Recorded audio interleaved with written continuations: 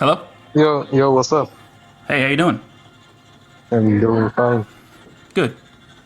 What is it about today? Say it again. What are you talking about today? I'm talking about how the Satan character of the Bible is morally better than the God character. How did you come to that conclusion? Well, what's the worst thing Satan ever did? Lead people to hell? Well, where's that at in the Bible? So, Your connection's terrible. I can't really hear you. He said the worst thing Satan's ever done is lead people to hell. Who sends people to hell? Who sends people to heaven? God. God is in control of who goes to heaven and who goes to hell. Not Satan.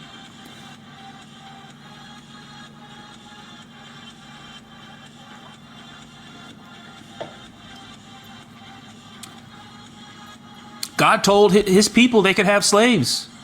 Satan doesn't agree with slavery. Satan hates slavery.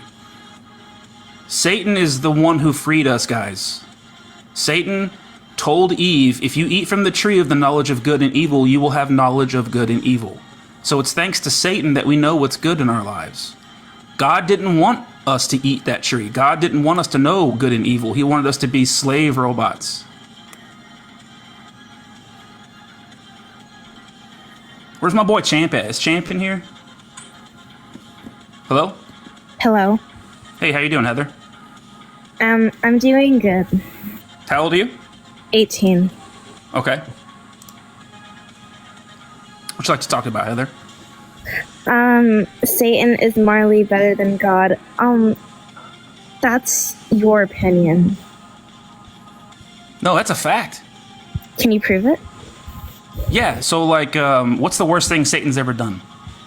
Well, I don't know how to say this, but there's some people who believe this and some people who don't, but what he did do is cause a lot of sin in the earth, from what I was taught growing up. Where's that at in the Bible? And oh my god. No, oh my gosh. Because I can show you in the Bible where God does a lot of evil, and Satan doesn't do anything. Because I don't know how to say this. Because I don't know that much about Satan. Can you come back to the microphone, Heather? I can barely hear you. Oh, sorry. There you are. I'm trying to be respectful. I'm sorry if I'm coming off as rude. I'm not trying to be rude. No, I don't think you've been rude at all. But I believe in God in my own opinion, and it's okay to believe in other things if if you have a different religion or belief. It's okay. You believe in the God of the Holy Bible? Yeah, I believe in him. Yeah, that God allows slavery. That God commands babies to be killed. That God says you can capture women in war and force them to be your wives and grape them. Satan doesn't do any of that. Yeah, but I don't want to go to hell. So you're saying that no matter what God does, you're going to worship him because you're afraid of hell? No, because the thing is that with God, because he is more powerful from what I was taught, and I don't want... Oh, sorry, I was just clearing my throat. You're good. Oh, Am I too loud here? Am I way louder than the guest guys? No, you're okay. Yeah, I didn't mean to cut you off. I was just clearing my throat. Sorry about that. Okay. Yeah. Yeah, I would agree. Yeah, I think the God character of the Bible is probably more powerful than the Satan character. I'm an atheist. I don't believe in God or the Satan or any of that. But I would, just from reading the book and reading it as a book of fiction, the God character is way worse than the Satan character. Because he created everything. I don't know what does that mean? He created. I said God is. I essentially said that the God character of the Bible is evil, and your response to that was because I heard powerful at first. If I think I got mixed up with something, I'm sorry. Yeah. So who said that you could have slaves? Was that God or Satan? From what I was told from you, it was God. Yeah, and who flooded the earth and drowned all the pregnant women and babies on the planet? Was that Satan or God? It was God. Yeah, so who said that if you find out that your family are worshiping other gods that you stone them to death? Did God say that or Satan? God. Who said that if you're in war and you see a beautiful woman, you can capture her and Is take it- her to your house? Is this God? I'm sorry? God? Yeah, God did that. So, like, yeah, Satan didn't do any of that, so therefore Satan is morally better than God.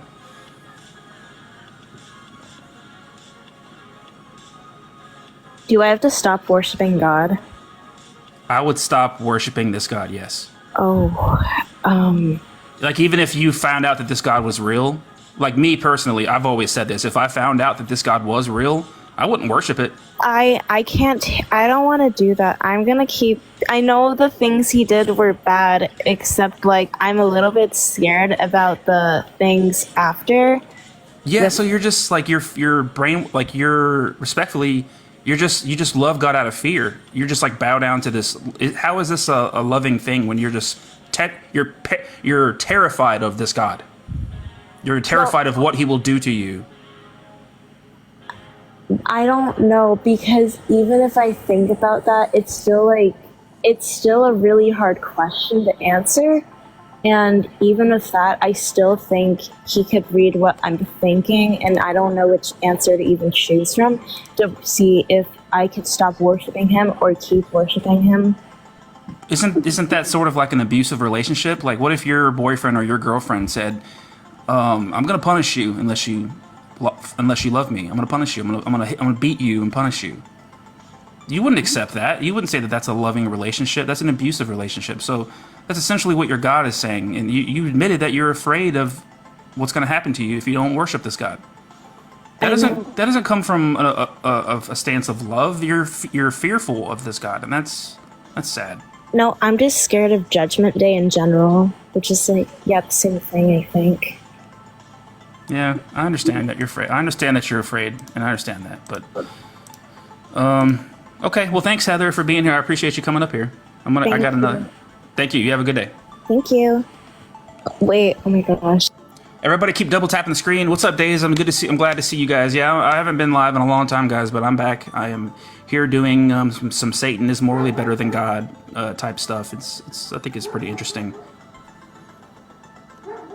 Isn't that sad though to think that the people are so afraid of what's going to happen to them? They're just going to worship this God. How is that coming from love? My bad. Could you say that one more time? Oh, I was just talking to the comments, but yeah. Well, are you? How old are you? Gene? I'm 19, man. What's your name? Gene? John Paul. John Paul. Okay. Yeah. Yeah. All right. What you want to talk about, John? Just like I guess what you got posted up, that Satan is morally better than God. Just want to see like your stance on that, like your points. Yeah, I would say that the God character is way more evil than the Satan character of the Bible, just based on what God does in the Bible. And Satan didn't flood the earth and drown all the pregnant women and children. Satan didn't allow slavery to the Israelites. Satan didn't say that you must stone your family to death if you find out they're worshiping other gods. Satan didn't say that you can capture a woman in war if you think she's beautiful and take her to your house and grape her. Satan didn't do any of that stuff. God did all that.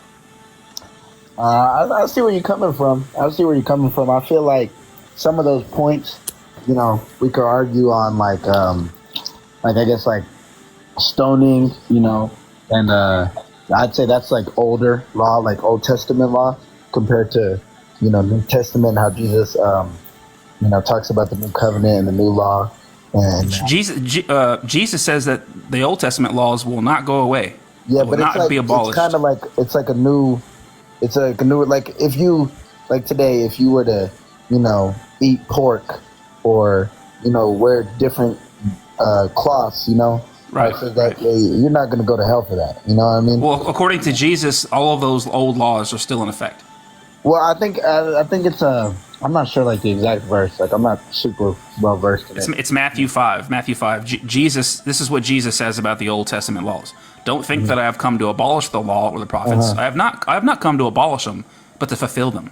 For truly I tell you, the context in that verse, kind of like how the Pharisees where like, He's saying to be. they're thinking he's coming to like kind of switch up the religion, but he's really just saying I'm just fulfilling the prophecy that was. Yeah, he says. stated in He the Old says. Testament.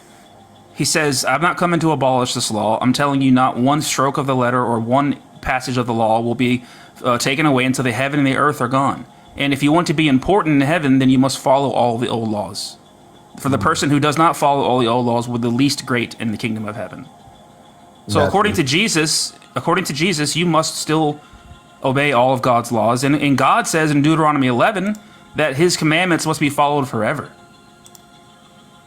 Yeah, I mean, I agree on that point. I feel like, there's just some, like, like the cloth, like you see how I'm referencing that? Like, logically, what? like the cloth, how it's Oh, like don't wear mixed, don't wear mixed fabrics. Cloth, mixed fabrics. Like, I'm wearing mixed fabrics right now, Yeah, well, okay, well, the Bible says you're going to go to hell for doing that. Yeah, but I mean, thank the Lord God is a forgiving and just God, so. You think God's going to forgive you for breaking the commands he says to always keep? Almost every sin is unforgivable or is forgivable besides one. So yeah, except for blasphemy, right? Yeah, blasphemy. What's worse, like blaspheming God or having a slave?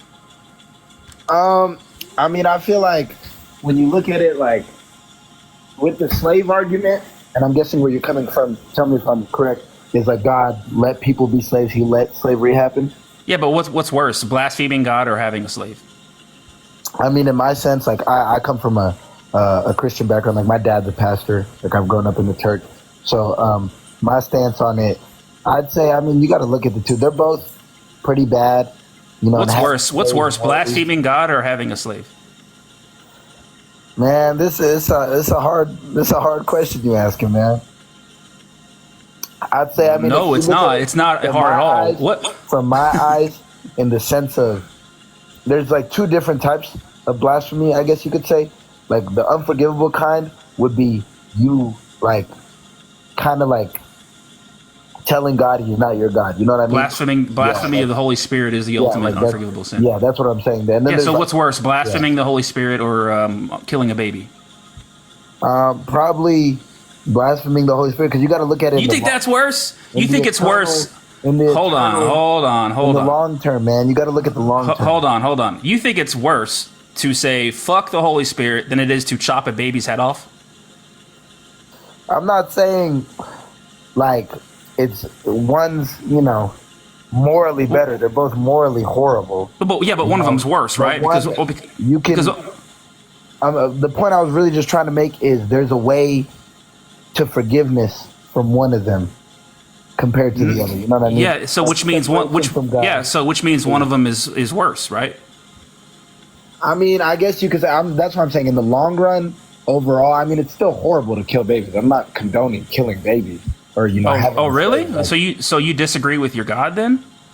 I mean, you got to realize in the context, like back then, if we're talking 3,000 years ago, was it horrible? You said it was servitude back then and all that, and you said it was horrible to kill babies. Was it horrible when your God did it?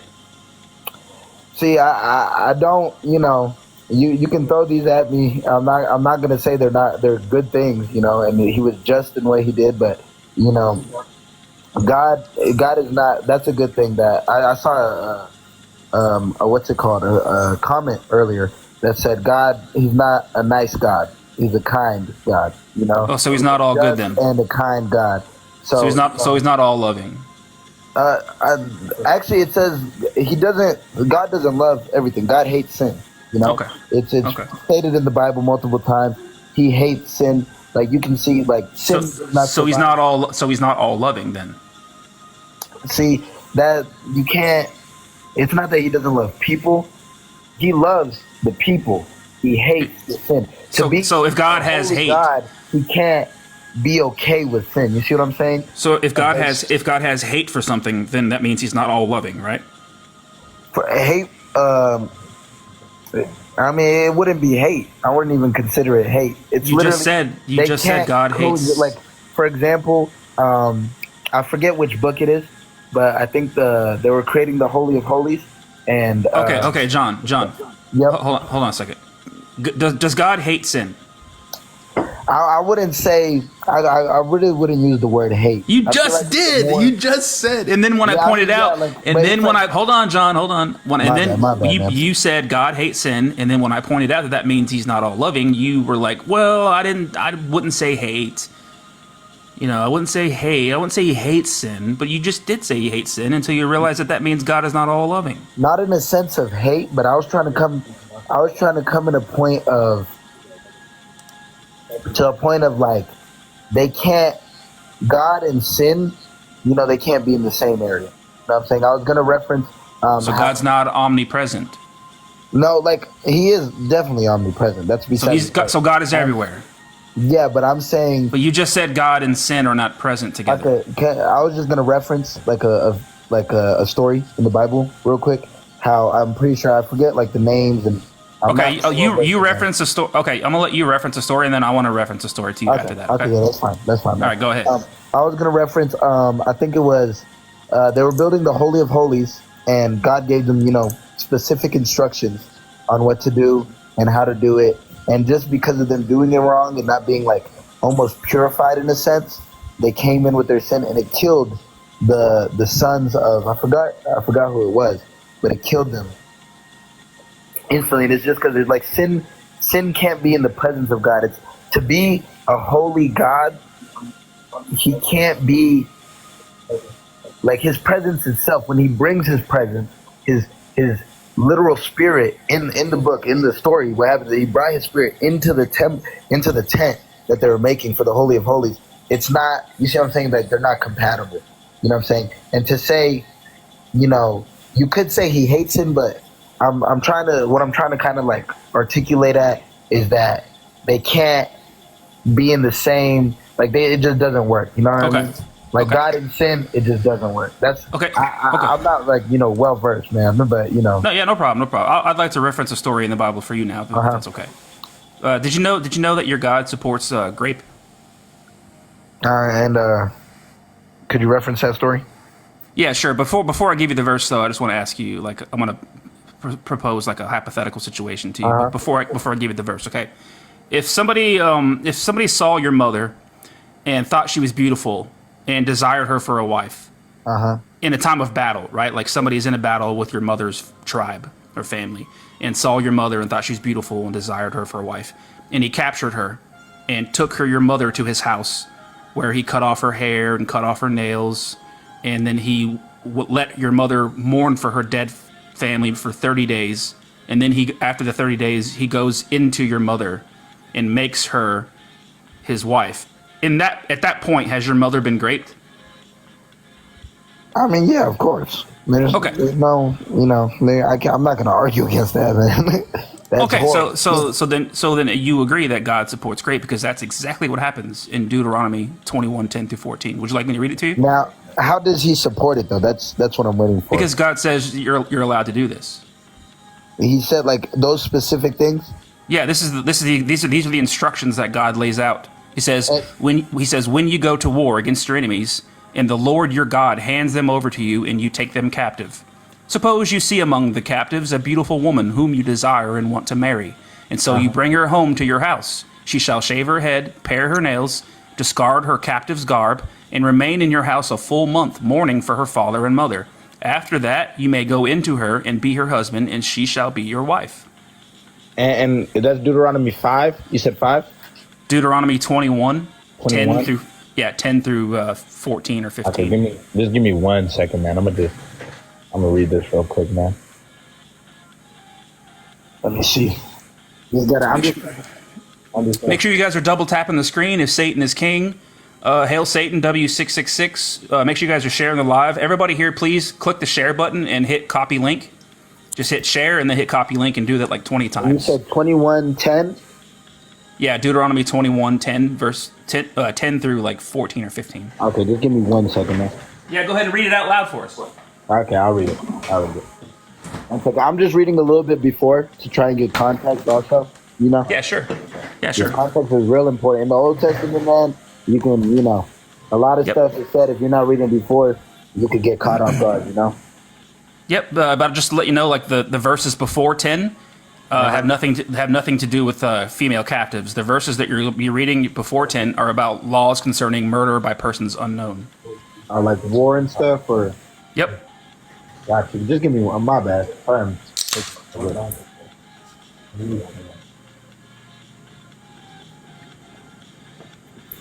got you. Let me see. All right, female captives is a chapter. When you go out of war against your enemies, and the Lord your God delivers them into your hand. You're breaking up. Can you come a little closer to your microphone? Oh, my bad. Are you what kind of Bible do you have? I was just wondering if we have. I'm reading the New Revised Standard Version. New Revised. Okay, I think this is. Yeah, I think I usually just read KJV. I was just checking because some of the wording is different in the different versions. When you go out to war against your enemies, and the Lord your God delivers them into your hand, and you take them captive, and you see among the captives a beautiful woman, and desire her, and would take her for your wife, and you shall bring her home to your house, and she shall shave her head and trim her nails. She shall put off her clothes for her captivity, remain in your house, and mourn her father and her mother for a full month. After that, you shall go into her to be her husband, and she shall be your wife. And it shall be, you have no delight in her, and you shall set her free, but you actually certainly shall not sell her for money. You shall not treat her brutally, because you have humbled her. I mean, do you agree? Like from what you've just read there, would you agree that anyone in that scenario has been raped? Yeah, definitely. There you go. Your God supports grape. Satan would never support that. Satan would never support that. Satan doesn't say to do that, or that's morally permissible. Your God does. I mean, I honestly have a question for you. I was going to ask, what do you like? How do you feel? Like, hold on. I'll let you ask a question, but first, I would just like you to concede that yes, your God does in fact support grape. I wouldn't say I mean, I feel like if you look at the context, I wouldn't say he supports it. I mean, if you look at the context of the time... You just read it. You just said that's grape, and you agreed that it was grape if your mother was in that scenario. Well, yes. Like, in the sense, like, back then, even then, but I mean, in the context, you have to realize the social norms they had back then. Like, going to war, you're gonna... If you... Like, you know what I'm saying? It's not... This is very detailed, laid out instructions given by God to the Israelite soldiers on what to do if they desire a woman of an opposing tribe. They can literally capture the woman and take her to your house and cut her clothes off and cut her nails off so she can't scratch you when you're trying to go into her. And God says, you may do this. This is morally permissible. You are allowed to do this. That is God supporting you doing this. What I was trying to say is kind of like you look at any tribes historically back then. Even me, like, I'm a refugee. Even my tribe, like, we could say 2,000 years ago, it's common culture back then for if you're warring with another tribe and you defeat them, you take them as your slave, right? Normally, but then but if God was all good and all loving and he didn't support this, wouldn't he say you're not allowed to do this? When you go to war, you're not allowed to capture women and force them to be your wives. Wouldn't you expect that from a loving, good God? I mean, I feel like I couldn't say it's not forced, because even in verse 14, how he does say, like, if he doesn't really bring up the female side, if she doesn't want, to be. Yeah, there's no consent here. There's no consent because she's been captured. Yeah, but what I was trying to say, that's what I'm saying. Like, you have to look at the moral standing back then compared to now. Like, think about who gave the morals? Who gave the morally permissible things and the things that are immoral back then? Yeah, by law, it was God, definitely God. But I mean, like, yeah. So God says this is morally permissible. Like, your one tribe is fighting another tribe, right? Let's say one isn't, a tribe that believes in God. They're gonna rape and murder and behead, women as their captives. Like, correct? Because you know why they do that? Because God says, hey, you're allowed to do that. No, I'm just saying, like, most tribes in general, even ones that don't follow God. Okay. What was the question you wanted to ask me? Well, that was like off of this topic. I was gonna say, what do you think, like, makes Satan better, morally better? Because what's the worst thing Satan ever did? Me personally, the worst thing Satan ever did, I feel like a lot. In the Bible, it says that he's the prince of the earth. He has a lot of control. What's the worst thing? What's the worst thing he ever? If there's a lot of things that he did bad, I what's feel the like worst it's thing? his genuine influence because he knows that. What's it called? Wait. The worst thing he ever did was genuine influence. Influence. Like his influence on people. Like What do you? What are you talking? Like, where does he influence? Satan, you look through the whole Bible, you have to realize that Satan, he's banished from heaven, and you can look in Revelations. He knows, what's going to happen to him, and like you were saying earlier, I think the topic, I forgot what the topic was, but What's the worst thing he ever did? that's what I'm saying. Like how he deceives people, and Wait, so the worst thing? Okay, hold on. The worst thing Satan has ever done is trick people. That's what you're saying. Yeah, but When God, hold on. The worst thing you're saying Satan has ever done was trick people, deceive people. When God flooded the earth and drowned pregnant women and babies, God commanded babies to be murdered in 1 Samuel 15:3. God says you're allowed to have slaves. God commands you to stone your family to death if you find out they're worshiping other gods. God says that you can capture women in war and rape them and force them to be your wives. And you're saying that, well, Satan's worse than God because the worst thing Satan's ever done was trick somebody? You gotta realize, man, what the main point, I'm talking like longevity wise, right? Like I didn't even really finish my point. Like, and I'm not mad. I'm not saying like you're interrupting me or anything. You have some good points. I kind of did. I apologize. Yeah, no, you're all good, man. You're all good. But really, what I'm saying is, like in my lens, like I was saying, like I'm looking at it through a long-term eternal life's lens, right? And you have to realize, like hell is separation from God, right? If Satan knows that it's written, where he's gonna go, what's gonna happen to him, the lake of fire, how he's gonna be chained down, what's gonna happen. Like he knows his destination, and so by what I mean, but when I say he's like deceiving and corrupting people, and like we could get into like like the Illuminati and stuff, and like I'm not saying I totally believe in those things, but there's certain factors of devil worshippers or not. I wouldn't say devil worshippers. I feel like that's rude to people who do satanic rituals and stuff. But there's certain groups that have to do certain things to get, and Satan will give them like money and fame and power and all these things just to separate them from God, so they lose their eternal life in one end, and they go to hell because that's separation from God, just because he knows that he's not going to be there. You see what I'm saying? So somebody in the comments just made a really good point. Somebody said maybe separation from God is the good thing. And you know what? I if this God character is real, I would definitely want complete separation from this God, because just based off of his behavior in the Bible. I mean, but I feel like you're kind of, I wouldn't say cherry picking, but I feel like the points that you're coming from, they're not bad points. They're really good points, but I feel like you have to look at them in context, and they're like, you had a good point over how Jesus said, I did not come to banish the laws or whatever, but I came to fulfill them. But like my argument against that was, that was him telling the Pharisees, like, hey, y'all think I'm coming in, like doing all these miracles, thinking I'm trying to change stuff up. I'm not here to change anything up. I'm here to fulfill them. And you have to go into like the new covenant. Like we don't follow, like, yeah, I know. In the new covenant, you know what I'm talking about. I know that Christians don't follow the Old Testament anymore, but according to God and according to Jesus, you should. Hello? My bad. You cut out. Could you say that again? I know you said that Christians don't follow the Old Testament anymore, except for when they cherry pick the Ten Commandments. They follow the Ten Commandments, but they don't follow the Old Testament anymore. But according to God and according to Jesus, you should still follow everything in the old law. Yeah, I feel like I mean, didn't he say like that verse in itself? What was it, Matthew 5? Yeah. Let me go to Matthew 5. Matthew 5. Jesus says, "I've not come to abolish the old law.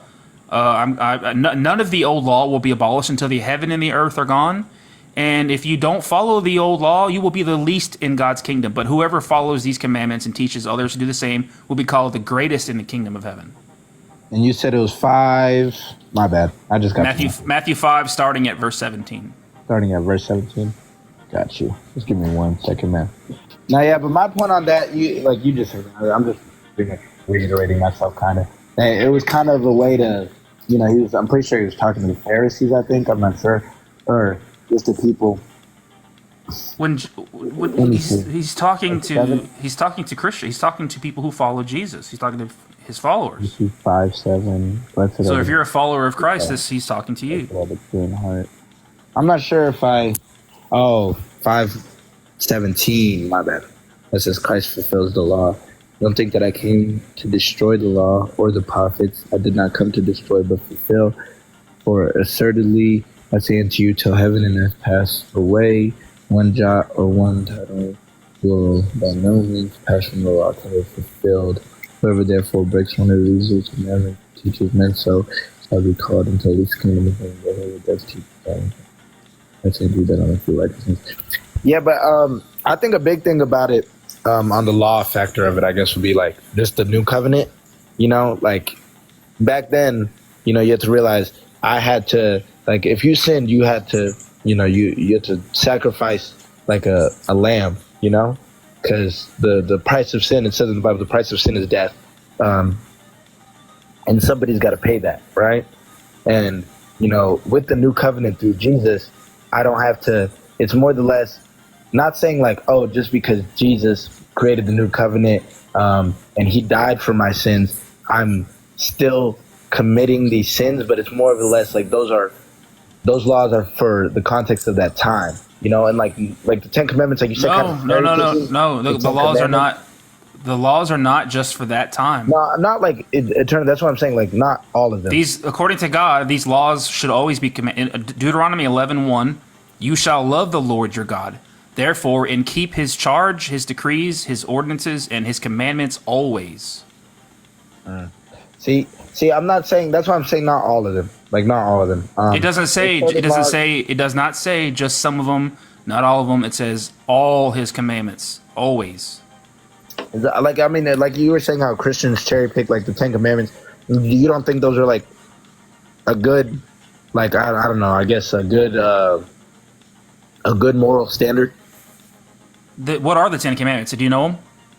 I know like because six or seven of them are just about how God is number one and there should be no other gods. Could you? Right. One of them's like don't curse your parents. But some people have really shitty parents. Don't steal. Or like honor your mother and father. Yeah. But some people have really shitty parents. Why should they honor their parents? Why is that a good thing? And why is it always wrong to steal? I mean, I don't think you think it's. Why is it always wrong to lie? I mean, I just feel like morally, you shouldn't be lying. You think it's always wrong to lie? Person. Not all. I mean, what? Unless like it is a life or death scenario, there's some scenarios I'd say, but like overall, morally, most people should be honest and truthful. I feel like that's a good. But it's not always wrong to lie, right? Like in extremes, that's what I'm saying. Like like what if you're lying to save your life or something? Yeah, you know what I mean. Yeah. Like, But it says thou shalt not bear false witness, or thou shalt not lie, or whatever. Mm-hmm. So God is saying never lie, as in that's wrong, always wrong to lie. Why? Like the Ten Commandments, why should we always follow those? Why are they good? I mean, I feel like. And why do you get your morality? Why do you get your morality from a God that clearly is evil and immoral and does things that I would hope you agree are evil and immoral?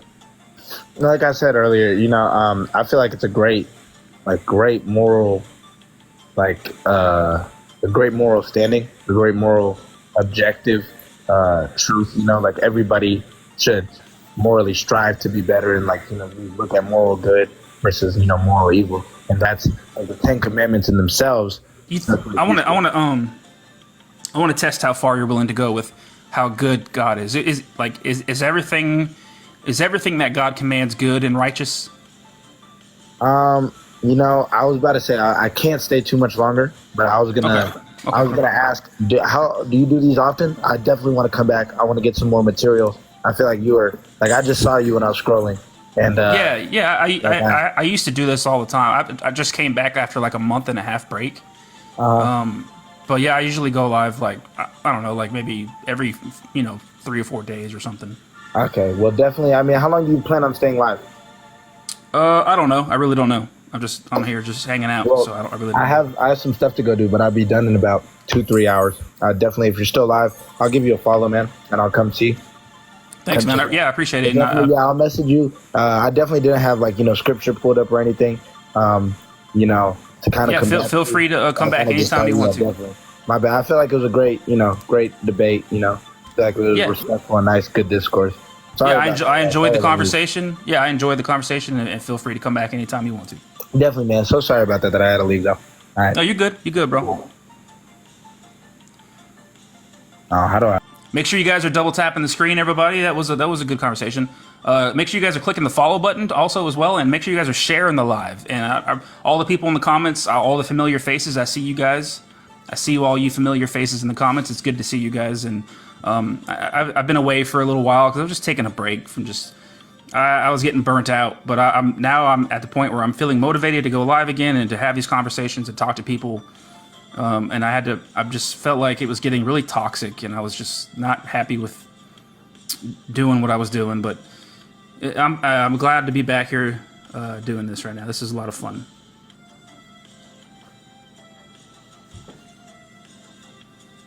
Appreciate you guys being here. Hello, Eduardo? Oh, that person's gone. Go ahead and send a guest request if you disagree, guys. Go ahead and send a guest request if you disagree that Satan is morally better than God.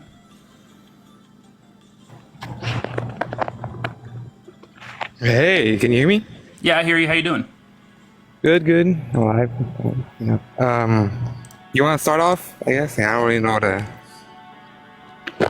Well, do you disagree? Go ahead. Do you disagree that Satan is morally better than God? In my perspective, yeah, I would disagree. Okay, what's the worst thing Satan's ever done?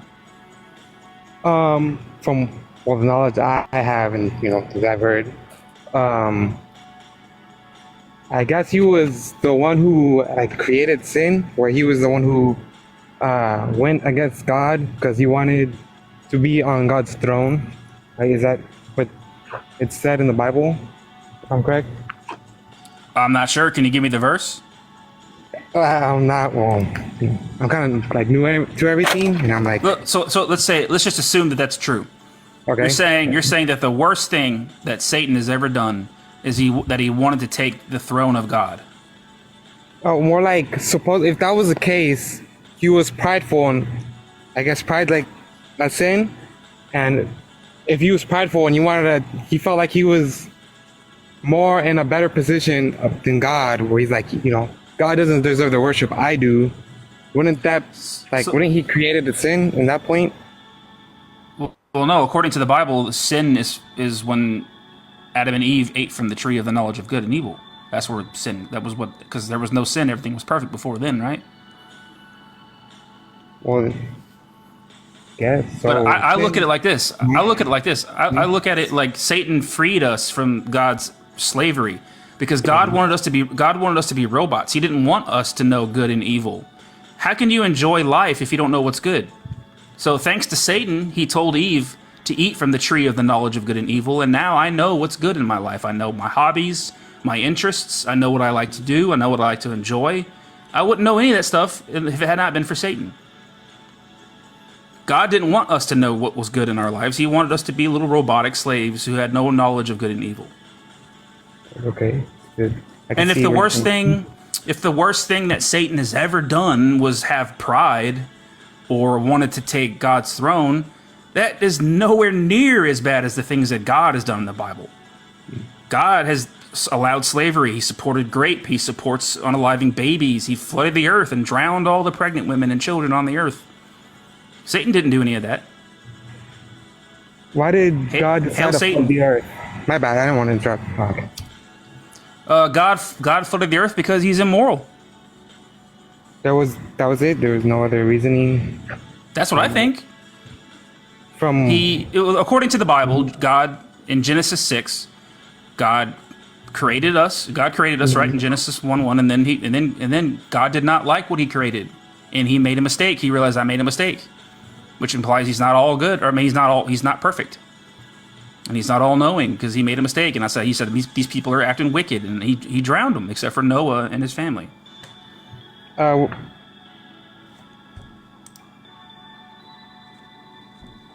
Are you there? I can't hear you. If you swipe out of the app, we can't hear you.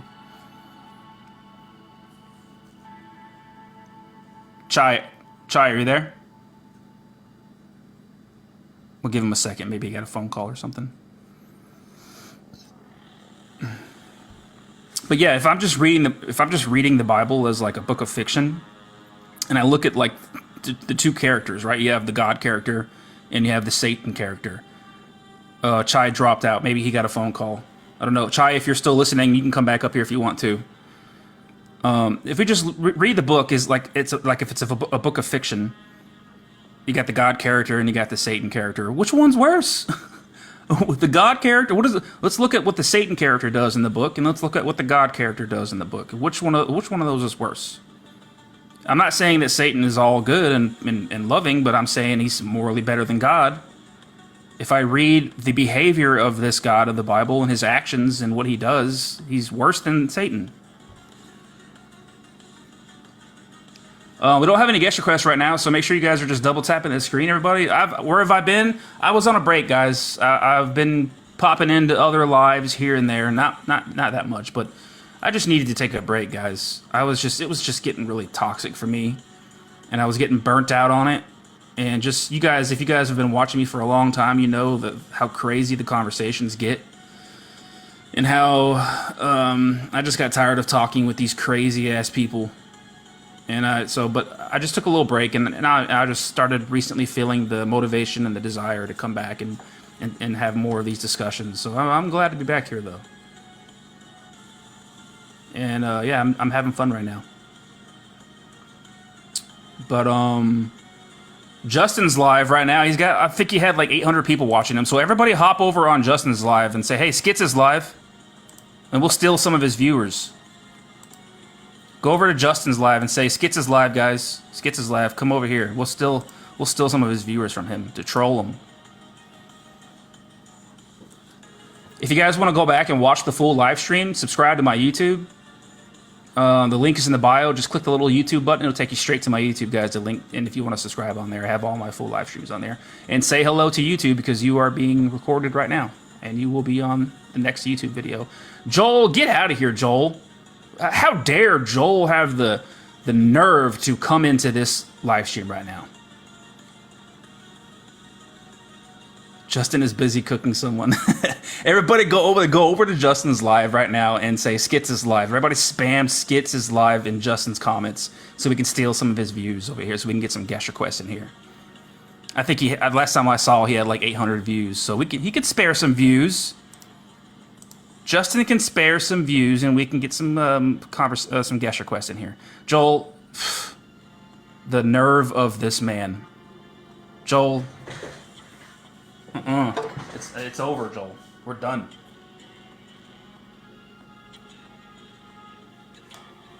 Make sure you guys are double tapping that screen if Satan is king, everybody.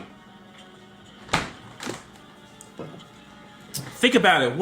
What's the worst thing that Satan has done compared to the things that God does?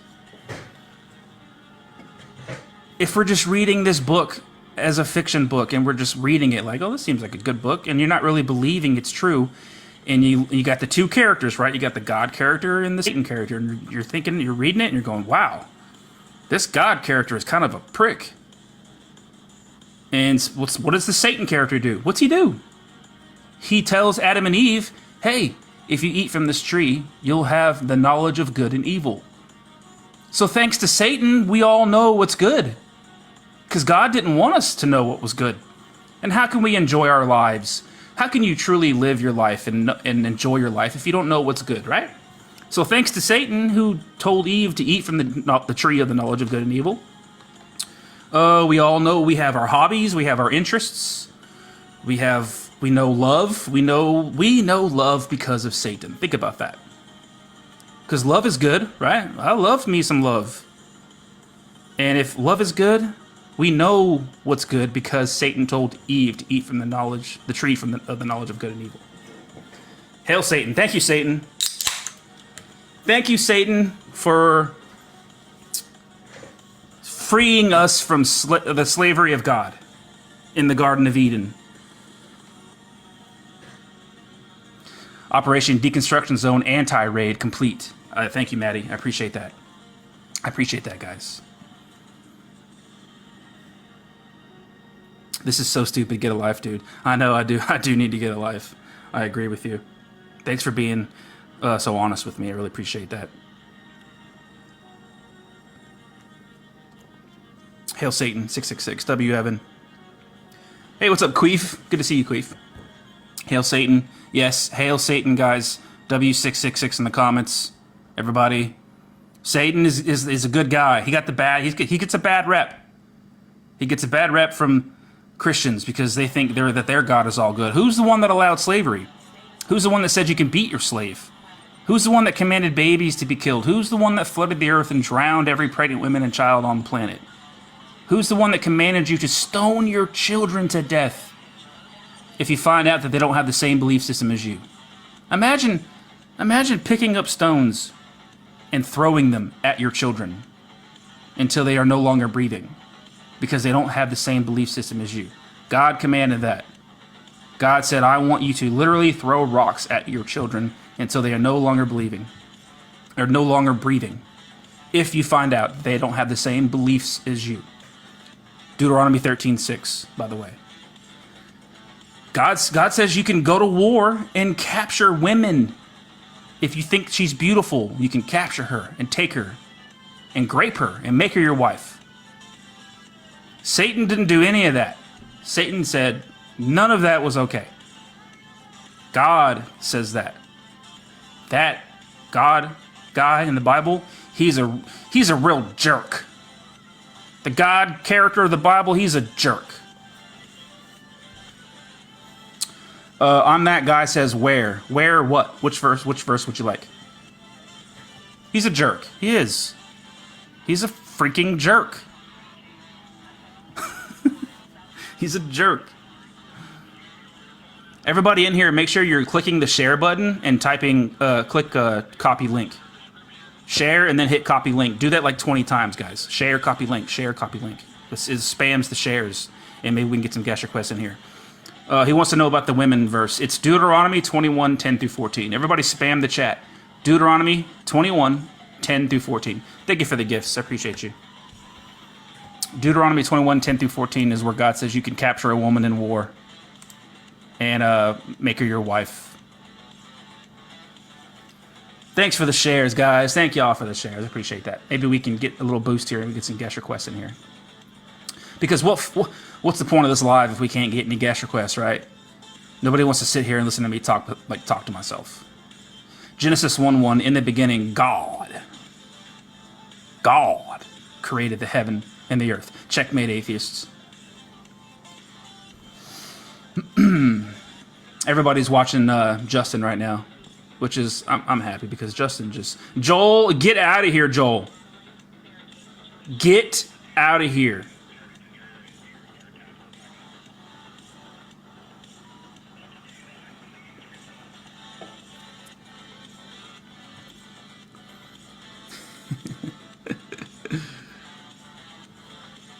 These damn Canadians.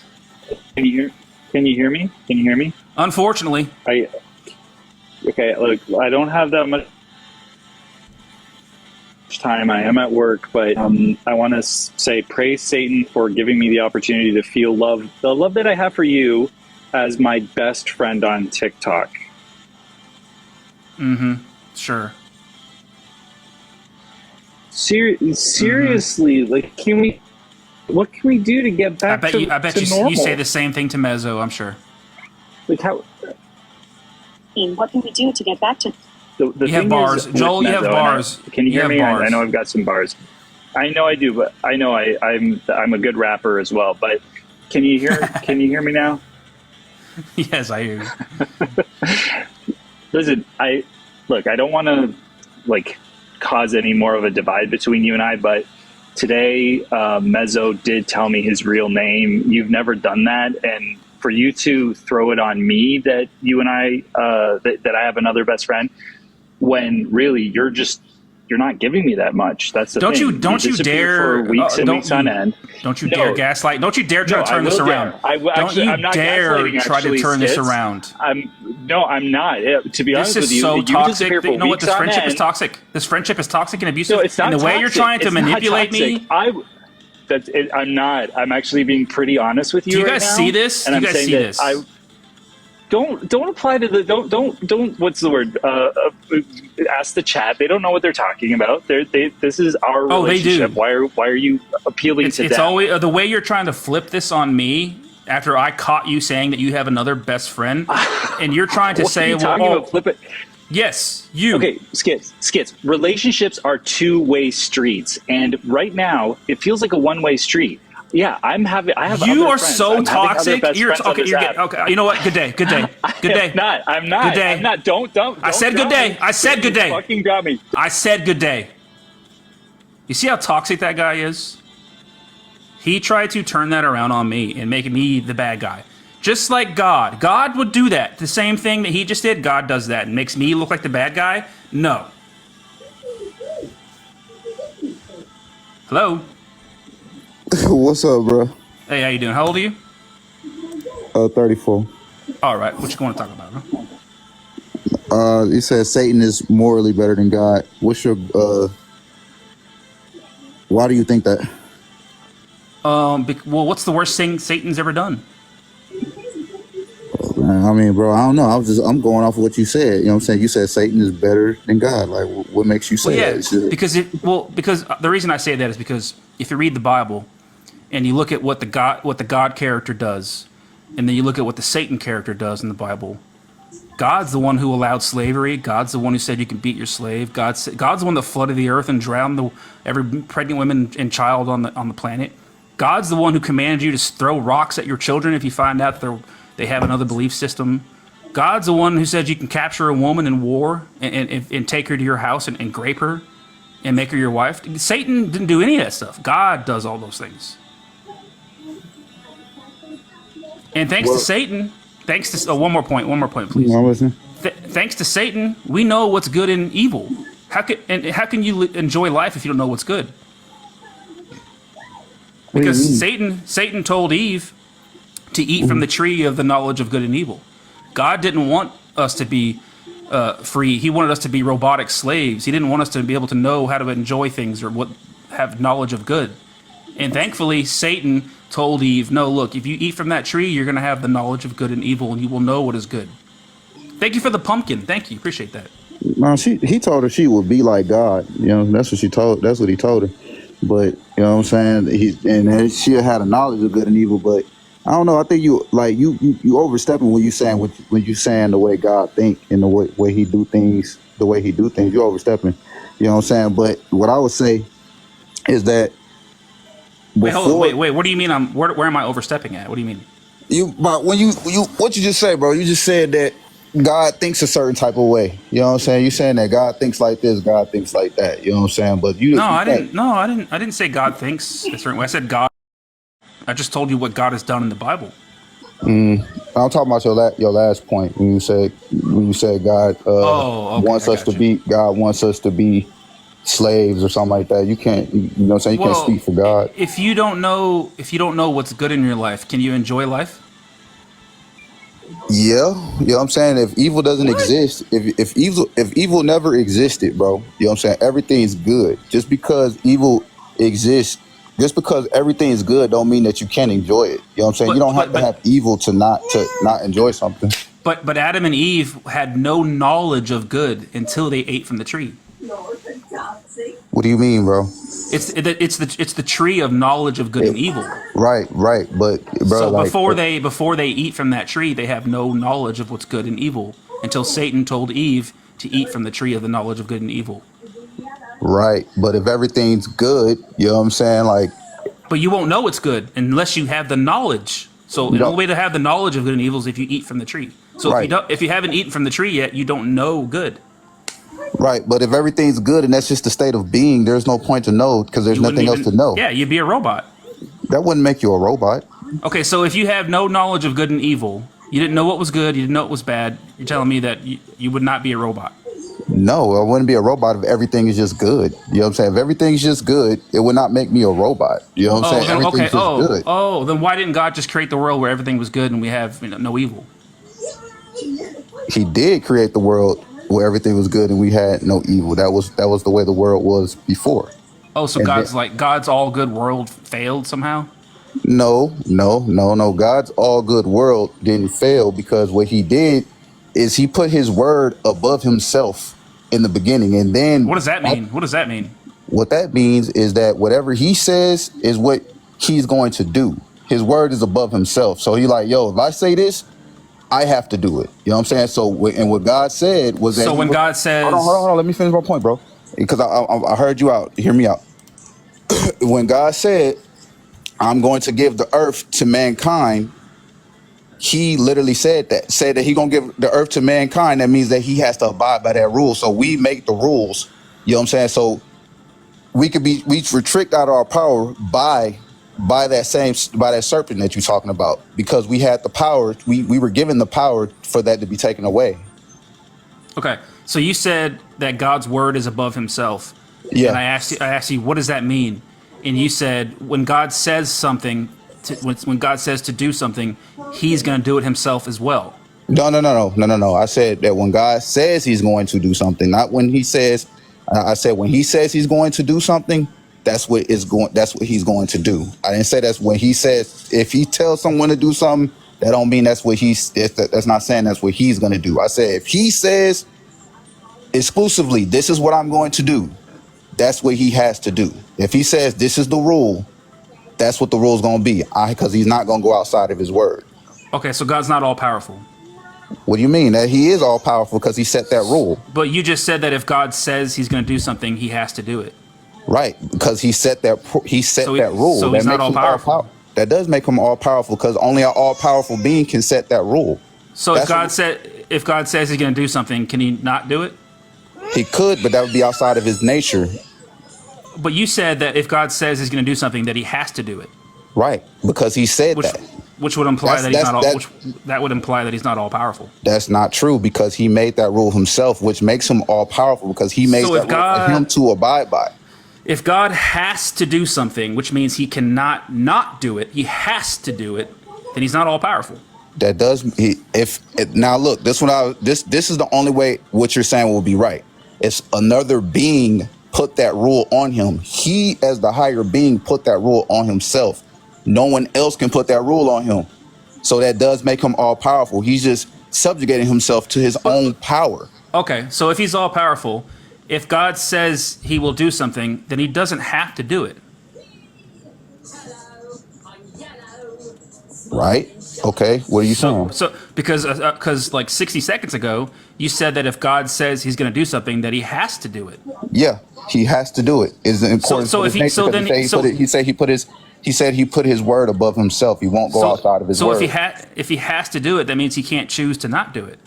No, he can choose to not do it. Well, then he doesn't have to do it. He won't. If he can choose, he won't do it. If he can goes choose outside of his nature, bro. If he can choose to not do it, then he doesn't have to do it. Because he's all powerful. He's all powerful. He would no longer. If what he's saying, what he's saying is, if he goes outside of his word, he is no longer the God he claims to be. He can do it just because, like, how I have the power. I have the power right now, right? I have the power to go slap somebody or whatever. You know what I'm saying? But just because I have that power doesn't mean that I'm gonna go do it. But just because I don't do it, don't mean that I can't do it. Okay, so if God says he's going to do something, he doesn't have to do it. He can choose to not do it. What are you saying? Ask that again, bro. My bad. If God says he's going to do something, he doesn't really have to do it. He can choose to not do it if he wants to. Well, technically, yes, but that will go outside of his nature. Because earlier you were saying he has to do it, but now you're saying, well, no, he doesn't have to. Well, I didn't set the prereq that's based on his nature, bro. He's revealing himself. You know what I'm saying? Because he said he won't go outside his word. You feel what I'm saying? He said he put his word above himself. Can I ask you just to kind of like steer some direction in this conversation? I'd like to ask you: Did you know that your God supports grape? Can you show me that? Yeah, I will. But before I give you the verse, I'd like to lay out a hypothetical scenario just really quickly, okay? If someone saw your mother in a battle, if there was a battle going on and someone saw your mother and thought she was beautiful and desired her for a wife, so he captures her and slaughters her family, captures her, takes her to his house where he cuts off her hair, cuts off her nails, cuts her clothes off, and lets your mother mourn for her dead family for 30 days. And then after that, after the 30 days, he goes into her and makes her his wife. In this scenario, at that point, has your mother been raped? In this scenario, has your mother been great?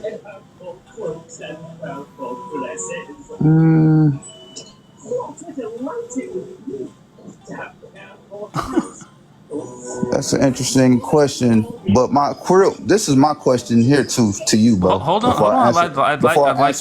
Before I answer your question, this is my question to you. But wait. I'd like to hold on before I'll let you ask a question, but please first answer my question, please. In that scenario, if somebody sees your mother in a battle and thinks she's beautiful and desires her for a wife, and he captures her and slaughters her family, takes her to his house, and cuts her clothes off, cuts her hair off, her nails, and then lets her cry for her dead mother and father for 30 days. And then after the 30 days, he goes into her and makes her his wife. At that point, has your mother been captured and raped? Let me ask you a question, bro. You know what I'm saying? Because I will let you ask me a question. Look, you know what? Because look, bro.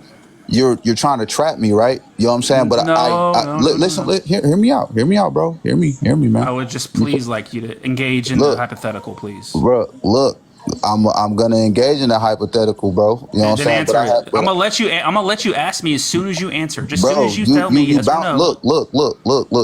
Look. You have to allow, I allowed you to bounce around because we went from something else to, that means your God's not sovereign. So, okay, I'm going to ask you this. Now I want you to answer this hypothetical before this. You're bouncing around. I'm allowing you to do that. Sir. I'm allowing you to do that. Now allow me to understand your I simply said, I'd like to just get a little bit of direction going in this conversation. If you allow me, and you said yes. And then I asked you, did you know that your God supports grape? And you said, where? And I said, before I give you the verse, let me ask you a hypothetical question. Now, please answer the hypothetical question, and then I will answer your question. Bro, what I'm telling you is more, if we're talking about biblical times, you know what I'm saying, it's more complex than what you're trying to make it. It's way more complex. You know what I'm saying? That's why I said, let me ask you this question. How about this? How about we just take the Bible off the table, take God out of it, take the Bible out of it, okay? Wait, why would we take the Bible and take God out of it when the topic is Satan is morally better than God? Well, because now in the hypothetical, I just want to say, regardless of the Bible, regardless of God, I just want to ask you, if somebody saw your mother and thought she was beautiful in war and captured her and took her to his house, after he slaughters her parents, cuts her clothes off, and lets her mourn for her dead family for 30 days, and goes into her. At that point, regardless of the Bible, regardless of God, it's not regardless of the Bible, bro. Because that is why I'm in here. Because you said Satan is morally better than God.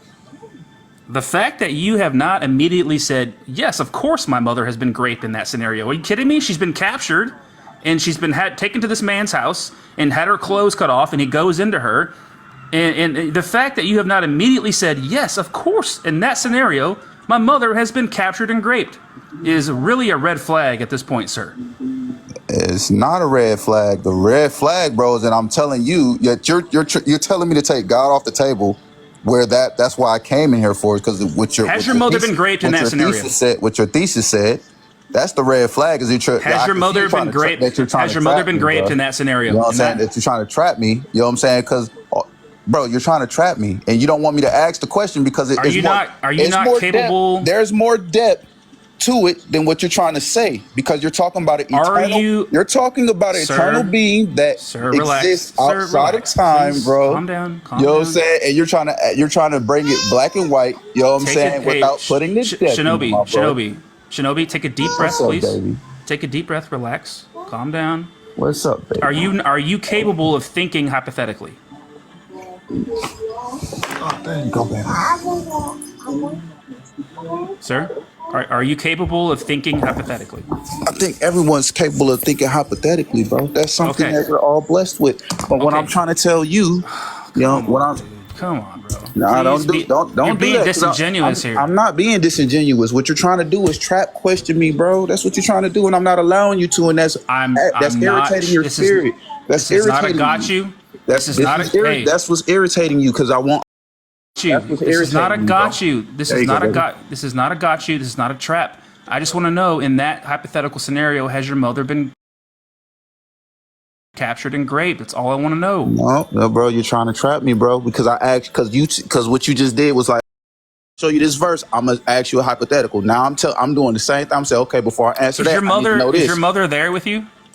What are you saying? Yes, my mom. Is your- Yes, bro. Let me speak with her. Let me ask her. Bro, if she no. thinks, What is wrong with you? Bro, that's disrespectful. well, you won't answer it. You won't answer the Bro, what question. you So trying to maybe talk? your mom. You're in a conversation with me. You're trying to talk to my mom. You're a whole Well, stranger. but you're not answering. And we were though, talking so about maybe, we supposed to be sitting here talking about God, and then you're trying to trap question me, and I'm But doing well, the maybe same your exact mother thing will you're doing. maybe your- I'm doing that's what's disingenuous is I'm doing the same thing you're doing, but you won't allow me Maybe- to do what you're doing. maybe your mother That will actually itself answer the question. It's disingenuous.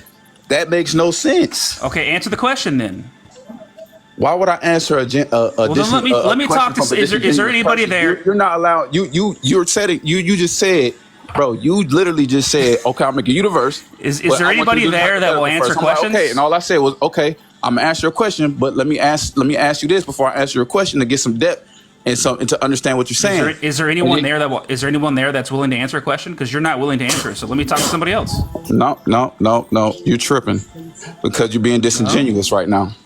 Well, okay. Because How about you answer the question then? You're being disingenuous. That ain't got nothing to do. Why would I answer the question of a disingenuous person? All right. You ask me what you want to ask me, and then you got to promise me that you will answer this question after you ask me your question. Okay? Okay. Yeah. Okay. Cool. Okay, So okay. Ask me your question, and then I want you to answer. What has happened? What has happened for these people to be going to war? They don't believe in the Yahweh. They don't believe in Yahweh. They don't believe in the God of the Bible. They're heathens. They're heathens. And what? Yeah. Okay. Now answer my question, please. I would say yes. Yes. Okay. Yes. In this scenario, your mother has been raped. Yes. Okay. Yeah. Okay. What's up, bro? Now the verse is Deuteronomy 21:10-14. When you go out to war against your enemies, take them captive. Suppose you see among the captives a beautiful woman whom you desire and want to marry. So you bring her home to your house. She shall shave her head, cut her nails, and cut her clothes off, and remain in your house for a full month, mourning for her mother and father. After the full month, you may go into her and be her husband, and she shall be your wife. That is exactly what has happened to your mother in the hypothetical, and you agree that that's grape. Okay. So now let me ask you this. So you agree that your God supports grape? Look. Let me ask you this. Got him. Because what you're saying. This is what you're saying. Got him. This is what you're saying. Okay, you gonna let me talk, or are you just gonna do that? Yeah, go ahead.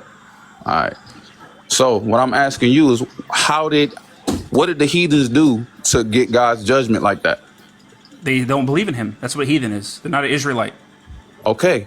What is the common practices of heathens in biblical times that we're talking about? What are their common practices?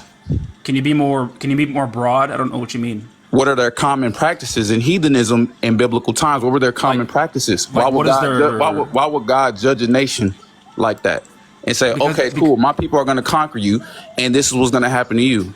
Yeah, the reason God told the Israelite soldiers that they're allowed to capture women in war is because he's immoral. No, because look, the Israelites were God's hammer to the heathens, because the heathens, if you look up a lot of their religions, what they did was they sacrificed babies. They did the same exact thing. What's the verse? Hold on. Let me finish. No, you made a claim. Let me finish. You just made a claim. What's the verse? Look, bro. Let me finish. No, hold on. You just made a claim. Let me finish, bro. Give me the book. Give me the book, chapter and verse. I just let you finish. I want the verse. We're not moving forward. We're not moving forward until you give me the verse. Okay, so look, I'm about to find the verse, and when I find the verse, all right, give me the verse. Hurry up, bro. Stop.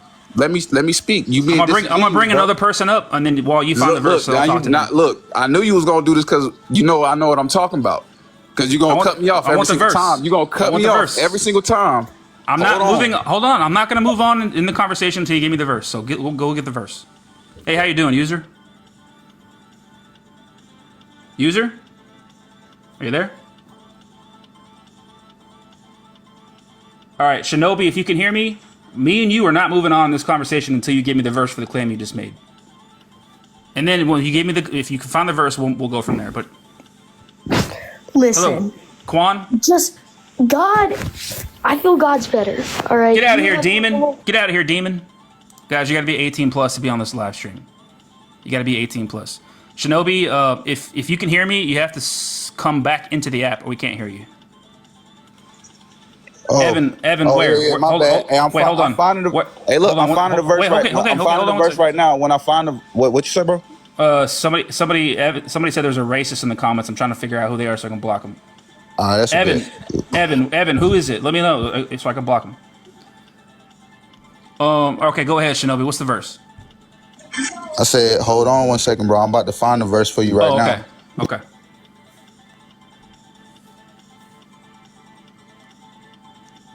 Oh, it's the username, dude.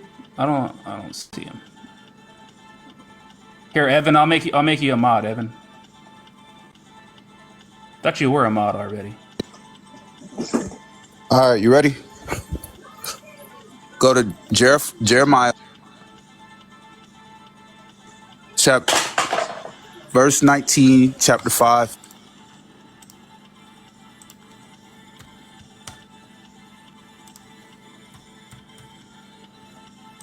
Jeremiah, what? I'm sorry. You got to come back. I can't hear you. Evan, I made you a mod, so if you see somebody, you can block them. Jeremiah verse. What's up? Chapter what? 19 chapter 5. My bad.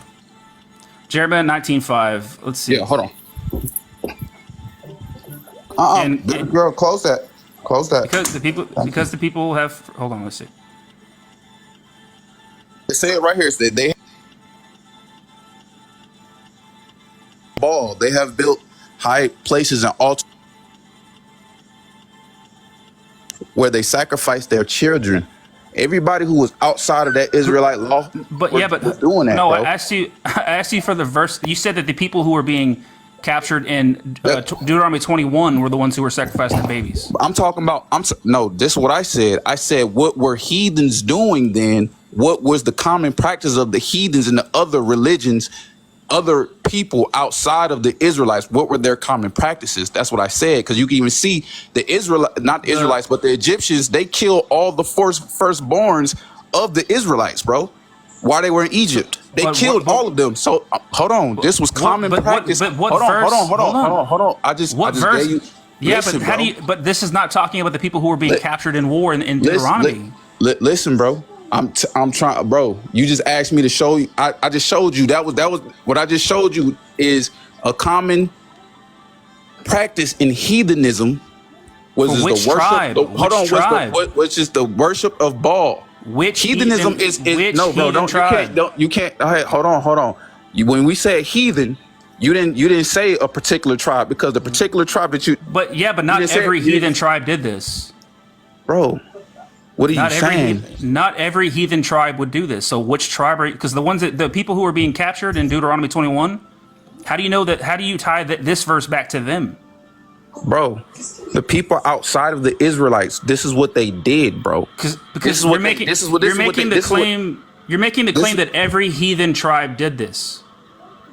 Bro, every heathen tribe outside, if God's judging you for that, something in the blood did that. Something in the blood caused that, bro. And you asked me to give you a verse. I gave you a verse. Now let me finish what I'm saying. I did not ask you to give me a verse about a tribe we're not even talking about. Right? We're talking about the tribes. You didn't particularly say a tribe, and it didn't particularly say a tribe. You said heathen. And so I'm talking about the heathen too. You didn't say a particular tribe. So I'm talking about the common practices of heathens back in biblical days. This is what they did. But how do you know that every heathen tribe did this? Bro, I just said the common practice of heathens. The common practice. This is the common practice of heathens. But what verse says that every... across the board, bro. Because you didn't make even when you just said the Deuteronomy verse. What verse says that every... bro, you did not give me a particular tribe that this was happening to. You didn't say a particular tribe. So how do you know that every heathen tribe sacrificed their children? Bro, because what I just said before that was this is common practice. This is common practice for heathens, bro. Yeah, where does it say that? That's why everything can come under heathenism. It's heathenism. Where does it say that though? Bro, you can't be general and want me to get specific, and I'm trying to break it down. I'm trying to. You gave me a general. You said something generally, and now you want me to go in specifics about what I'm saying. You know what I'm saying? I'm like, bro, come on now. That's what I'm saying. You're being disingenuous. But that's what I'm gonna say, bro. Hold on. You said that the women who were being captured in Deuteronomy 21 were sacrificing their children. So I asked you to give me verses. I said the people, bro. And I said the heathens. I said they did that. I didn't say that, bro. Then what did the women do? What did the women do? Bro, you're not allowing me to speak. You're bogarting every time I talk, bro. What did the women in Deuteronomy 21 do? You can't do that. You can't. This is disingenuous, bro. You can't do that. You can't, and you can't speak. And you can't speak on you, bro. You can't speak on God. You can't speak on God, bro. And take one Bible verse and try to use that as an excuse to say that Satan is better than God, bro. You don't know nothing of Satan. Well, Satan didn't say this. Satan didn't say you're allowed to do this. God said you're allowed to do this. Right. You don't know nothing of Satan, and you know nothing of God. You're taking a couple verses out of context. Well, what's the context for capturing a woman and raping her? What are you saying, bro? You said I'm taking that verse out of context. So what's the context? When I'm saying you hold on one second. When I'm saying you taking it out of context, I'm saying you saying what you're saying. You starting from. Give me the context. Let's instead of going for F to Z, A to Z. You going from give F me the to context. Z. Give me the context, bro. Even if I do, you're not gonna let me explain it. That's what I'm saying when I say you're being disingenuous, bro. Do you not? Is it because you're not gonna let me explain it, bro? You said I'm taking this verse out of context, so I'm asking you please to educate me and give me the context. No, bro, you're not gonna let me explain it, bro. You have not. Is it because you don't know the context? Is that why you don't want to give it to me? No, because you're not willing to listen. You don't have ears to hear, my bro. I'm listening. Give me the context. No, give me the context. You don't, bro. You don't. Give me the context. I'm listening. You don't, bro. Okay, Shinobi,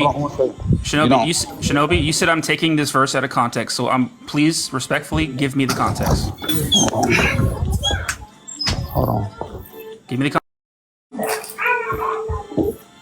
I'll be right back, babe. She just did that. She literally just did that when you was walking through the door.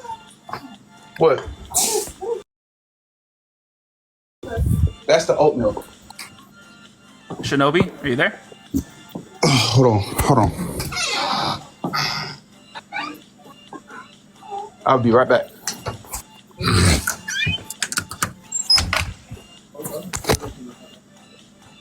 Hello? Hold on. For how long? I mean, we're in a conversation here. Bro, real life is happening around me. Hold on. I got you, but just give me the context. Hold on. You can't talk and do what you're doing at the same time? Well, you trip. What? You there?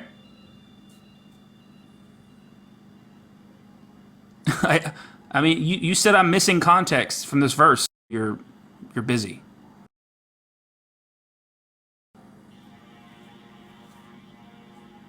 Hello? All right, we'll leave him right there for now. Maybe we'll come back. Hello? Yeah, are you okay? There you are. Can you give me the context? I'm back. But wait, you got red bars. You got a weak signal. I can't hear you. You're glitching. Turn your Wi-Fi off or get closer back to your Wi-Fi.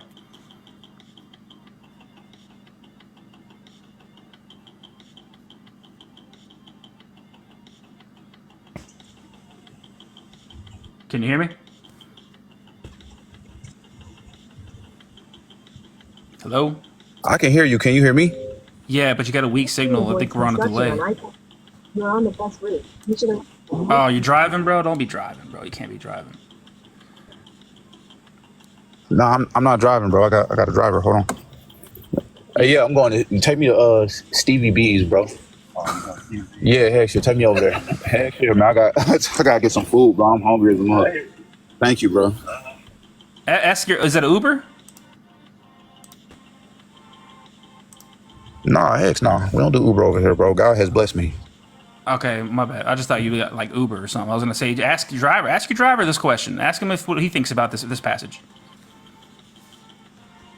Bitch, you talking to me? What are you saying, Okay, bro? well, okay, yeah, you're right. You're right. You're right. You're right. I'm talking. Yeah, you're right. I'm talking to you now. Give me the context, please.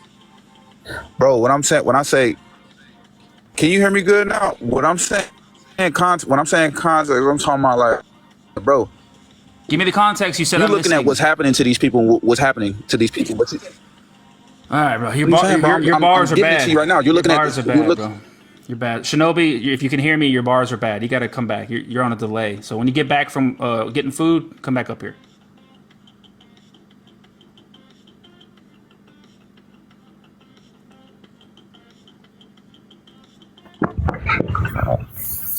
Hello, Chris. Yeah, what's up, dude? Hey, how old are you? I'm 50. 50. All right. Oh, how old are you, brother? I'm in my 30s. 30s, okay. Yeah. That's cool. I think y'all had a misunderstanding. Shinobi sounds like he was saying you were talking about somebody different. He was talking about in the whole genre of heathens in the biblical perspective. Not any one particular tribe, I think. Yeah, he was saying that every heathen tribe sacrifices their children, and I was trying to figure out what verse says that all of them do that.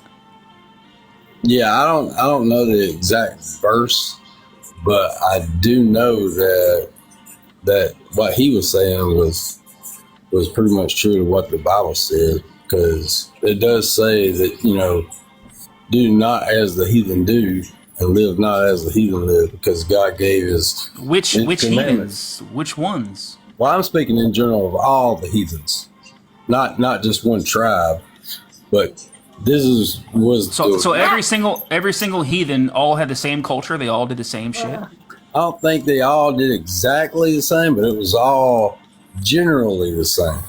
They all sacrifice, worship ungodly gods, or what God would call ungodly gods, because God is a jealous God of other gods. You know what I'm saying? So he don't allow that kind of stuff. You know what I'm saying? So I got you. Do you ain't gonna worship Baal? You ain't gonna worship Baal or any of these other gods. If you're gonna worship me, you will worship me, and that's it. That's right. Do you disagree with that? Because it says join if you disagree. So do you disagree? Disagree with what? Satan is morally better than God. I do disagree. Okay, what's the worst thing Satan's ever done? He caused mankind to fall. What do you mean? Like when you say mankind to fall, like he deceived woman, because God created everything perfect. So if it was all perfect, you didn't have to know good and evil. Everything was good.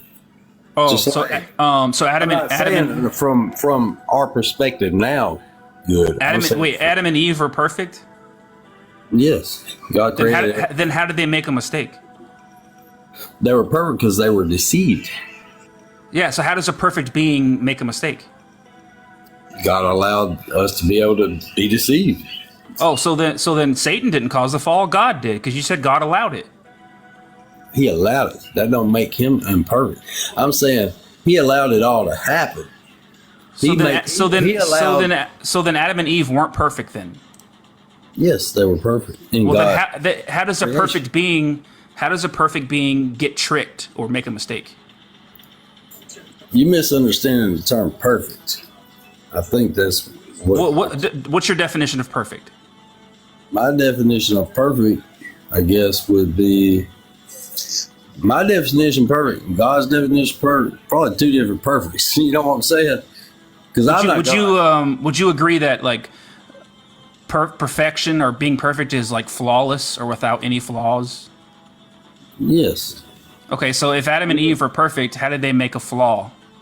Because they were deceived. So then they weren't perfect. Okay, deceive may be the wrong term for you to understand. They were tricked. How does a perfect being, a flawless being, get tricked? Okay, so the best thing I can explain it from my perspective is my dog. He don't know right from wrong, right? He's a dog. He's an animal. He was born that way. He don't know clothes. He don't know shoes. He don't know nothing. Hold on, Chris. If you want to use an analogy, that's fine, but make sure that your analogy involves a perfect subject. Your dog is not perfect, so this is not analogous. Yeah, that's what I'm saying. How does Adam and Eve? If Eve was perfect, dog to be a dog. If Eve was perfect, how did she make a mistake? She made a mistake because God deceived her. So then she wasn't perfect. I know God, what you're saying. God deceived how her? was she perfect? If she was perfect, how did she get deceived mentally? I understand. Correct. I understand that.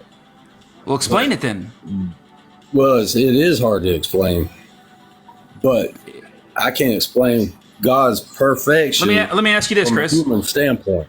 You know what I'm saying? Let me ask you this. I'm not perfect. Right. Can you enjoy life if you don't know what's good? If I've never known good from evil, yeah, I guess so. Can you? What was that? Can you say that again? If I've never known good from evil, I guess I could. You're saying good from evil, I would just be happy go lucky. Like they never even knew what clothes were. They had. I see your point of view. I really do. I see your point of view. They were deceived, and so then they knew good from evil, and they knew. Yeah, thanks to Satan, we all know what's good now because God didn't want us to know what was good. God said, "Hey, don't." Hold on, Chris. God said, "Hey, don't eat from the tree of the knowledge of good and evil. I don't want you to know what's good and evil. I want you to be a robot." Satan said, "No, Eve, eat from the tree of the knowledge of good and evil." Why do you keep using robot as an analogy? Because to me, in my eyes, if you don't know what's good, if you don't know what's enjoyable, or you don't know if your hobbies or interests, you're just a robot. You don't know good, you don't know love. So if you don't know good, you don't know love, and that's what God didn't want us to know. God said, "Don't eat from the tree of the knowledge of good and evil." And Satan said, "No, I want you. If you eat from the knowledge of the tree of the knowledge of good and evil, you will know what's good." So thanks to Satan, we know love. We know good. I know what's good in my life. But don't you know God created Satan and all the other angels? And don't you know He created him? Thank you for the Happy Friday. Thank you. Don't you know He knew all that was going to play out, and He allowed it to happen? Well, yeah. Yes. Okay. So God knew all these evil things were going to happen. That just proves my point. Satan is morally better than God because Satan didn't do that.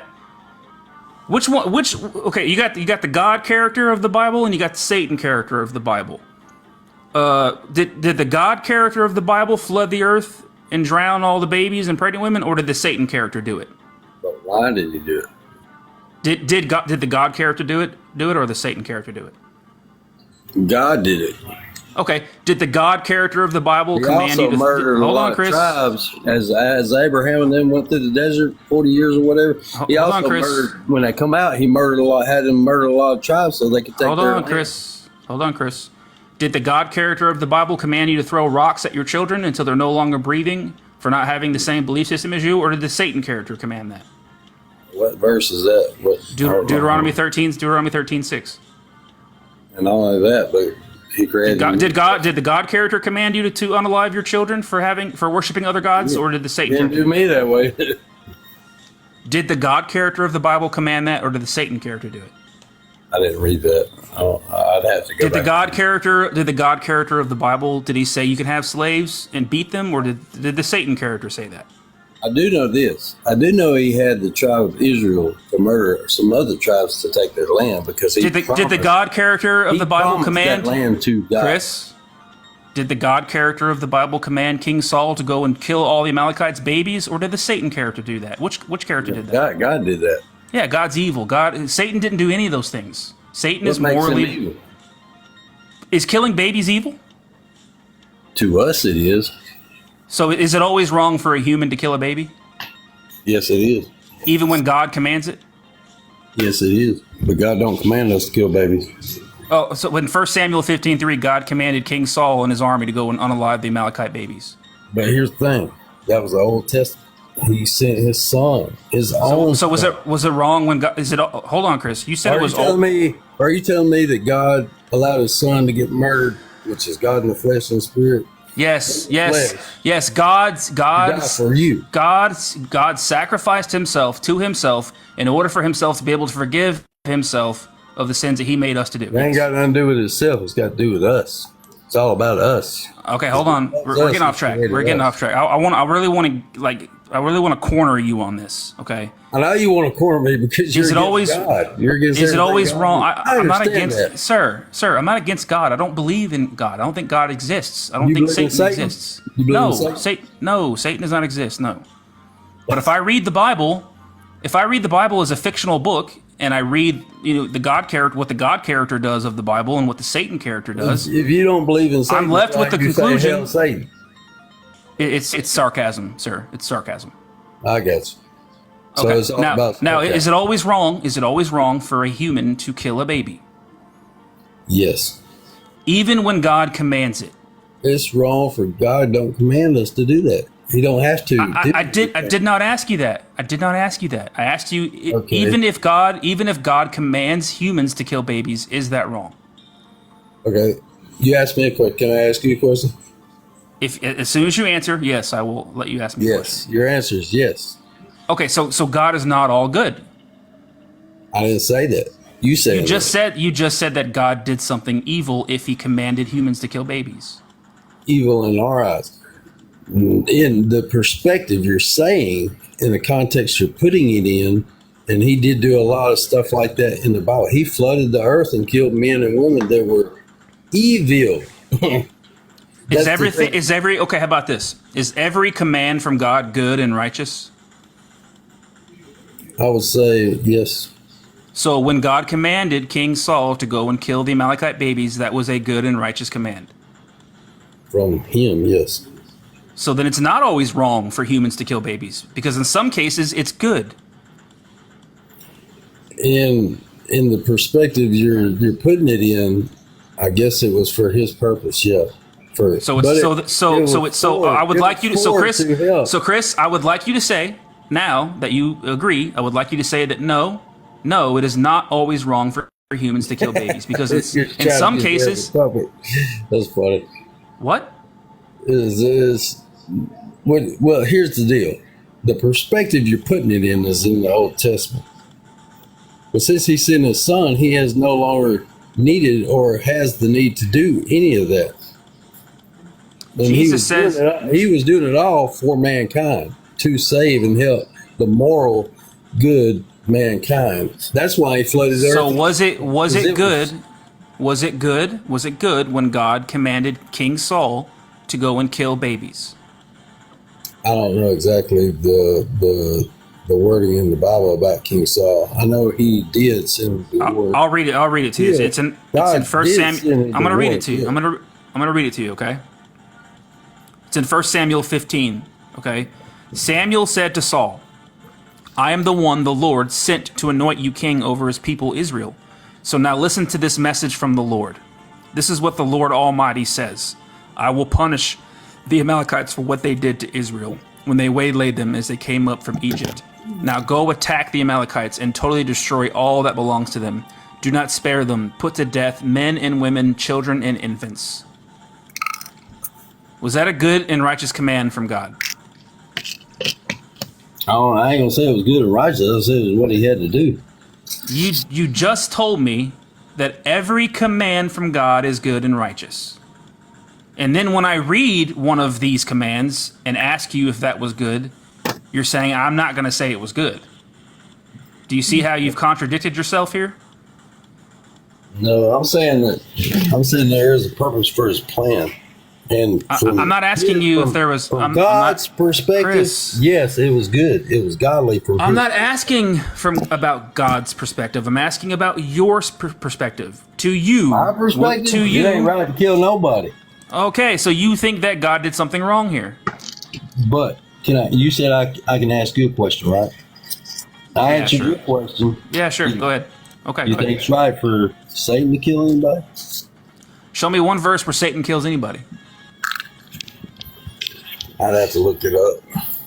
First he calls man to fall. And You set them pills down there and I didn't know it.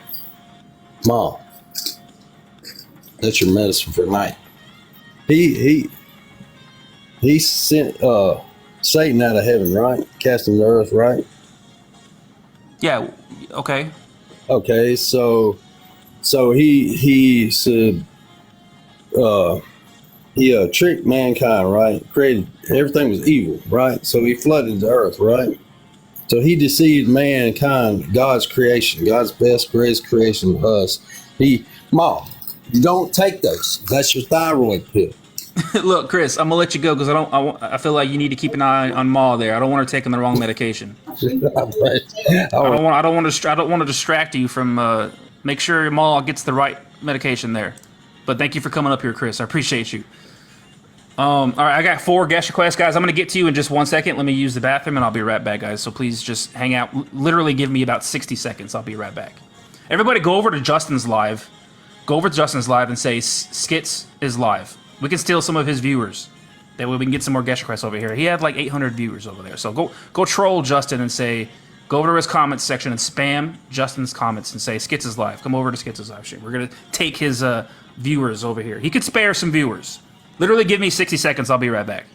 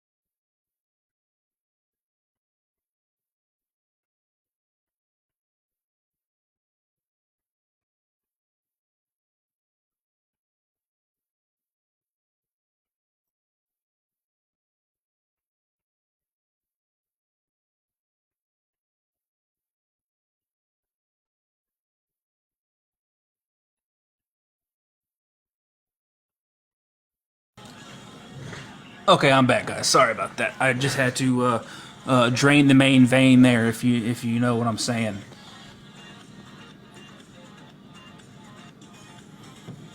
Double tap that screen if Satan is king, everybody.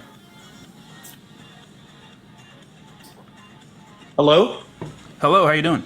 Dude, I'm doing awesome. All right, let's talk about this. Satan is morally better than God. I heard a little bit what you were saying to the other guy, but I wanted to give you a chance. If you had like a starting point you wanted to go from, let's like go from there. Okay, yeah. So basically, I would say like if I'm just reading the Bible as like a book of fiction, and I see like the behavior of the God character of the Bible, and I see like what the Satan character does, and I'm reading it and I'm like I'm coming away with the conclusion that, this God character is a real jerk. What does Satan ever? What's Satan do? He didn't do almost nothing really except for trick Eve into eating an apple. But I see God. I see the God character allowing slavery. I see the God character saying you can beat your slaves. I see the God character commanding babies to be killed. He flooded the earth, drowned the world. Commanding you to stone your children if you find out they're worshiping other gods. He's saying you can capture women in war and force them to be your wives, which I would consider to be great because you're capturing them and forcing them to be your wives. And I see the God character doing all of that, and I'm like, man, that guy's a jerk. Yeah. No, I actually, okay, so first off, I am a Christian. I went through this period of deconstruction where I asked I had a lot of the same feelings that you are having. And I ran into this problem as I was deconstructing that I felt much the same way. I would read Old Testament, and there were many stories that I had a really hard time with. I'm like, God, what is the deal? Even in the New Testament, Paul talks about certain things in the New Testament that I have a hard time with my current set of beliefs and what is good and what is loving, like the way that he talks about how women can't be leaders in the church. He says that they shouldn't speak in the church. And something in the New Testament. And at the time, I had not like really studied that out. I just kind of read it for what it was and was like, well, there it is. And was reading the text very, very literally. And I think that that's pretty common nowadays with Christians. So with that being said, how in the hell, man, do I still believe? And I do. And I ran into this problem that I read that stuff, and what I could not dismiss were too many coincidences where it seemed like that. I mean, I don't know, dude. You know, like I'm into sci-fi, so maybe there's some other type of supernatural entity that's outside of this realm and likes it when I talk about Jesus, and so they want to bless me. I don't know, but I have found in my darkest times when when it was like, hey, I don't know how I'm going to get out of this, that God has taken care of me and shown me love and like in weird supernatural ways that I can't explain. And I'd be happy to share some of those with you if you, I don't know, sometimes sharing miracles, people are like, nah, you're a liar, or you're just making that up. So I want to talk a little bit more first. So. Yeah, I'm not really interested in like discussing like why you believe in God, or I'm not here to disprove. I'm not here to disprove God. I'm just saying that if I read the Bible from a point of fiction, I just come away with the conclusion that Satan is morally better than God, based on the behavior of the God as depicted in the Bible. Okay, so let's go back to that. So Satan is morally better than God, and I heard kind of what you were saying in the garden. God says, "Hey, you're here," and you called Adam and Eve kind of robots. Do you want to elaborate that on a little bit more, or I can just go ahead? Yeah, because in my eyes, how can you enjoy life if you don't have the knowledge of good? How can you enjoy life if you don't know what good is, or what according to the Bible, Satan told Eve to eat from the tree of the knowledge of good, and now we all know good. So thanks to Satan, I know love, I know good, I know my hobbies, my interests, friendship, joy. I wouldn't know any of those things if Satan hadn't told Eve to eat from the tree of the knowledge of good and evil. God wanted Eve and Adam to not have knowledge of good and evil, which would, in my eyes, would be like a robot, like a slave. You just don't have any joy of anything.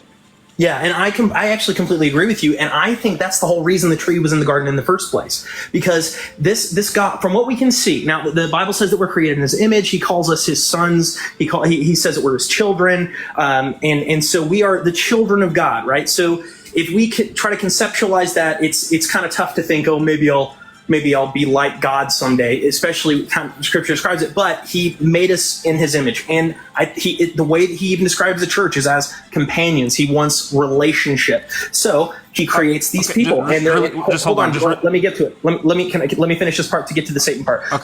He brought these.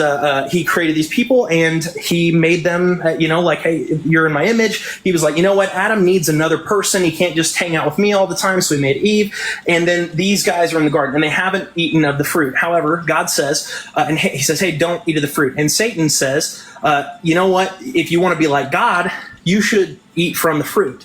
And so they did, right? And now what we find immediately after the first feelings that we see from Adam and Eve is shame and is nervousness and is the lack of safety. They're hiding in the bushes. They're naked, right? So God did, in fact, give them an out so they wouldn't be robots. And the whole point was that they could. Can I ask a clarifying question?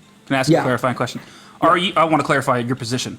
Are you saying that God wanted Satan to tempt Eve into eating from the tree of the knowledge of good and evil? I think that, and even the way that the Scripture describes this, I think that because of how we were created, that things happened, like almost like that God was like, okay, I'm gonna take one end of the jumper cable and put it on this side of the wood, and one end of the jumper cable and put it on this side of the wood, and go. And from God, who's in a dimension higher than ours, when we get into that kind of idea of alternate dimensions. Okay, but respectfully, I want to. Are you saying yes or no? Yes. Are you saying that God wanted Satan to trick Eve into eating from the tree of the knowledge of good and evil? No.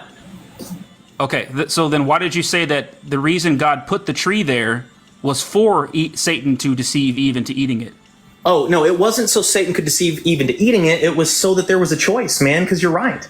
There's no relationship in slavery. There's no relationship in in mindless obedience. That's what he was looking to avoid. And he had just let the angels kind of like, a lot of the angels were like, hey, we don't want to be in your space anymore. We don't want to do what you're doing. We don't want to serve you. And he was like, okay, then you can't be near me. If you don't want to be around me, that's fine. So you're out away from me. You're no longer with me anymore. And so they got that opportunity. It's the same opportunity we get, actually. We don't have to hang out with God. We don't have to go there. I'm sorry, I'm going off track. Go ahead.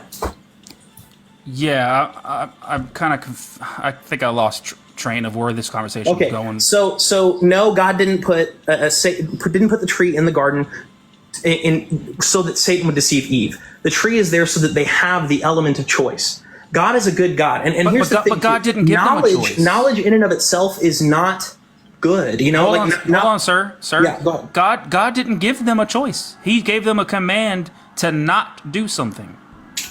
Well, yeah, but also, I mean, like we have choice. He gave them free will. So even in saying, "Hey, don't do this," just like like I don't know if you're a dad, but I'm a dad. I tell my kid free will would be if God said, "Here is every tree in the garden. You may choose to eat from any tree because you have the free will to do so." That is not free will to say, "I command you to do not eat from that tree." That is not free will. So, but you still have free will even if your dad tells you to do something because you're created as an entity with free will. So even though God gave a command, he also gave the ability not to follow that command. And we see that as a repetition from exactly what he did with angels. Demons did not want to fuck with God. They were like, nah, I'm done with God. I'm leaving this whole God thing. And God was like, cool, then you're out. And Satan was one of them. He's out, right? Okay, so, let's test your logic with omniscience and free will here. Are you aware of the contradiction there? So let's talk about that. Tell me your thing, though, because I might go off track, and I apologize. You can bring me back, and I don't mean to. So go ahead. I would argue that if your God is all knowing and has perfect knowledge of all things, that then when he told Eve and Adam and Eve not to eat from the tree. That how is it possible that I messed that up. I'm with you. I messed it up. If God does your God have perfect knowledge of all things? Okay, so yes. Okay, is my answer. My one word which answer. Which means that your God knew that Eve would eat from the tree. Yes. Okay. Can your God be wrong about what he knows?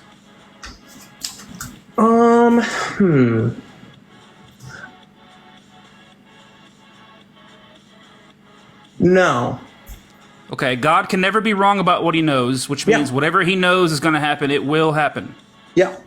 So if God knows Eve is going to eat from the tree, then she will eat from the tree. Okay, but also where's the free will there? Because so we're dealing with the element of time. Now, God is specifically this being that is outside and above time. He's the way that he's described in Scripture is that way. And honestly, if such a being exists in any kind of reality, it would be above and beyond this dimension, something beyond our universe. So, sorry, I didn't mean to get off track, but can Eve choose to not eat from the tree, even though God knows she will? I think so. I think this is just the timeline that happened. So then God can be wrong about what he knows. So God is not wrong about what he knows. So the way that the Bible is now, okay. So I believe You're not being logical. You're not being logical. So here. I am, because we're talking about an entity that's not operating according to the same space-time laws as us. So in reality, so we're really humanizing God, and we're also taking this scripture, this Old Testament stuff, and we're applying the same logic that we would apply to what a human would do. And I think even that's what the writers are doing as they're doing God's will, quote unquote. And let's try this again. Yeah, let's try it again. Okay, because you can't both eat the apple and not eat the apple at the same time, right? You can only either you eat it or you don't, right? I will say that God allowed for Eve to eat the apple.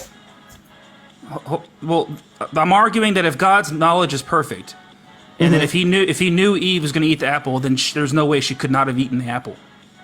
If you say that God is perfect and his knowledge is perfect, and he knows that Eve is going to eat the apple, even the possibility of Eve choosing to not eat the apple would make God wrong, and your perfect, all-knowing God can never be wrong, right? So here's the thing. Here's something to consider.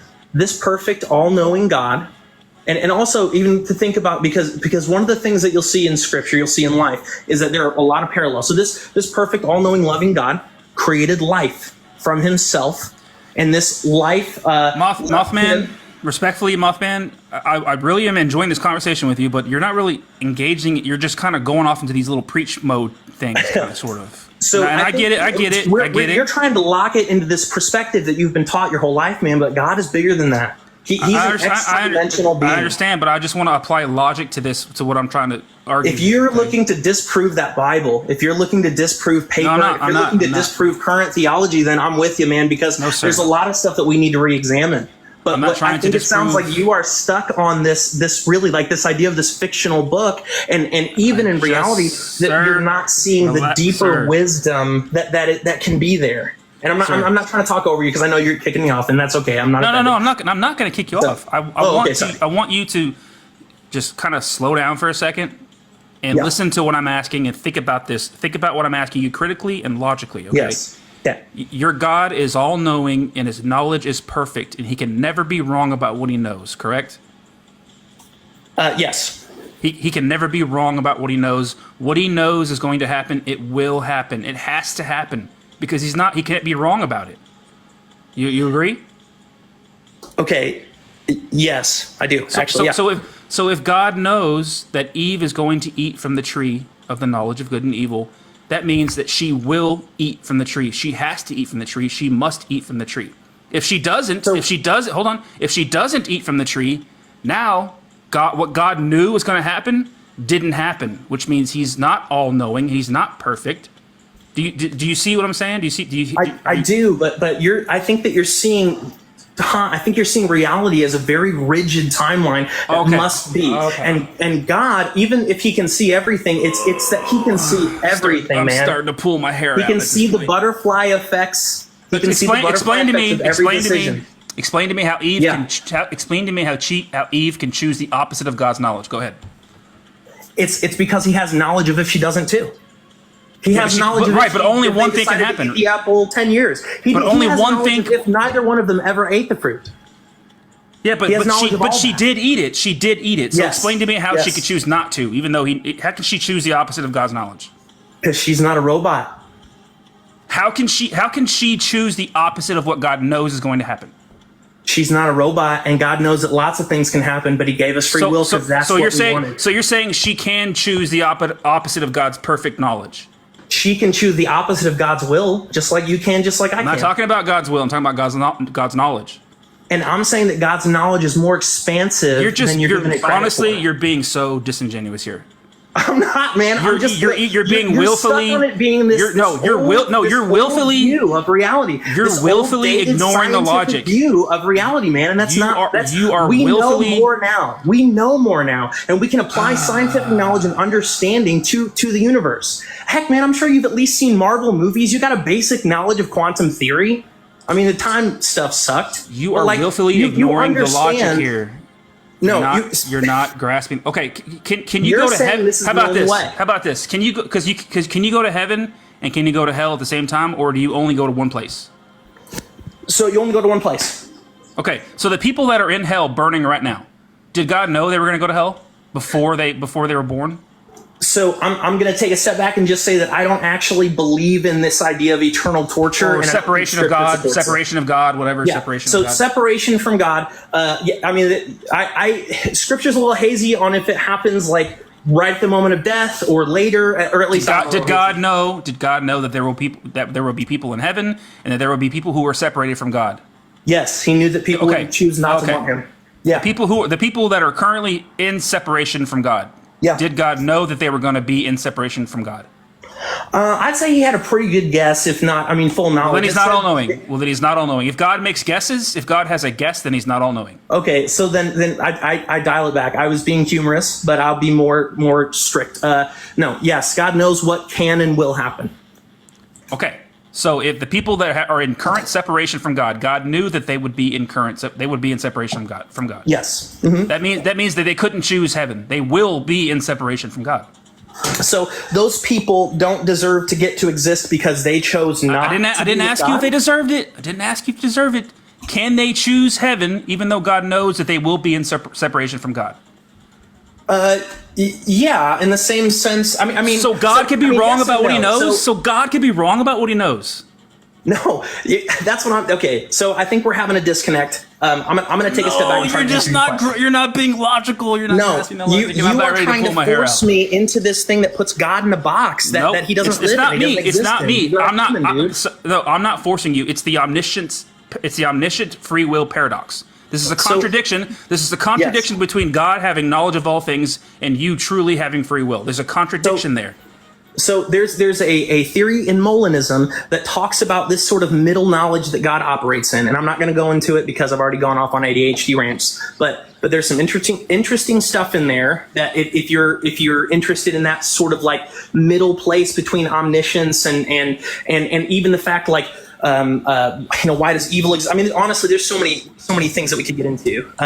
Okay, look, there is a person right now that is in separation from God. Yeah, it sucks. Yeah, and God knew that person was going to be in separation from God before they were even born. Yeah, right. I mean, I say probably because I'm kind of confident in that, but you know, which means God can never be wrong about that. So if God knows that individual A will be in separation from God, individual A will be in separation from God. Correct? Yeah. I'd say so. Which means that individual A could not choose heaven. Individual A will go to hell. He has to go to hell. He must go to hell. Okay, so the has to and the must, that's where I have the problem with, because it's the same thing. It's not has to or must. Explain how individual A can choose to go to heaven and make God wrong. Because it's not about that. It's about people existing with free will and God allowing us. So God knows. Explain how individual A can choose to go to heaven and make your all-knowing perfect God wrong. Okay, I'm going to try to explain it to you, but this is a deep topic, or else it wouldn't be so frustrating and hard to talk about. Okay, so it is because there are people that will exist because of the choice to have free will, because of the freedom to have free will. There is the choice to exist, and those people that are created that go, I don't want to be with God. I don't want to be with this creator. I can't take it anymore. I cannot take it anymore, guys. That was a good conversation, man. You're being willfully ignorant of the logic. I think you knew that you were not being logical. That other guy. God understands. Listen very carefully. God understands who's going to be going to hell and going to heaven by the end of time, because God started from the end to the beginning, which give Him the answers to it on every person. But since God is fair, He has to make an offer and a chance for every single person. Period. Okay, so Mr. Steven, you just said fair. Mr. Steven, you just said that God is fair, right? Yes. If a parent commits a crime and the little baby gets killed for the crime, is that fair? The baby's not in judgment, but the parent will be. So is it fair to punish the baby for the crimes of the parent? I said that the baby will not be punished, but the parent will be. Okay, so age of accountability. So if God is fair, why did He command the Amalekite babies to be killed? That's because they were born of a different race. Is that fair? Is that fair to kill babies for the crimes that their parents committed? Well, if you go back and look at the Bible, God forbid the Jews to have sex or pass their seed on to other races. Stephen, sir, is it fair? Yes. Is it fair to kill babies for the crimes that their parents committed? No. So God, that's in fact what your God did. So how is God fair? Well, in the beginning, God was a lot different. How was God fair? How was God fair if He did something that you just said is unfair?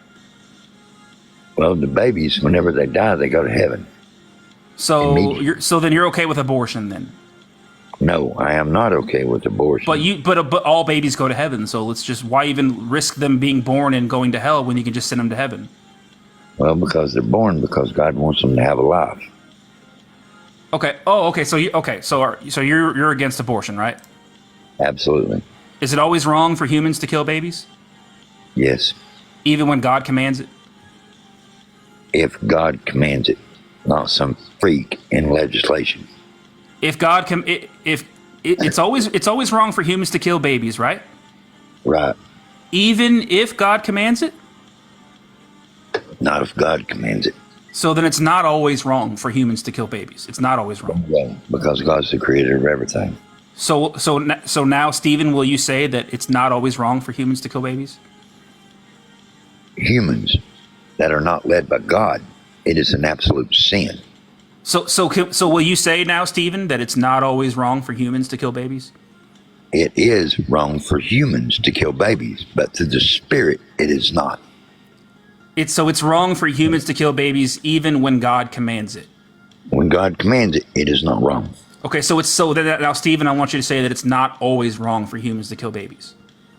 Only the ones led by God. Right. So spirit. Right. So it's Romans. not. So it's not always. Romans. So Stephen, it's not always wrong, is it? Only if God orders it. Not So if God commanded you to kill babies, would you do it? Absolutely, without question. Without question. So like you would just go to your neighbor's house and kill their babies if God commanded you to. But I'd make sure it was God telling me. Yeah, like if God revealed Himself to you in a way that you were absolutely certain it was God. Absolutely. And commanded you, and you would do anything that God commanded you to do. Can you open the Bible and read Romans? Hold on, I want to see how far you're willing to go for this God. Listen, Hold on, Corinthians hold on. numbers 2. Hold on, I want to see. Hold on, Stephen. I want to see how I want the Bible. Learn it, please. Don't Mr. bring Stephen, up the Bible, God. Mr. Stephen, I want to see how far you're willing to go for this God. Okay. If God revealed Himself to you in a way you were absolutely certain that it was God, and gave you a command to rape your mother, would you follow that command? He wouldn't give that command. I know, but hypothetically, if He did, would you do it? Because it'd be going against His own word, incest. Yeah, but if hypothetically, would you do it? Then I know for a fact it wasn't God. Understand? No, but in this hypothetical, God has revealed Himself to you in a way you were absolutely certain it was God. Listen, you're talking hypothetical. Are you not capable of? Wait, Stephen. Are you not capable of thinking hypothetically? I understand hypothetical, but what I'm trying to say is, if God asked you to do something, you have to compare it to Scripture. Stephen, in this hypothetical, God has revealed Him. Oh, Stephen, just listen, please. In this hypothetical, God has revealed Himself to you in a way that you were absolutely certain that it was God. So you can't say that I would know it's not God. I would know. You can't say that because in the scenario, in the hypothetical, God has shown Himself to you in a way that you knew it was God. Thank you, Demi, for the galaxy. Thank you. So at this point, in the hypothetical, you know that it's God. And if this God said for you to rape your mother, would you follow that command? No, because inside the Scripture, God calls it incest. So the person I would so Adam and Eve. What about Adam and Eve? What about Adam and Eve? Listen. So the person I would mistake to be God, it'd be my error. No, but you're not going to mistake it for God because God has revealed Himself in a way you know it's God in the hypothetical. The problem is angels can look like God, so can Satan, and it's written. Okay, all right, fine. You don't want to engage with it because it's not biblical. That's fine. I understand. If it's not biblical, you don't want to engage with it. That's fine. If God, okay, we'll go biblical. We'll go biblical. Okay. If God revealed Himself to you in a way that you knew it was God and commanded you to stone your children to death for not believing in Him, you would follow that command. Actually, they are prophets that done it. Would you follow that command? Yeah. You would throw rocks at your children until they are no longer breathing if they didn't have the same belief system as you. The plain and simple fact is, if God takes a child out and it's God that does it. Thank you for the pumpkins, Debbie. I appreciate the pumpkins. He'll replace that child with one that won't dishonor you. And see, these are the guys. That's not a true Christian, guys. That guy makes Christianity look bad. I used to think that every Christian would be like that, but he's a minority of Christianity. Don't let that guy paint the entire religion of Christianity, because there's a lot of good Christians out there. But I do have a serious problem with the Christians like that, who would literally do anything if God commanded them to do it. And I've seen some people in the comments saying, am I a Satanist? No, I'm not a Satanist. I don't believe in God. I don't believe in Satan. I'm just saying that if I read the Bible as a book of fiction, and I read what the God character of the Bible does and his behavior, and I read what the Satan character does of the Bible, I come away with the conclusion that Satan is way better than God. God does all kinds of evil, immoral things in the Bible. I don't see Satan doing anything wrong in the Bible, really.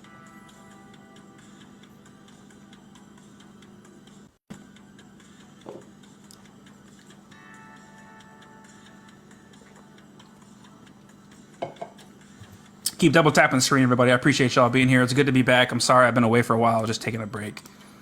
But I appreciate y'all being here watching. And if you guys want to watch the full live stream on YouTube, go subscribe to my YouTube. The link's in the bio. I have all my full live streams on there. This guest is not connecting, so I'm going to move on to the next guest here.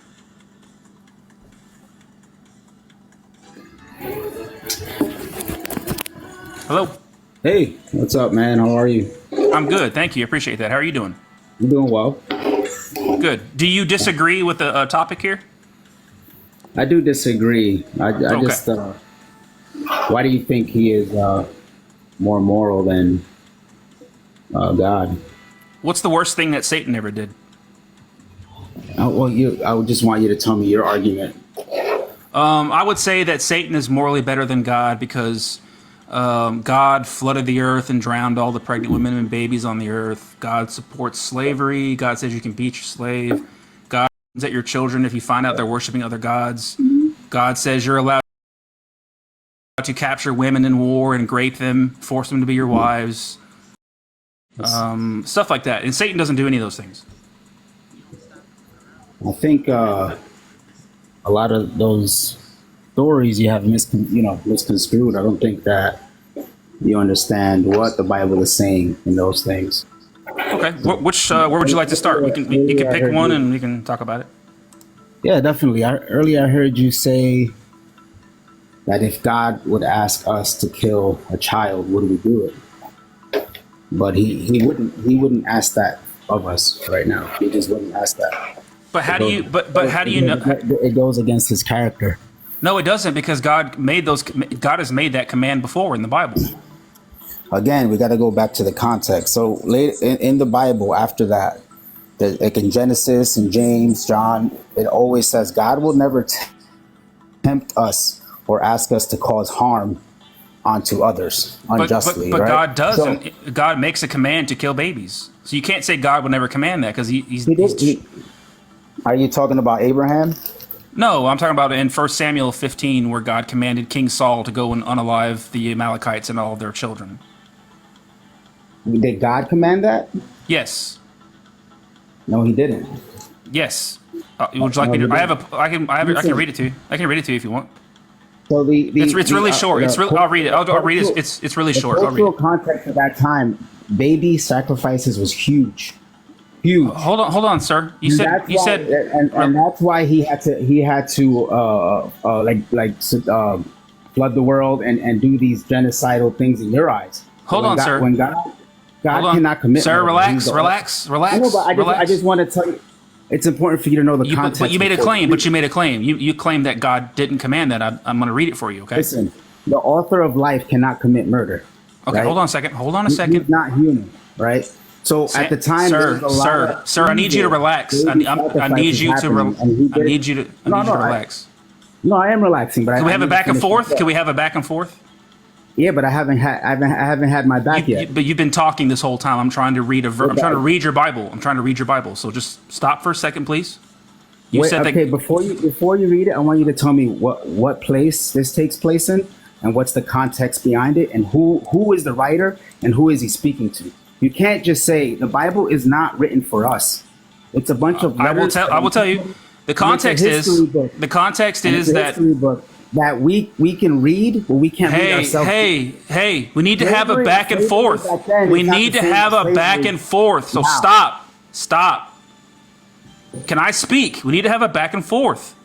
The context let- is you haven't let me you finish just one asked me a sentence. question. Let me answer it. You just asked haven't let me. me finish one sentence. Okay, all right. You just fucking talk all you want and let me know when you're done. Go ahead. Okay, perfect. Thank you. Listen, you can't read into the Bible what we live now. When you say, oh, he commands slavery. No, look at the Hebrew context of that word. Slavery is the same thing as employer. Right now, people had to work for their debts. That was what a master was. It wasn't what you think of slavery now. Baby sacrifices was huge. It was all over the world. Outside the Bible, historical scholars talk about this. God wiped that away. And when you say, oh, he killed innocent women and children, we have innocent women and children from that town that supposedly everybody was destroyed, still living after that. So you have to read in context of what was happening culturally at that time. Okay, Now, can I respond now? When he sent Jesus Christ, Can I respond now? there was an old covenant and a new covenant that needs to be discussed as well. Go Can I ahead. respond now? Can I respond now? Can we just stay on one topic? We can do the slavery. We can do the babies. Yeah, you can speak. Okay. You said that God didn't command this in 1 Samuel 15:3, so let me read it, okay? Samuel said to Saul, I am the one the Lord sent to anoint you king over his people Israel. So listen now to this message from the Lord. This is what the Lord Almighty says. I will punish the Amalekites for what they did to Israel when they waylaid them as they came up from Egypt. Now go attack the Amalekites and totally destroy all that belongs to them. Do not spare them. Put to death men and women, children and infants. So God did in fact command the Amalekite babies to be killed. Now what's your response to that? I'll let you respond now. And just so you know, if you're out of the app, we can't hear you. You have to come back to the app. No, I was on mute just to let you speak. Yeah, you don't have to mute. You don't have to mute yourself. Okay. You could just. So go, you said God didn't command that. So now I read it to you. And you see that God did command this. So what's your response to that? It was all a test of faith. That's what I was trying to tell you at the time. That's what the people, not commanded by God, were already doing. That's what I'm. So wait, your God's not all knowing then? What do you mean he's not all knowing? Because you just said God was testing. No, he knew, but he all this needed to foreshadow Jesus Christ. Wait, why is your all knowing God testing? Jesus Christ. Why is your all knowing God testing? Because he knew one day these stories and these events had to happen so we can get the full picture of the gospel.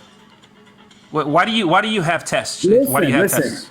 In the Old Testament, a lot of these people had 8, 9, 10 wives. Did God ever say it's okay to have 8, 9, 10 wives? Just because Sir, it's in the you Bible, are all doesn't mean sir. God- You're all over Listen, the place. Doesn't mean that's what. No, this is in line. Just because it's in the Bible doesn't mean that God approves of it. No, but God commanded this. There was a huge issue going on with the Amalekites at the time. Well, what did the babies do? Were the babies killed? Yes, I just read it to No, you. They weren't. Let me read it again. Let me read it again. It never happened. It never happened. Keep reading. You have to read the whole book. What verse says that it didn't happen? You have to read. Did you just read that verse, or did you read what verse? Give me the verse where it doesn't. Give me the verse. Give me the verse. No, you need to read the whole book. No, I want the verse where it didn't happen. Hold on. You would never take any. You just made a claim. Hold on. You No, just made a you're claim. making a Give me claim. the verse. Give me the verse. Now let me speak. I'm speaking. I want the verse. I'm not gonna let you speak until you give me the verse right now. You would never take any. Give me the other verse, or book, I'm gonna kick you off. take Give a me the little verse, or I'm gonna kick you paragraph off. and say, "Oh, this is what it says." Give me the verse. No, proper reacher says you would read the whole book.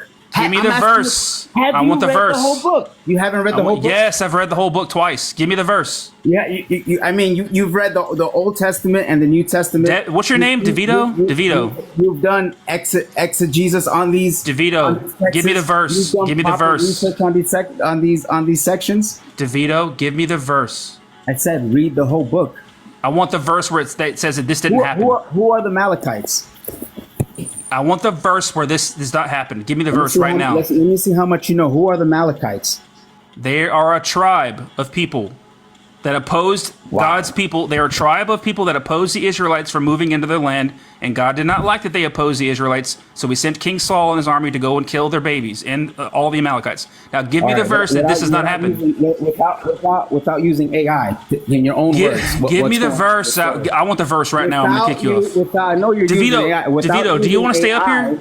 DeVito, do you want to stay up Without here? using AI in your own words, what is going on in this story? Go ahead. Okay, yeah. So I'm trying to prove something right now. So You God are freed the Israelites out of slavery. Let me speak. Let me speak. Let me speak. Let me speak. And you have no idea what they mean. Let me speak. I'll tell you what happened. God sent Moses. Come back to the app, sir. Come back to the app. Come back to the app. Here. Okay. Now listen. No, you keep leaving the app. Come back. Come back to the app. Come back to the app, DeVito. Come back to the app. Come back to the app. I can't hear you or see you. You're gone. You said you want to know what happened. I'm going to come back to the app, DeVito. He's Googling. He's Googling. Here's what happened. God sent Moses to free the Israelites from slavery. And once the Israelites were free, they were wandering around the desert, and the Israelites moved into the Amalekites' land, and the Amalekites opposed them. They stopped the Israelites from moving into the land, and that pissed God off. And God said, King Saul, go, I anoint you king, go and kill all the Amalekites and all their babies. He's not muted. I didn't mute him. He swiped out of the app. Now, you said that never happened. You said, keep reading, it never happened. Now, give us the verse. Give us the verse that said that this did not happen. And if you're just literally running away at this point because you're just pretending that you can't come back to the app. All right, whatever. We'll leave him there. We'll just leave him on pause and we'll bring somebody else up on. Maybe he'll come back.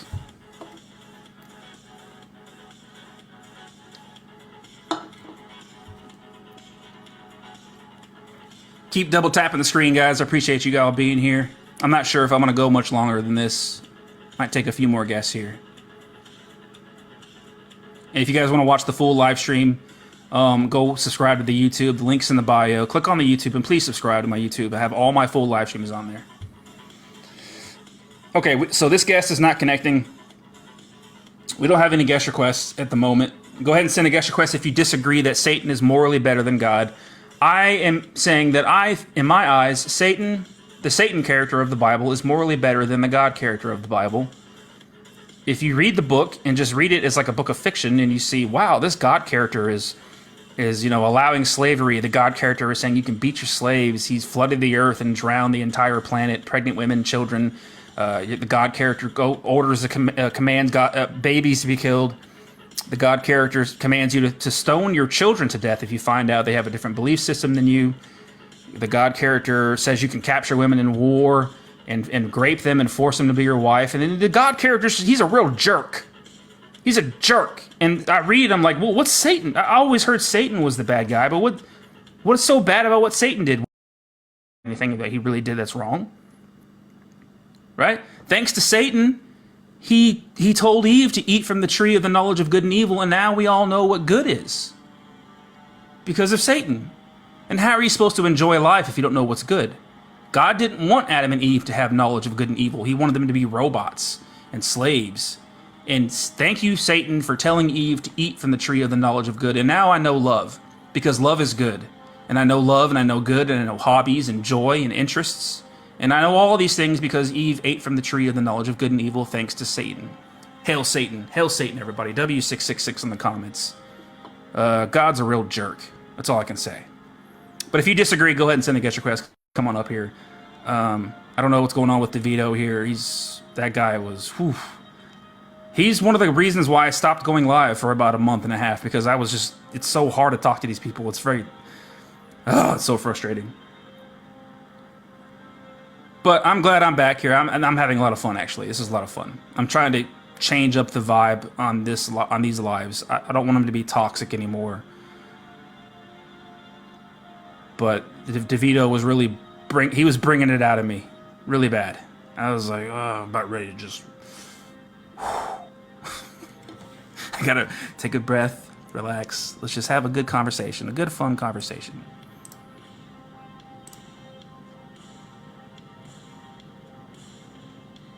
But how have you guys been? I'm glad you guys are here. Is Justin still alive? Go, everybody. Justin had like 800 viewers. He's stealing all the views tonight. Everybody here, go hop on over on Justin's live and say Skits is live. Come over here to Skits is live, and go over there and troll him, and maybe we can get some guest requests over here. He could spare some views. He has like 800 views right now. He could spare some views.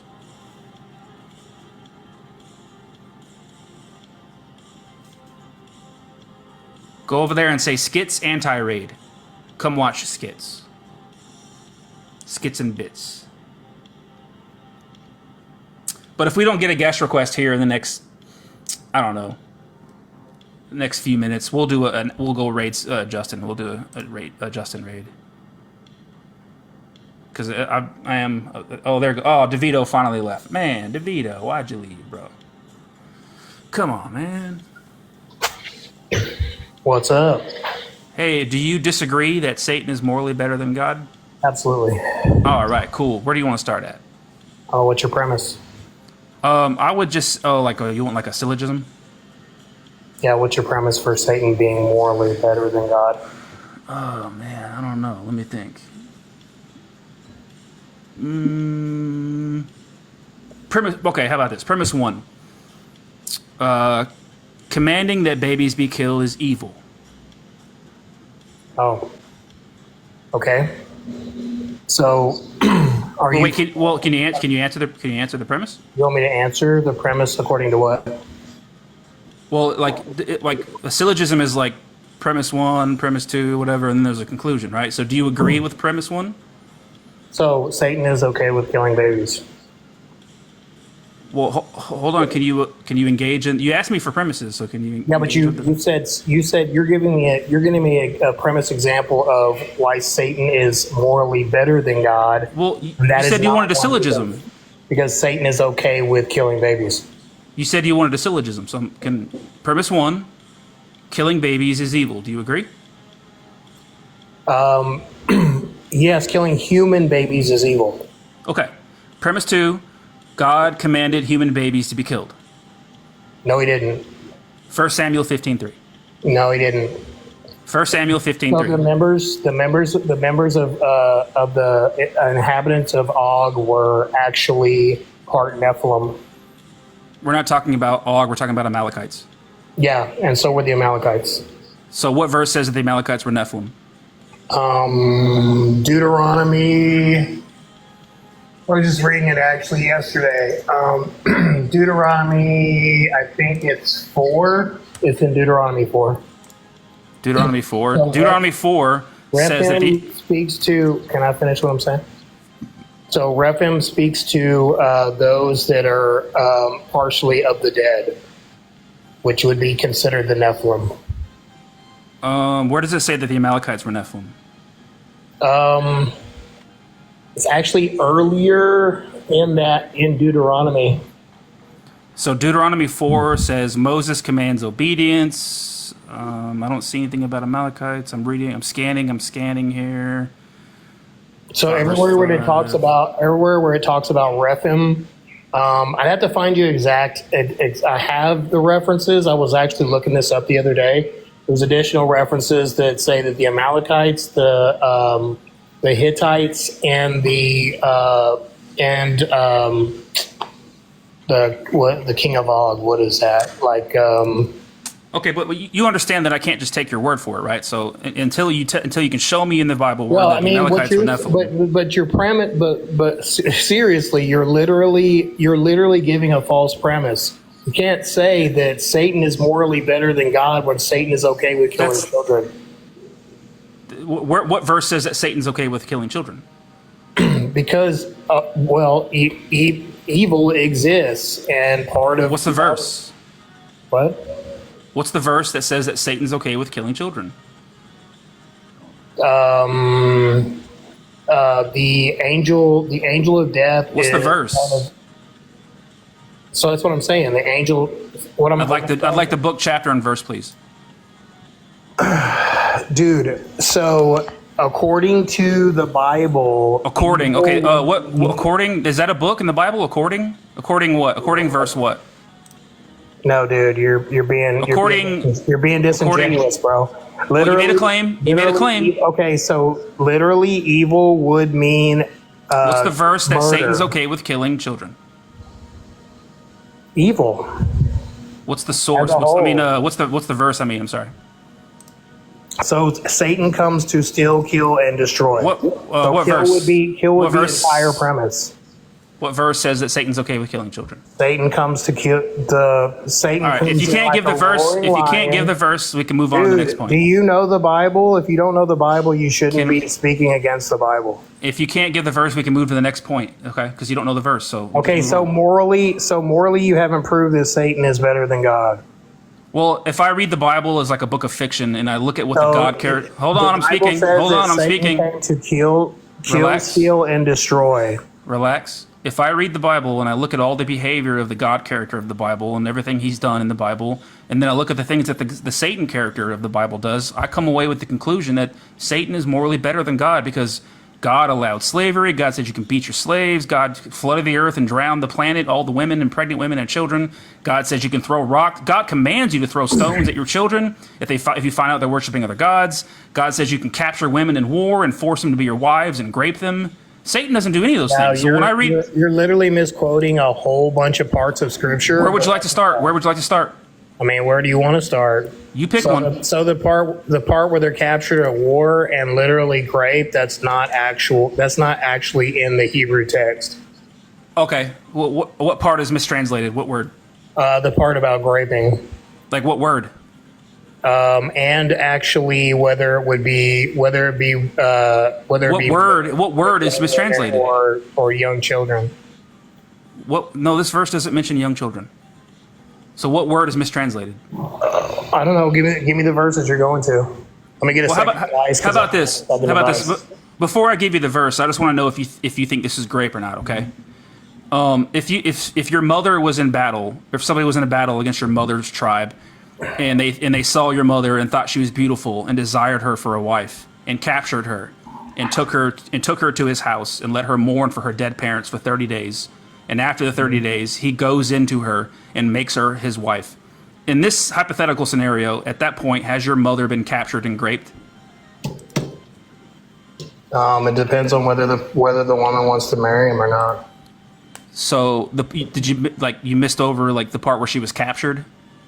Yeah. So like I said, do captured people consent?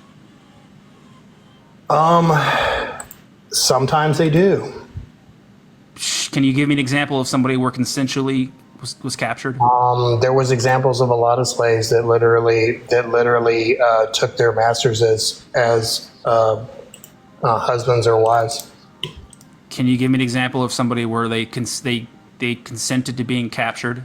Okay, so you're literally adding or taking away from the premise, and that's not fair. So you don't really know. Well, hold on, you're pivoting away from the verse I just read. You're pivoting I'm not away pivoting from away from the verse. You're pivoting. I would like to know if this is grape, sir. You're pivoting away from the verse by adding to it. Hold on, straight.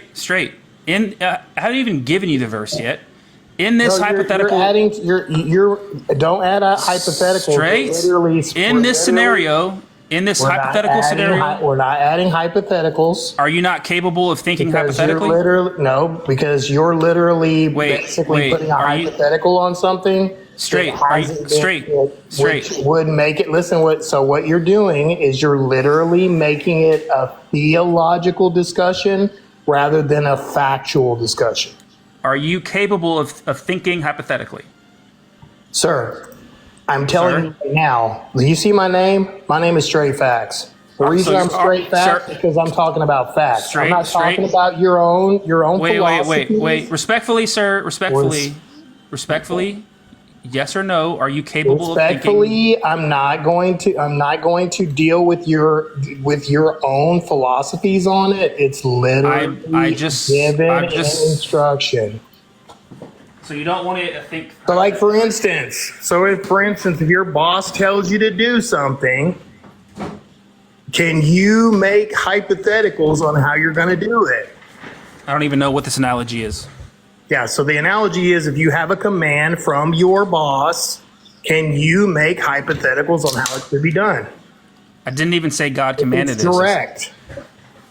Oh, so you're saying God didn't command this? Yeah, God does not give you a command to do this. No, I never argued that. I said God allows it. Oh well, I mean, God allows Satan to roam the earth to and fro, seeking whom he may devour. God allowed Job to basically destroy this, to be pretty much. I asked you to pick a topic. I asked you to pick a topic, and you said, "Let's talk about the women being captured or whatever." Okay, so it's Deuteronomy. If Satan's premise, according to the Bible, is to kill, steal, and destroy, what verse? What verse? Okay, hold on. Let me pull it up. You said according to the Bible that God is what'd you say about Satan? Satan roars around like or moves around like a roaring lion, seeking whom he may destroy. What? What does it have to do with the women being captured in Deuteronomy 21? The premise of your topic is Satan's morality. Yeah, what's the worst thing that Satan did in the Bible? He destroys. Where? General term of destroy. Hold on. Destroys who? Hold on. And also, can you tell me if in that scenario has your mother been captured and raped at that point?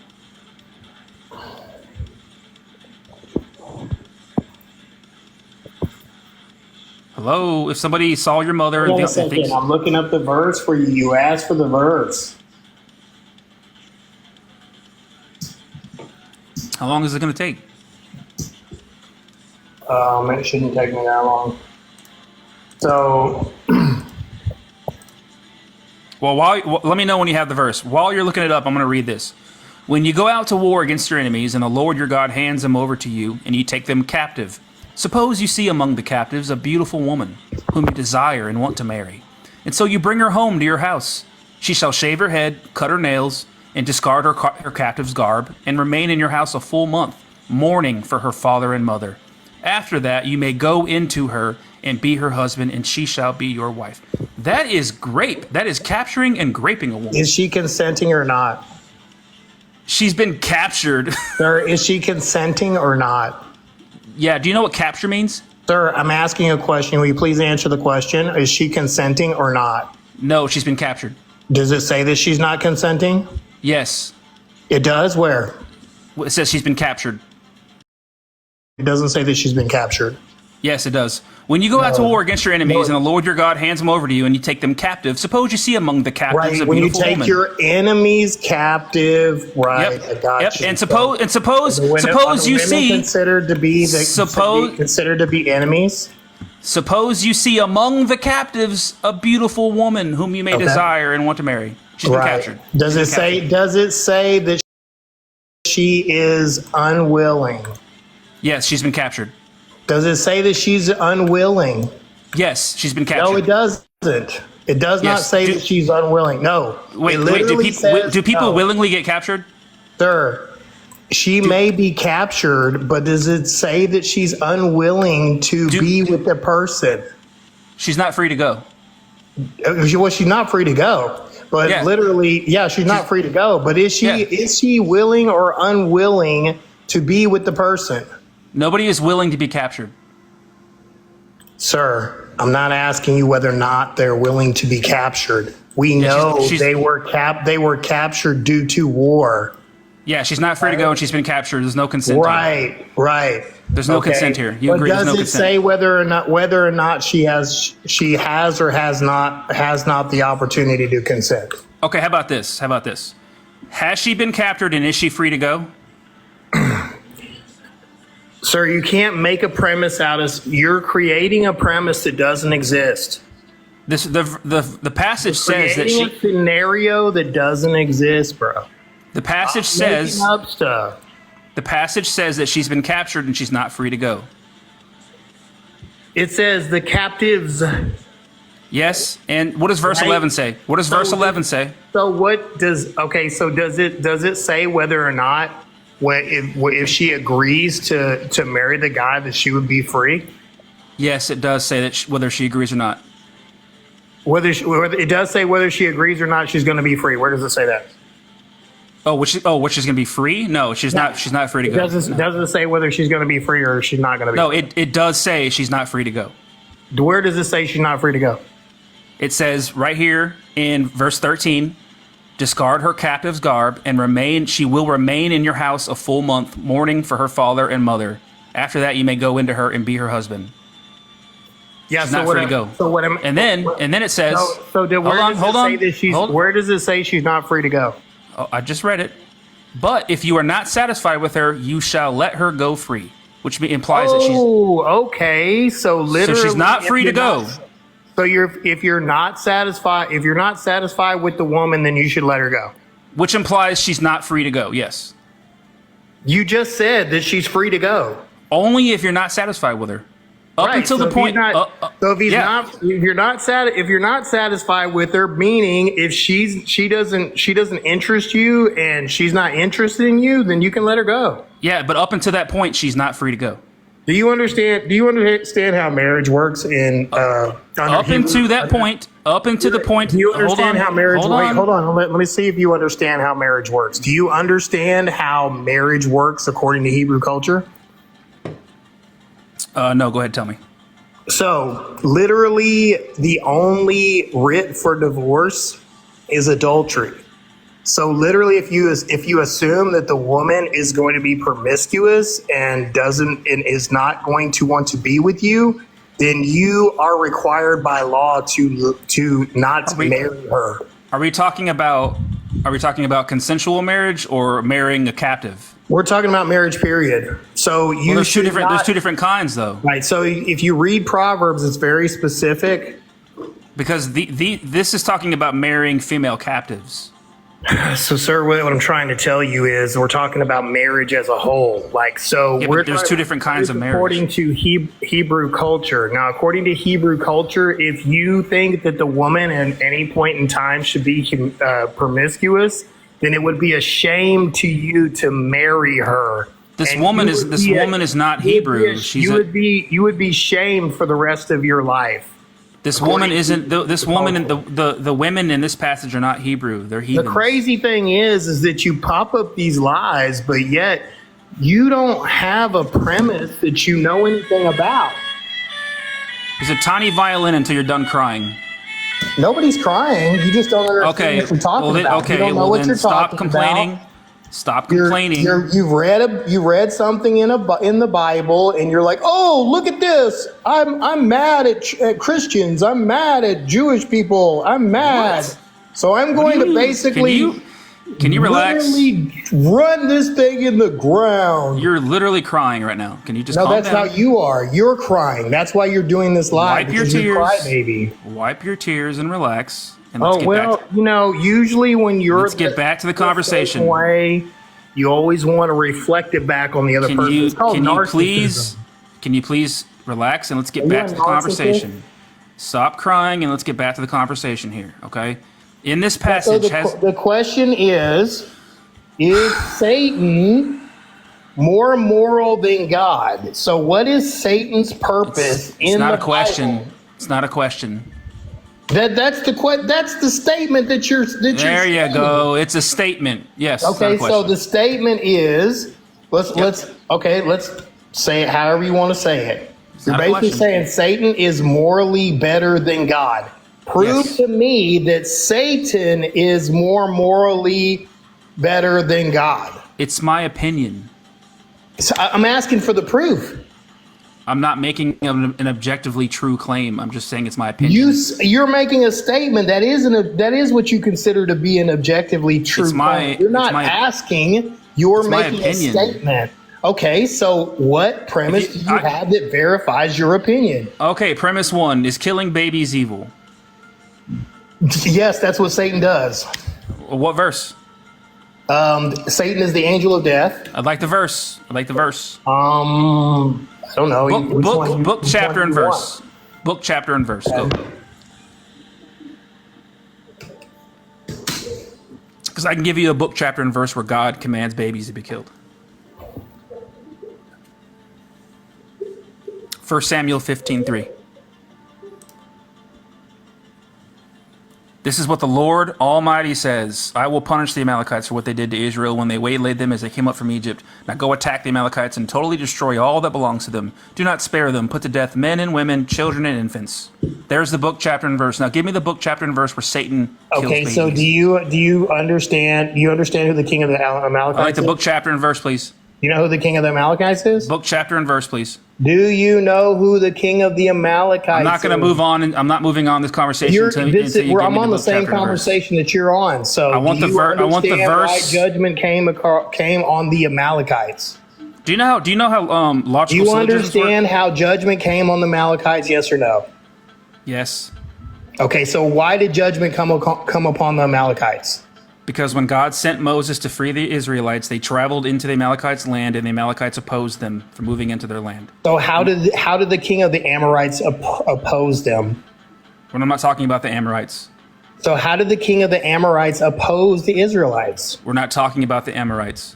You are talking about the Amorites. You just quoted something about Amorites. No, I didn't. So how did the king of the Amorites oppose the Israelites? I have not mentioned the word Amorite at all. Were you saying Amalekites? There you go. Oh, okay. So how did the Amalekites actually oppose the Israelites? Sorry. It says here that they waylaid on them and that as they came up from Egypt and opposed them from moving into their land. Right. So how did they oppose them? It doesn't specify. It does specify. Where? Let's see. Where? And how is this relevant? It is relevant. I would just like the book, chapter, and verse where Satan kills babies, please.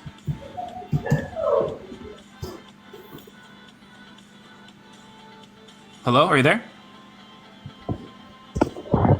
Are you there? Hello? Yes, I'm here. Yeah, So what's the book, chapter, and verse for Satan? Verses. What? What'd you say? I'm looking up the king of the Amalekites. No, I want the verse where you said that Satan kills babies. You said Satan. You said Satan. Satan destroys. That's basically period. You said Satan kills babies. So what's the verse? Satan is a destroyer. That's what he does. Destroyer of what? Everything. Where does it say that? Oh, John 10. What? John 10 through 29. John 10? John 10 through 29. The thief comes only to kill and destroy. I came that they may have life in it abundantly. I am the good shepherd, the hired hand, blah, blah, blah. The wolf, the hired hands, the good shepherd. I don't see Satan in here anywhere. I don't see it. Okay, well, let me go before that then. So... No mention of Satan in here. Hold on. But do you know what a logical syllogism is?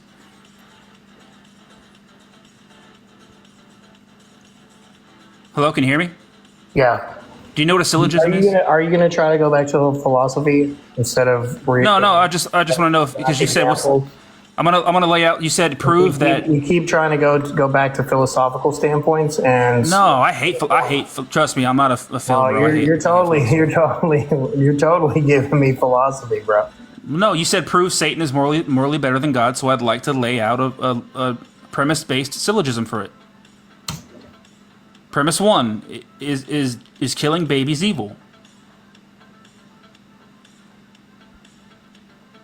Hello? Hold on. Premise 1, killing babies is evil. Do you agree? Hello? Hold on. Hello? Can you hear me? Hello? Can you hear me? Yeah, I'm looking up scriptures for you. Yeah, while you're doing that, premise 1, killing babies is evil. Do you agree? It is for the one that's doing the killing. Okay. Premise 2, God commands humans to kill babies. You agree? Not without cause. That's not part of the premise. It is part of the premise. What was my premise? What was the premise? What was the premise? So the premise is the person. So I answered your premise. The premise is no. What was the premise? What was premise 2? Tell me. So tell me where Satan is. Tell me what premise 2 is. No, tell me so what premise stick to your topic and don't. You're so cooked, bro. You're so. No, cooked. I'm actually not cooked. You're literally cooked. You can't prove to me that Satan is morally better than God. I'm trying to, but you won't engage in the premises. No. I'm not. You won't engage in the premises. No. The thing is that you want me to engage because literally you have no evidence for your claim. I'm literally trying to. I want you to first prove your claim, and then I'll prove mine. I will do that with a logically based. Prove your claim. Okay, I will do that with a logically based argument with premises that lead to a conclusion. Prove your claim that Satan is morally better. Killing babies is evil. Do you agree? Are you saying Satan doesn't kill babies? I'd like the verse, please. Are you saying Satan doesn't kill babies? Yes or no? Yes, I'm saying Satan doesn't kill babies. Satan doesn't kill babies. Okay. Yeah. There's no evidence of that. Can you give the verse in the Bible where Satan kills babies? Yeah, Satan kills. Show me where in the Bible that Satan kills babies. Premise 1, killing babies is evil. Do you agree? Let's see. Hold on. All right, I'm gonna move on. I'm trying to find your verses. You're not even engaging in the conversation.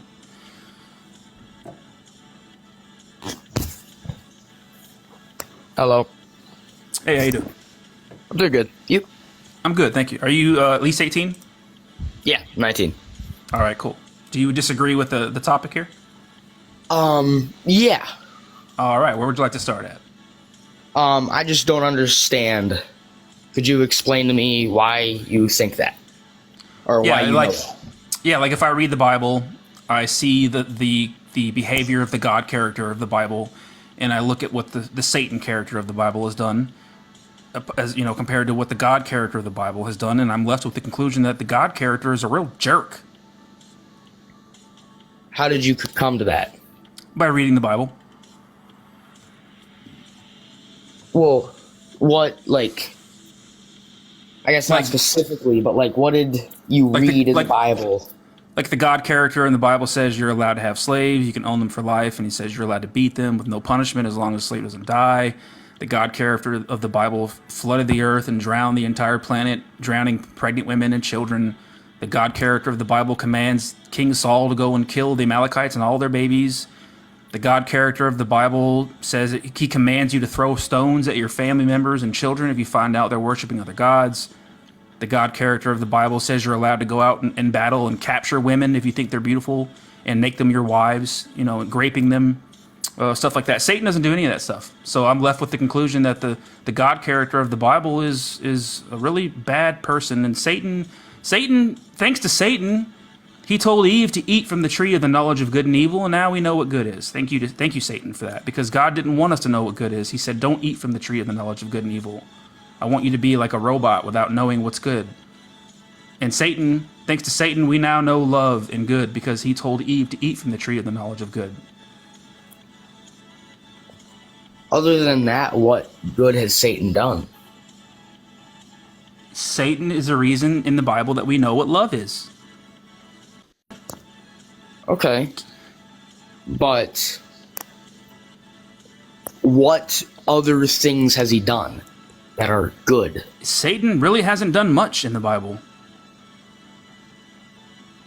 Tell me the worst thing Satan does in the Bible. What's the worst thing he does?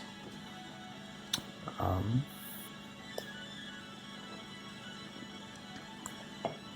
just so you know, I don't believe in God or Satan. Really? Yeah, I'm an atheist. Oh, that's surprising.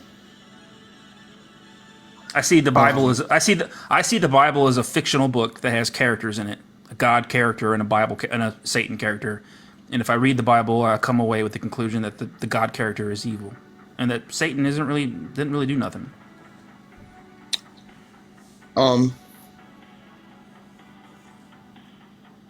Okay, just the first thing that comes to my mind is Satan did think that he was better than God. That's the worst thing he did? No, I never said that was the worst thing he did. But what's the worst thing Satan did in the Bible? I'm just gonna be honest. God does a whole lot of bad shit. I'm just gonna be honest. Nothing comes to my head. Yeah, me neither. Nothing really comes to my head, but I have a ton of things that come to my mind about God doing evil shit. Okay. That's why I think Satan's morally better than God. Well, I'm curious as to why you're atheist. You just don't believe there's a creator? Yeah, I'm an atheist because I'm not convinced that any like gods exist. Why? Because I've not been giving any convincing evidence.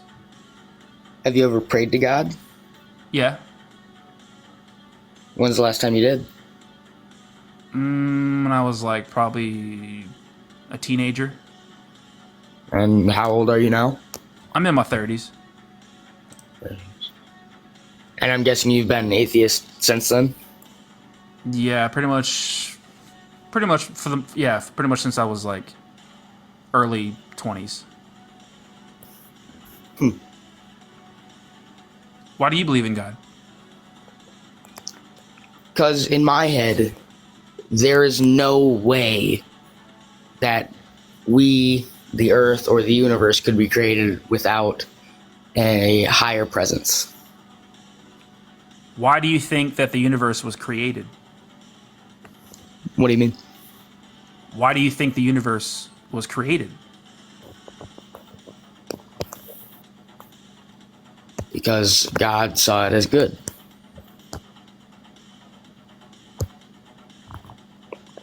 How is the universe is good? What do you mean the universe is good? The universe is good.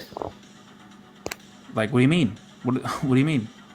Just as God states. The universe is good the in what entire way? time He's making the earth, the heavens, and all of the things in Genesis. Is it possible that the universe wasn't created and that it's just always existed? So you don't believe in the Big Bang then either? Yeah, I think the Big Bang is a fact. I think it's real, but the Big Bang does not say that the universe has a beginning or a start. The Big Bang is just a phase that the universe goes through. The Big Bang is just the expansion of the universe. It's not the start or the beginning of the universe. So then you think the universe was just eternal? Yeah. Always has been. Okay. Yeah.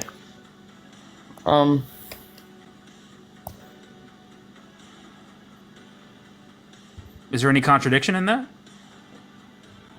For the... Is it like the same way that you think that God has always existed, right? Mm-hmm. I think that it's possible that the universe could have just always existed and there is no start or beginning and we don't need God. There's just, the universe could just always existed. And which one of those things is observable? The universe or God? Which one can you see? Well, yeah, you can physically see the universe. Yeah, but you can't see God physically, right? So why take that extra step? Why go beyond the universe and say, oh, there's a God? Why invoke the supernatural? Why invoke magic or spirits or stuff like that when you could just look at the physical universe and say, yeah, it's possible that this thing has always existed, whatever it is. That there is no beginning, there is no start. So then what's the purpose of living? Purpose is subjective. Do you know what subjective means? Explain. Subjective is there is no. It's basically like an opinion. Like everybody's purpose is just opinion based. My purpose is going to be different from your purpose. Okay. If the universe has always existed, that doesn't mean that we don't have purpose in life. If there is no afterlife, it doesn't mean that there is no purpose in life. The idea that there is no second life, the idea that there is no life after death, should give you all the more purpose to the life that you currently have, because this is likely the only life you get. So it makes it even more purposeful and more cherished, and more you want to cherish it and give full meaning and more purpose to it when you have the idea that this is probably it. There is no second life. There is no life after death. How long do you think? My purpose. Oh, go ahead. Sorry. No, you can go. My purpose in life is just to be happy, to do things that make me happy. You know, play with my dog, go to work, make money, buy things that I enjoy, spend time with friends and family. You don't need God for any of that. You don't need God to have purpose. Okay, just a question. How long do you think the Earth has been around? I agree with science, the modern consensus of science, that the Earth was formed about 4.5 billion years ago. Okay. So then, you know the moon, right? Yeah. Yeah. It keeps getting farther and farther away every year. Okay. Something like 2.5 inches. Yeah, something like that, I think. If you simulate that to, I think, what is it? I had an entire page on it. It is something like, I don't know, a lot of millions of years ago, it would have touched right above the surface of the Earth. The moon comes from the Earth. What do you mean? The moon was once a part of the Earth. There was an impact that knocked off a huge chunk of the Earth that is now formed into the moon. So that makes sense that if you go back far enough, that the moon is closer and closer to Earth. That's because the moon was once part of the Earth. That would destroy the Earth. No, it would not destroy the Earth. The moon was once a part of the Earth. And then there was a collision. There was an impact that knocked off a huge chunk of the Earth. Where is that part of the Earth? On the moon. Yeah, but what part of Earth was moon? It could be somewhere in the ocean somewhere. Like, you know how deep the ocean goes? It could be a canyon or a crevice, or I don't know. The deepest point in the ocean goes 8 miles. Yeah, so like a huge chunk of the moon was knocked off the Earth. Or a huge chunk of the Earth was knocked off of itself, and that became the moon. Yeah, but the moon is... That's like, I mean, that's what most, like, I think pretty much all, like, the modern consensus of, like, astrologers and you know, the space experts will say that the moon comes from the Earth. And one day, and the moon is slowly getting further away from the Earth, and the Earth is slowly getting further away from the sun. One day, there will be no life on this planet. The planet will be uninhabitable, whatever the word is. And one day, our galaxy is going to collide with the Andromeda galaxy. We're on a collision course with a completely separate galaxy, and we don't even know if life will ever even exist. There will be no life on this planet one day. Human life, anyways. I would say probably. Okay. But back to the moon thing. The deepest point in the ocean is 8 miles. All right, so you're asking, where does the moon come from, right? Yeah, pretty much. Okay, I'm not an expert on this, but I believe it comes from the Earth. Okay. And we'll just look it up real quick. Okay.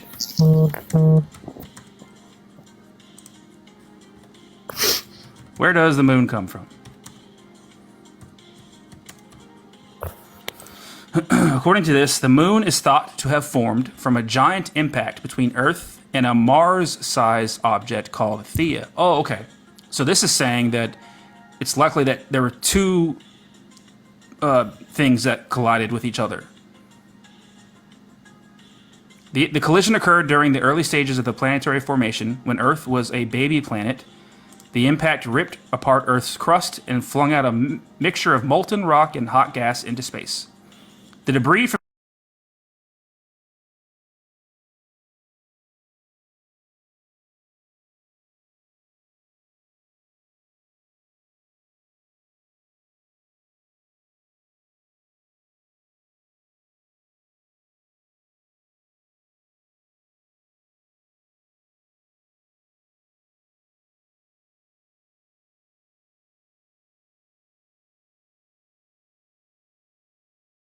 Said That's crazy. Isn't that crazy to think about? That's wild to think about. Yeah. I mean, in all truthfulness, it is a theory. it's a scientific theory, which I would argue is the scientific theories are like well-established facts, things that we know happened, and a theory is a way of explaining those facts. So there's, a theory is not the same thing as a scientific theory. What did it say crashed into Earth? Yeah, like somebody in the comments said it's the best explanation we have, right? I mean, where do we think the moon comes from? It's slowly getting further away from the moon, which would suggest that it was once very, very close to the moon. Or the moon is slowly getting very, very far away from the Earth, which would suggest that it was once very, very close to the Earth, maybe even part of the Earth. It's the best way. It's the best explanation that we have. This guest has been in my life before, harassing me in the comments. Have you been harassing people before, Maddox? I barely use TikTok. Who said that? No, one of my friends, Tammy here. Unless maybe there's a possibility she's mistaking you for somebody else. I don't know. I only do Christian stuff. Tammy, is it possible that you're mistaking this person, or is this definitely the person that was harassing you in your comments? If you want me to leave, I'll leave. But I haven't done anything disrespectful. Not to me, you haven't. But Tammy is a really good friend of mine, and if you were harassing her, wait, ask her when. She said definitely. It was definitely you, and I believe her. But I don't think she would lie about it. Can you ask her when? No, I'm not going to ask her all that.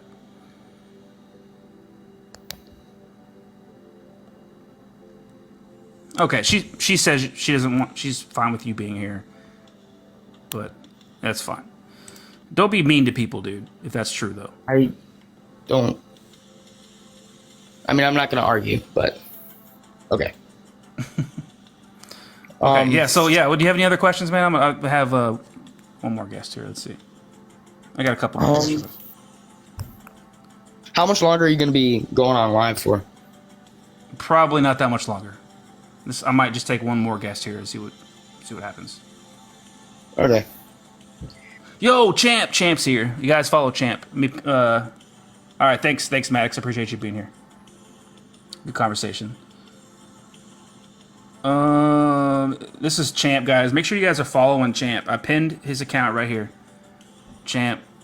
I really enjoyed his live streams last week or so, last 2 times, and I kind of got the idea of doing like the whole Satan is better than God, But I think I don't know. I think he actually believes in Satan, though. I'm not really sure. He might just be trolling his guests and stuff, but I don't believe in Satan. But it is fun to just like to tell Christians if you just read the Bible and read it as like a book of fiction, that the God character and the Satan character, which one's better? It's clearly the God character, not the Satan character. I mean, it's clearly the Satan character, not the God character. Sorry, I'm getting tired, guys. I've been up since 3 a.m. Champ, good to see you, dude. Thanks for being here, bro. And thanks for having me on your live the other night.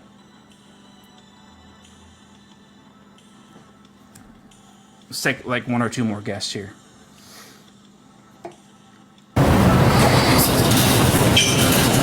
Hello?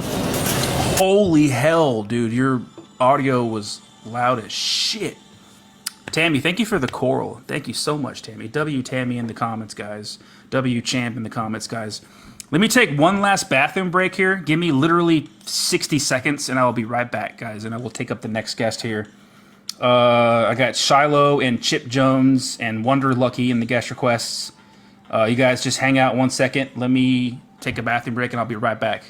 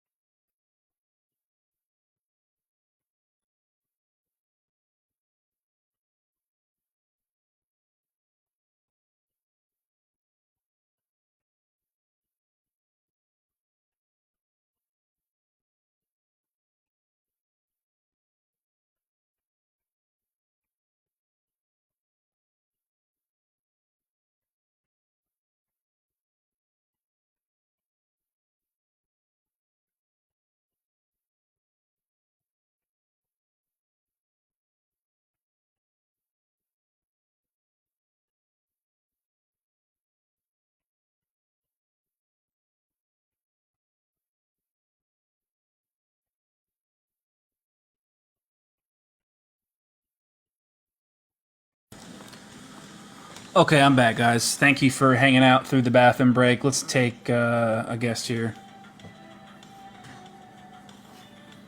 Double tap that screen, guys, if Satan is king, everybody. Hello, Shiloh? Yeah. Hey, how old are you, Shiloh? 18. All right, and do you disagree with the background there? Yeah. All right, where do you want to start at? Well, I kind of just want to ask the question of why. Yeah, because when I read the Bible, I see the God character doing all kinds of evil shit, like allowing slavery, saying you can beat your slaves. He flooded the earth, drowning the planet, killing pregnant women and babies, commanding King Saul to go and kill the Amalekite babies, making commands that you stone your children to death if you find out they're worshiping other gods, saying that you can capture women in war and force them to be your brides, and graping them. I see the God character doing all these things, and I don't see Satan really doing anything other than telling Eve to eat from a tree and getting the knowledge of good and evil. Yeah. So like your main argument is really more about how God like kills, or just like really more of like a lot of the deaths in the in the Old Test in the Tanakh, like just a lot of the deaths and stuff. Yeah, I mean, just slavery, killing babies, supporting grape, stuff like that, yeah. Yeah, so I kind of want to talk about like the stoning law, or the one that you brought up, like stoning your children. Yeah, it's Deuteronomy 13:6. Yeah, so like, can you read it over? Yeah, if anyone secretly entices you, even if it's your brother, your father's son, or your mother's son, or your own son or daughter, or the wife you embrace, or your most intimate friend, saying, "Hey, let us go serve other gods, whom neither you nor your ancestors have known. Any of the gods of the peoples who are around you, whether near you or far away from you, from one end of the earth to the other, you must not yield to or heed any such persons. Show them no pity or compassion, and do not shield them, but you shall surely kill them. Your own hand shall be the first against them to execute them, and afterward the hand of all the people. Stone them to death for trying to turn you away from the Lord your God, who brought you out of the land of Egypt, out of the house of slavery." And so that's pretty much where it ends. Yeah, so my argument would be that, this law, like, there's no evidence that this law was consistent or really ever kind of like enforced in Israel. Like, it was more of a deterrent law, like following along with like stoning your rebellious son, or like these laws were more deterrent. I wouldn't say like they were really ever enforced like most of the Deuteronomy laws are. But whether or not the people actually followed the commands from God is irrelevant to me. What's relevant to me is that God commanded this to be done. Whether or not it actually happened, or whether the people disobeyed it or obeyed it, that is not really relevant to me. What's relevant is that the fact that God would give such a command like this, commanding you to throw rocks at your children until they're no longer breathing for simply having another belief system than you. Well, that's why I said it's kind of more like deterrent, because I mean, like, if it if it were to happen and be a consistent law, then like, it would be seen as evil. But the thing is, it kind of wasn't. Kind of like the harsh language used for these laws kind of show that they weren't able to worship other gods. That kind of shows the seriousness in idolatry. Yeah, but to me, it's evil. It's evil that God would say, "This is what I want. This is what I command you to do." Whether or not they obeyed it, whether they obeyed it or disobeyed it, is irrelevant to me. I don't care about what they do or what they choose to follow or not follow. What's relevant to me is God saying, "This is what I command you to do. I command you that if you find out your children are worshiping other gods or have a different belief system than you, I command you to take stones and throw them at your children until they are no longer breathing." That's evil. Yeah, but what I'm saying is that this is not really a command that happened.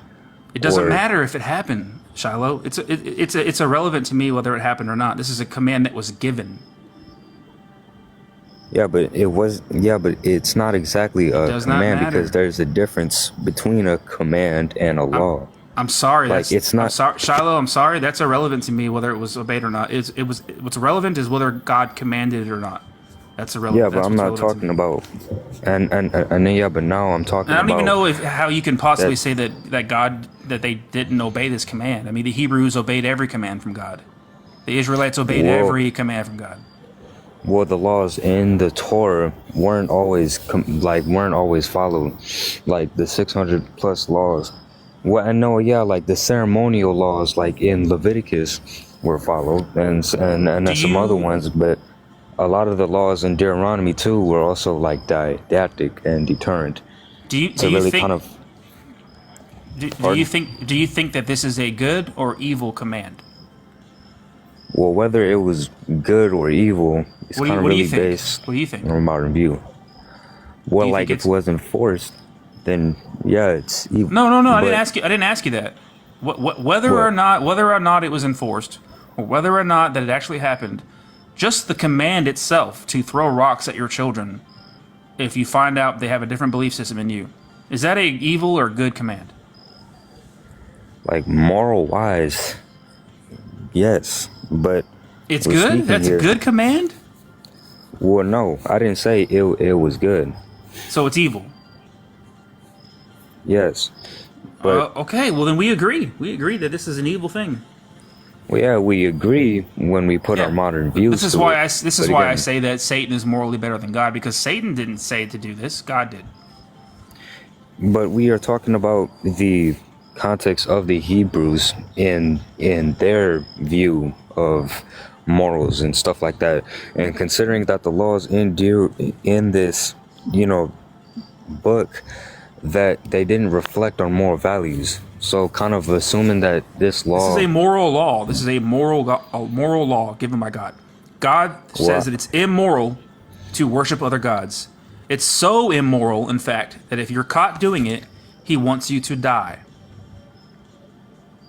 Yeah, Satan and is morally that's the better thing. than God. What about Leviticus 20:13? You know what that is? talking about homosexuality. Yeah, God wants gay people to be unalive. That's evil. Satan didn't do that. Satan didn't command that. God did. But this You know what's really passage funny? isn't- You know what's really funny though? Sorry, just really quickly. Exodus 20:13 says what? Thou shalt not kill, right? Yeah. Exodus 20:13, thou shalt not kill. Leviticus 20:13, Leviticus 20:13, kill gay people. Yeah, but back from the Exodus 13, it's really referring more to murder. Like, you shall not murder. That's what is in Hebrew. Like, it's not exactly like thou shalt not kill. Is unaliving gay people murder? I don't like gay people. Well, like, if they are innocent, Is that murder? then yes. To unalive a gay person, is that murder? Well, it depends on what you're referring to, because like killing a person isn't a inherent evil, but killing like an innocent person is. Listen. Is unaliving a gay person murder? Well, you have to. I know. Well, you have to give more context to that, because The context is that the person is gay, which means they're attracted to the same gender or the same sex or whatever. Is that murder to unalive them for that? For being gay, like or to engage with lying down with the same member of the same sex, is that murder to kill them for that? Not exact, like, because again, are you if serious, it's with, dude? Are you serious? Well, So if if it's with two lustful consenting adults, I'm sorry, Shiloh, if two consenting adults who love each other and nobody's being harmed, two consenting male adults or female adults, and they want to lay down with one another, you think that it's not murder to kill them for that? it is murder. Well, There you go. if they are innocent and there's no harm coming from it. But again, Yeah, with the God Leviticus, God wants them to be murdered. but with the Leviticus passage, it's talking more about That's evil. That's with evil. the lustful intention. But it depends on what the intention is. If a man lies with a male as with a woman, both of them have committed an abomination. They should be put to death. Their blood is upon them. Yeah, but that's why I was evil. saying I'm talking about the intention here of like whether it be the sexual immorality or not. Like Why is that sexually it's immoral? sinful. What is Why is that sexually immoral? to lie down with another man? Like in of itself isn't. But what I'm saying Well, then is that why does God want them to be can killed? for that intent. Like I'm not saying that lying with another man is inherently bad. Well, It then just why does depends God on what want the them to be intent killed? is.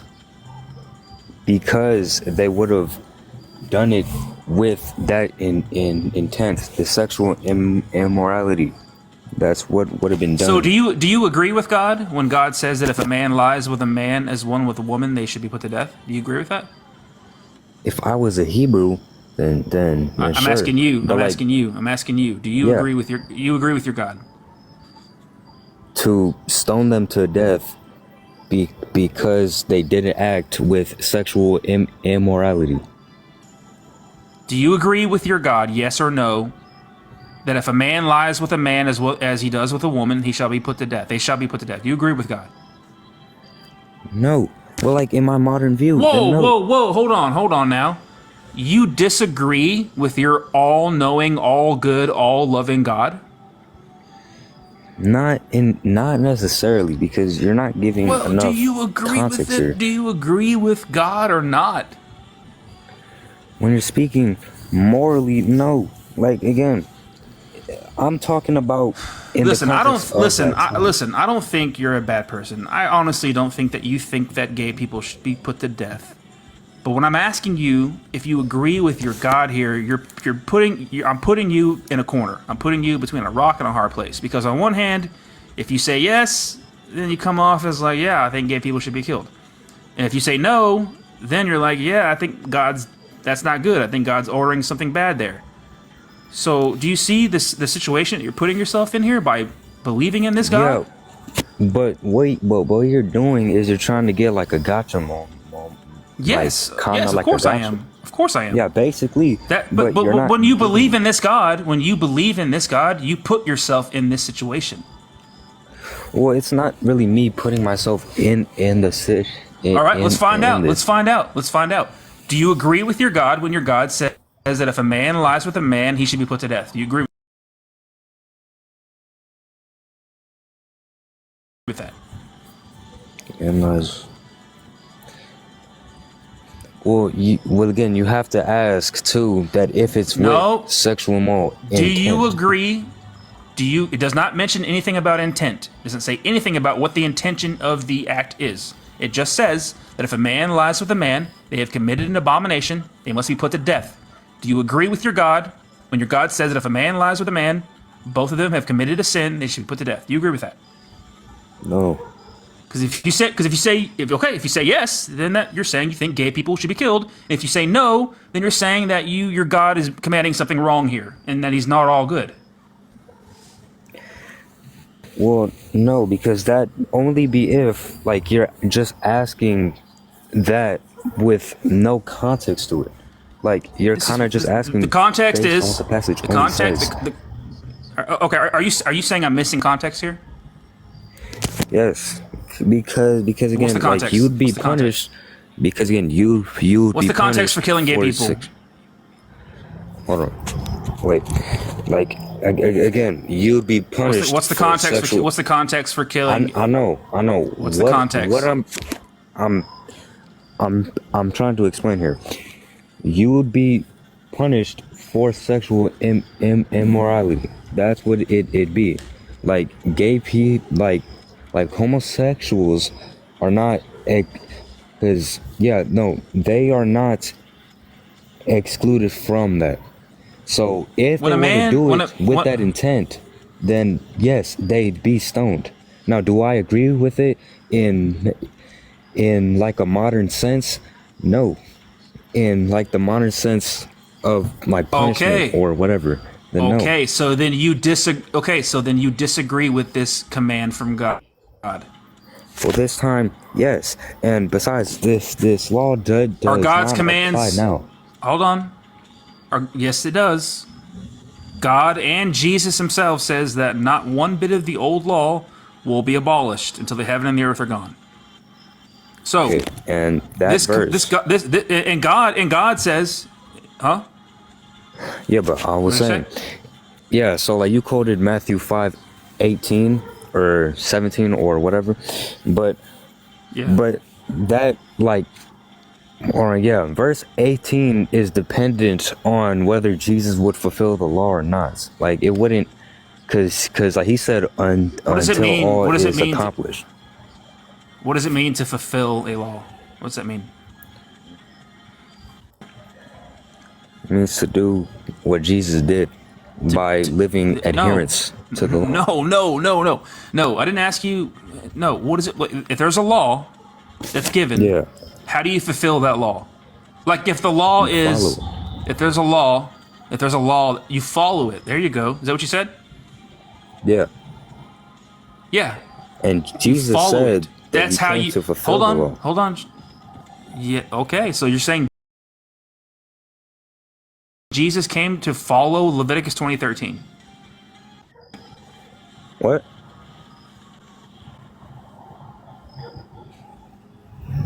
Huh? What? If there's a law, for instance, the law is to wear your seatbelt when you're driving, right? Yeah. How do you follow that? How do you fulfill that law? You do it, or you adhere.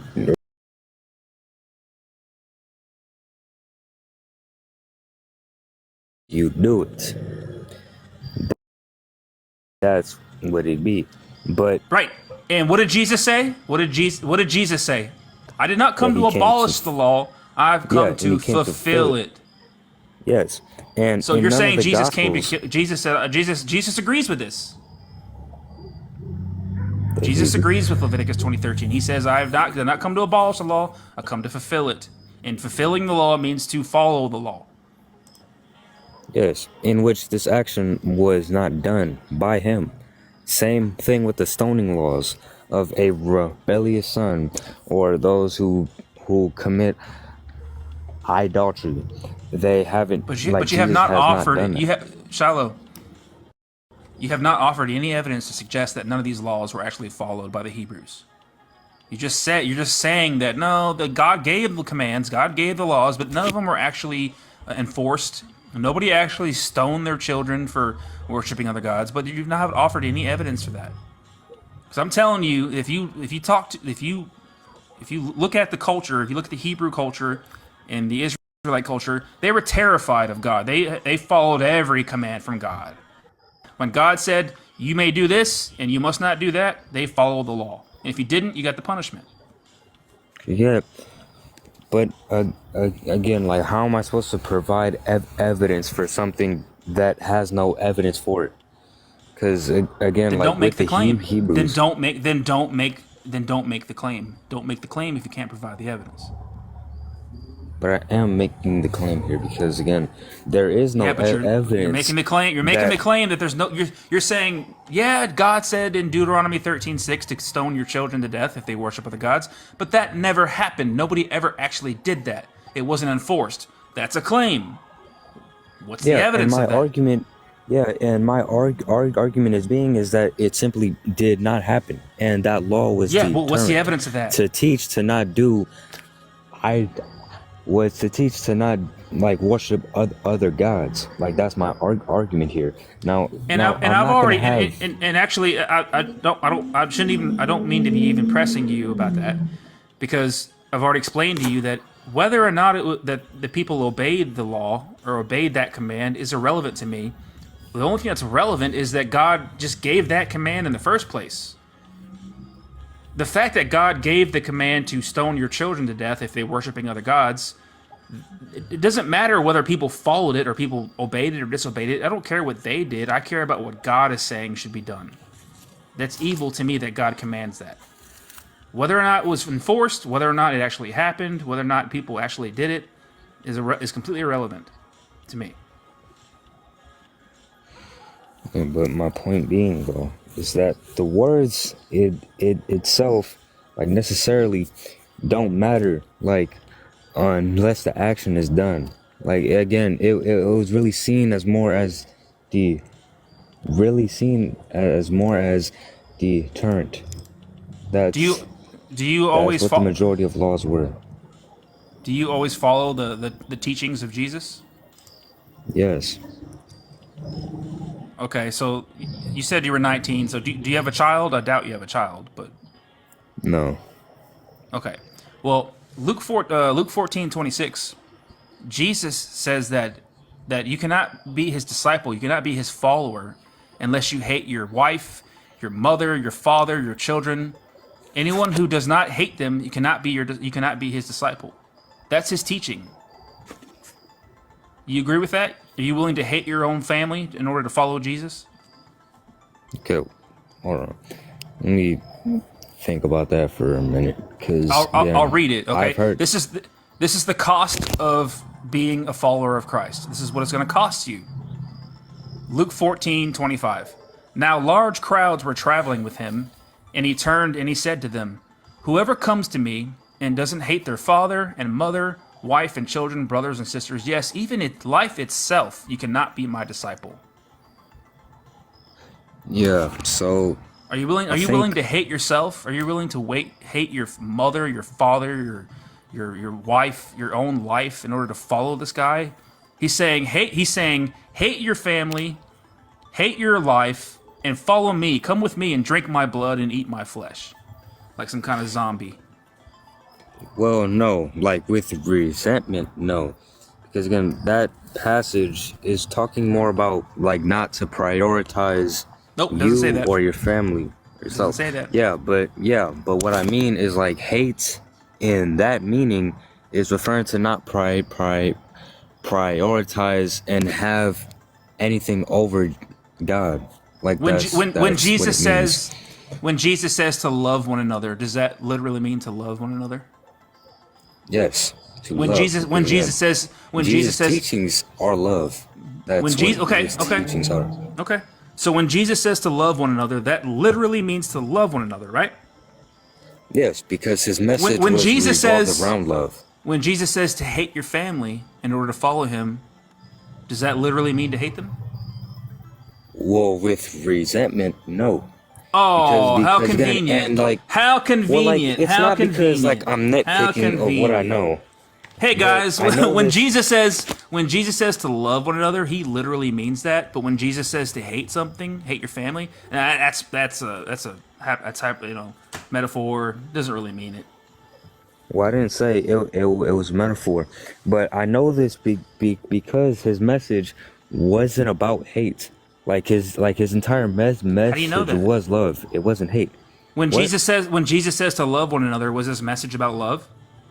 Yes. When Jesus says to hate your parents in order to follow him, was his message about hate?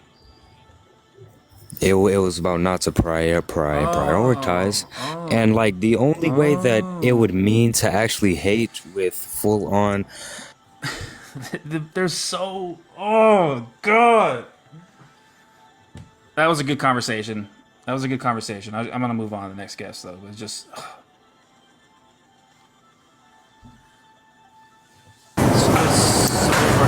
Oh my god, dude.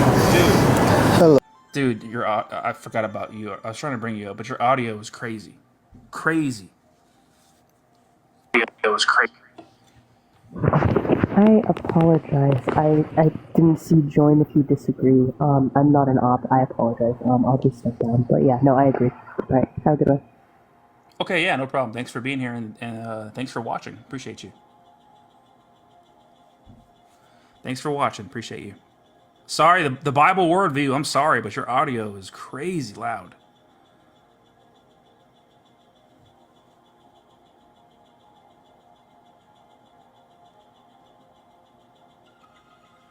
Double tap that screen if Satan is king, everybody.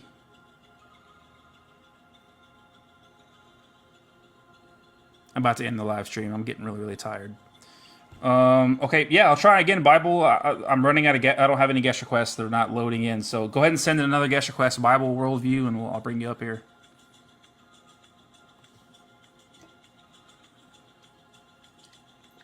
Guys, this has been really fun. I took a break for about a month and a half or so from going live, and because I was just getting really burnt out on it.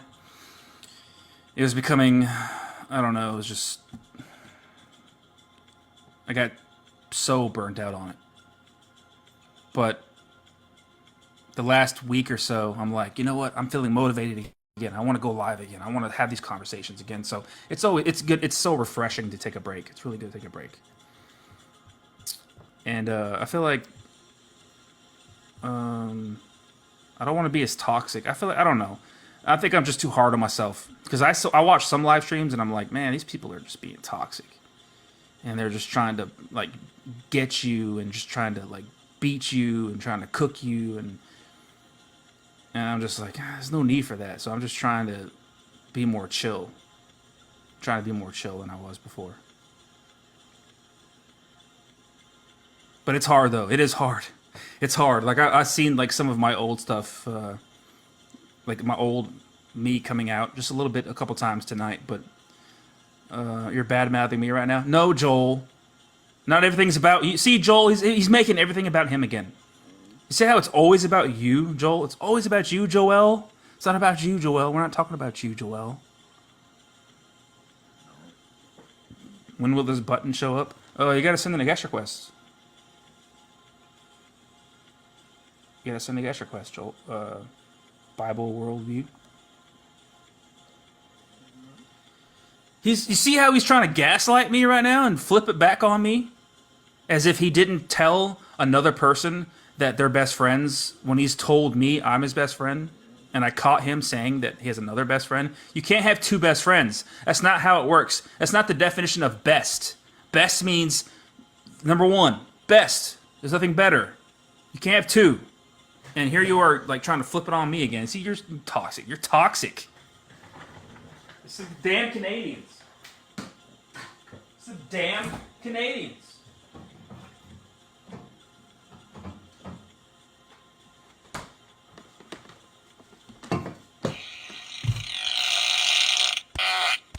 That's what I think of Canada.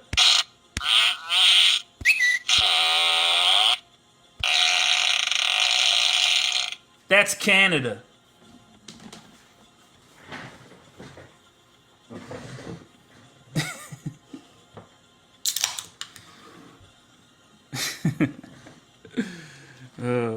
Just kidding, Joel. You know I love you, Joel. What's that, eh? Oh, I'm Joel. Look at me, I'm Joel, eh? And I'm Joel reads Bible. And you know what? I'm so smart and I'm so funny and I'm so good at music and I play guitar and I'm Canadian, eh? My name is Joel reads Bible and I'm reading Bible so you don't have to. And I turn my back on my best friends. Thank you for the emojis there. I appreciate that. And you know what? You're my best friend, but now you're not my best friend because this is how we do here. Now, why not dump the Bible? Dump the Bible.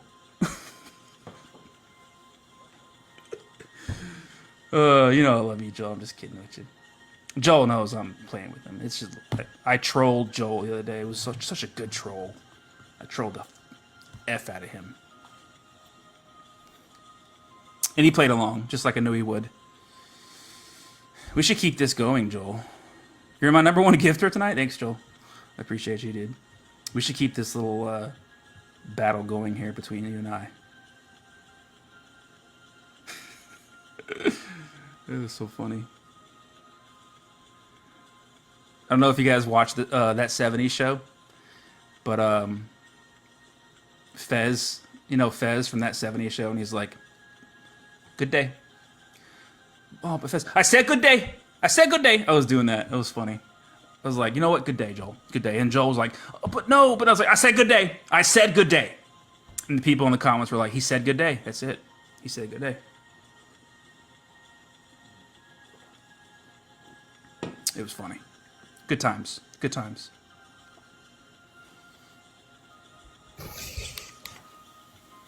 I said good day to you, sir. I said good day. What's up, Damien? How you doing? I'm doing all right, man. You're fucking cooking tonight, man. You doing all right? You feeling a little spicy this morning? I'm not trying to be, dude. I don't want to be all spicy and cookie and stuff. You don't want to be I'm trying to be chill. I'm trying to relax. I don't want to do that stuff no more. Where I'm like, oh, I cooked you. You're a danger to society. You're terrible. You know, I don't want to do that stuff no more. It's hard not to, though. It's hard not to. Well, you got to call it the way you see it, and I don't blame you for that. But when you're that guy that's constantly calling it for what it is, that shit gets exhausting after a while, and you start to make more enemies than friends, and then it's like, well, what's the point? Now I'm just surrounded by everything that I loathe. I started getting like, I don't know. I just like would listen to my old, like I would watch back on the live streams, and I would just be like, I'm doing too much. I feel like I'm like, that's too much. You don't need to be, because a lot of times you're talking to somebody who's just, they're saying things out of fear. And I need to understand that. I need to understand that more. The reason they're saying the things that they're saying is because they're scared that if they say the opposite, that God's going to punish them, that they're going to be speaking out against their God, and that's not, you can't do that. You got to, so I just was trying to do my best to just. Well, what it is it's critical thinking against programming, right? It's you as a free thinker are now trying to basically have a conversation with somebody who has become like a computer, right? It's all like a program or a software. And when something goes against the software, the shit starts to short circuit a little bit. You know what I mean? Yeah. So I think in a lot of ways, changing up the approach instead of being so rash and blunt and, dismissive kind of helps bring that person to a place of like, man, this is the first time I've really ever questioned anything that I really believe, right? Because there are a lot of people on this app that have never taken the time to really think about what it is that they believe, but everything that they say or the things that they know are coming from a place of programming, right? The indoctrination. Yeah, and they're saying that they would do things if God told them to, or they're agreeing with very vile, evil things in the Bible because they're scared to say, no, that's bad, that's wrong, God was wrong there. They can't say that. They're scared, and it's really sad because that's an abusive relationship. That's a toxic, abusive relationship you have with your God when you're scared of Him. Yeah, it's kind of like. Like a DV kind of situation. You got to hide all your bruises and that nobody notices. Exactly. Yep. I think one of the first, I'm going to post this full live stream on my YouTube. But the very first or second guest was a young lady that came up here, and she flat out told me, she was like, I'm scared of going to hell, and so I still worship this God, no matter what you tell me, no matter how many verses you point out to me. I'm going to worship Him because I don't want to go to hell. I'm scared. And that really was like, man, damn, that's. And I even told her, I said, what if that was your boyfriend or your girlfriend telling you that I'm gonna harm you if you don't love me? And you wouldn't see that as a loving relationship. You would see it as a toxic, abusive relationship. You know? Yeah. Well, it's kind of hard to equate because everything is appeal to the imagination, right?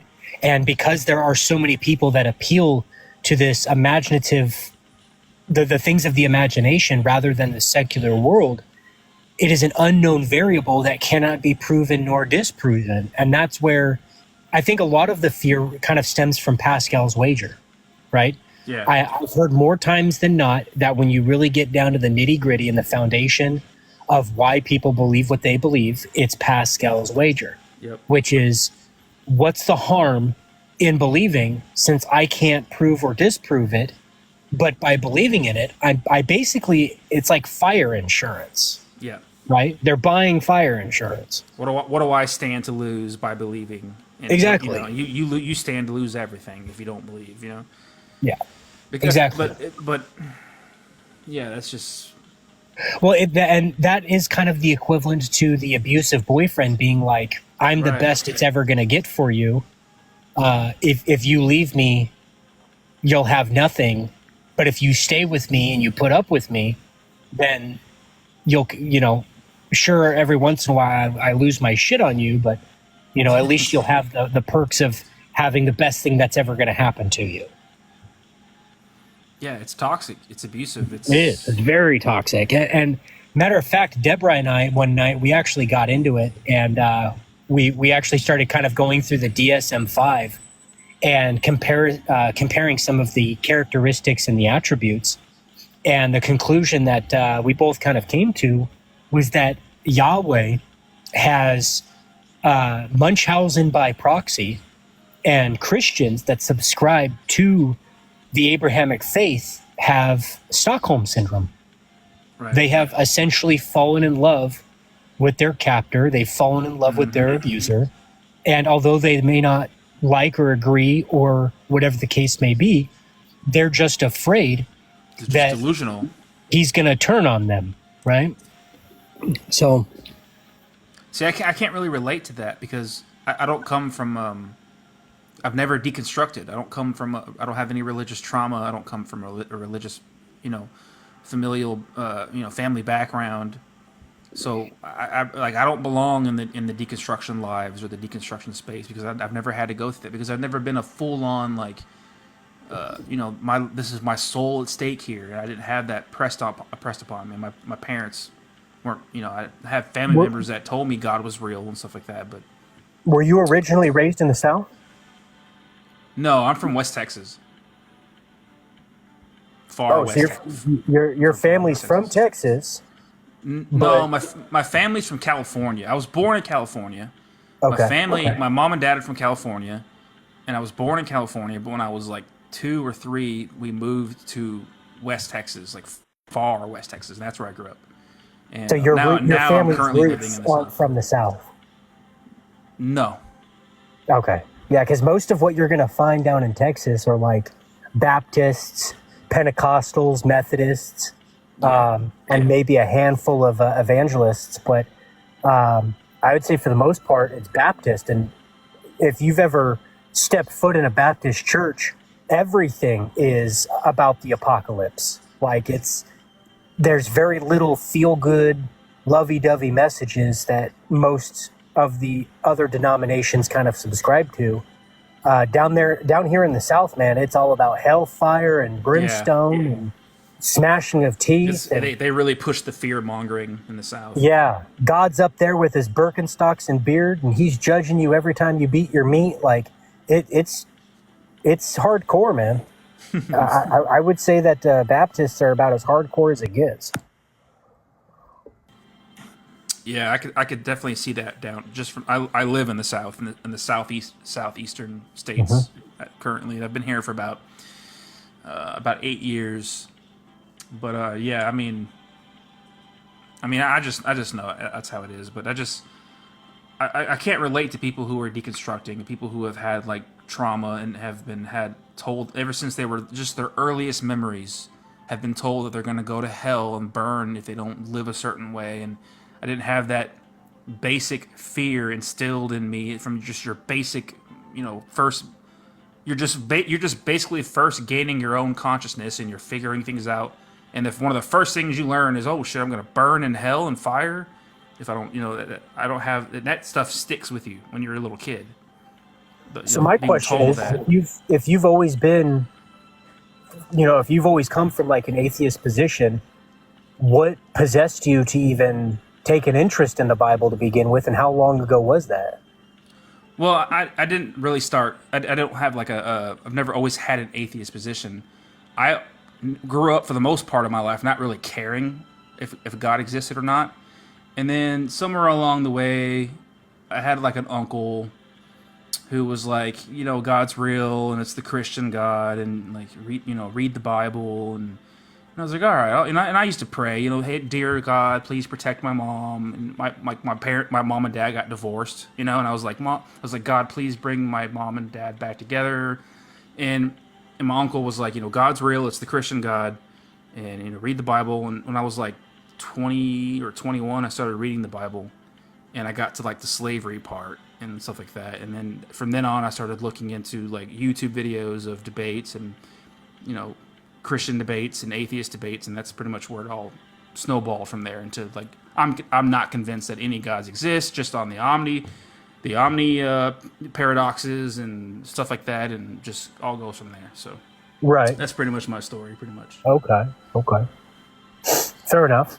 Yeah, ironically enough, you share a lot of the same backstory as a lot of the deconstructionists on here. There's very few that have actually came from a place of indoctrination or grew up in a really? denominational. Oh yeah. Maybe I must just have like a complete misconception of deconstructing, because I've always believed that it was people who were just grew up in a strictly religious home, who were just, you know, brutalized mentally about the idea of God and sending you to hell and stuff like that. But yeah, if that's what you know, deconstruction entails. I don't come from church hurt. Deborah doesn't come from church hurt. Amish Misfit, she actually, if I remember correctly, she wrote a book about how she was a Mennonite. She was That's like a form of Amish, isn't it? Yeah, it's a form of Amish. And then some of the other, I don't know about Joel. Does Joel come from a? Yeah. Joel, he has a video on his YouTube channel explaining his background. Oh, okay. He does come from I don't think it was like a strictly like church, you know, church and religious, but he does come. His parents are still Christian, I believe, is what he said. Well, there are a ton of us here on this app that don't come from church hurt. It's just been a matter of either the blinders got ripped off because of a piece of information, or maybe just life has taken a turn to where it was just like, man, shit just doesn't add up. Or, you know, kind of like Santa Claus, you know, you just kind of pulled your head out of your ass because you realized it's been dad eating half the cookie this whole time. You know what I mean? On Christmas morning. So. Oh yeah, I remember those mornings. Yeah, you know what I mean? Look what Evan just said. Evan says, I loved the church for 55 years. I just got curious and investigated. Imagine 55 years of thinking or believing that something is true, and you're able to walk away from that. That's impressive. Yeah. That's wild.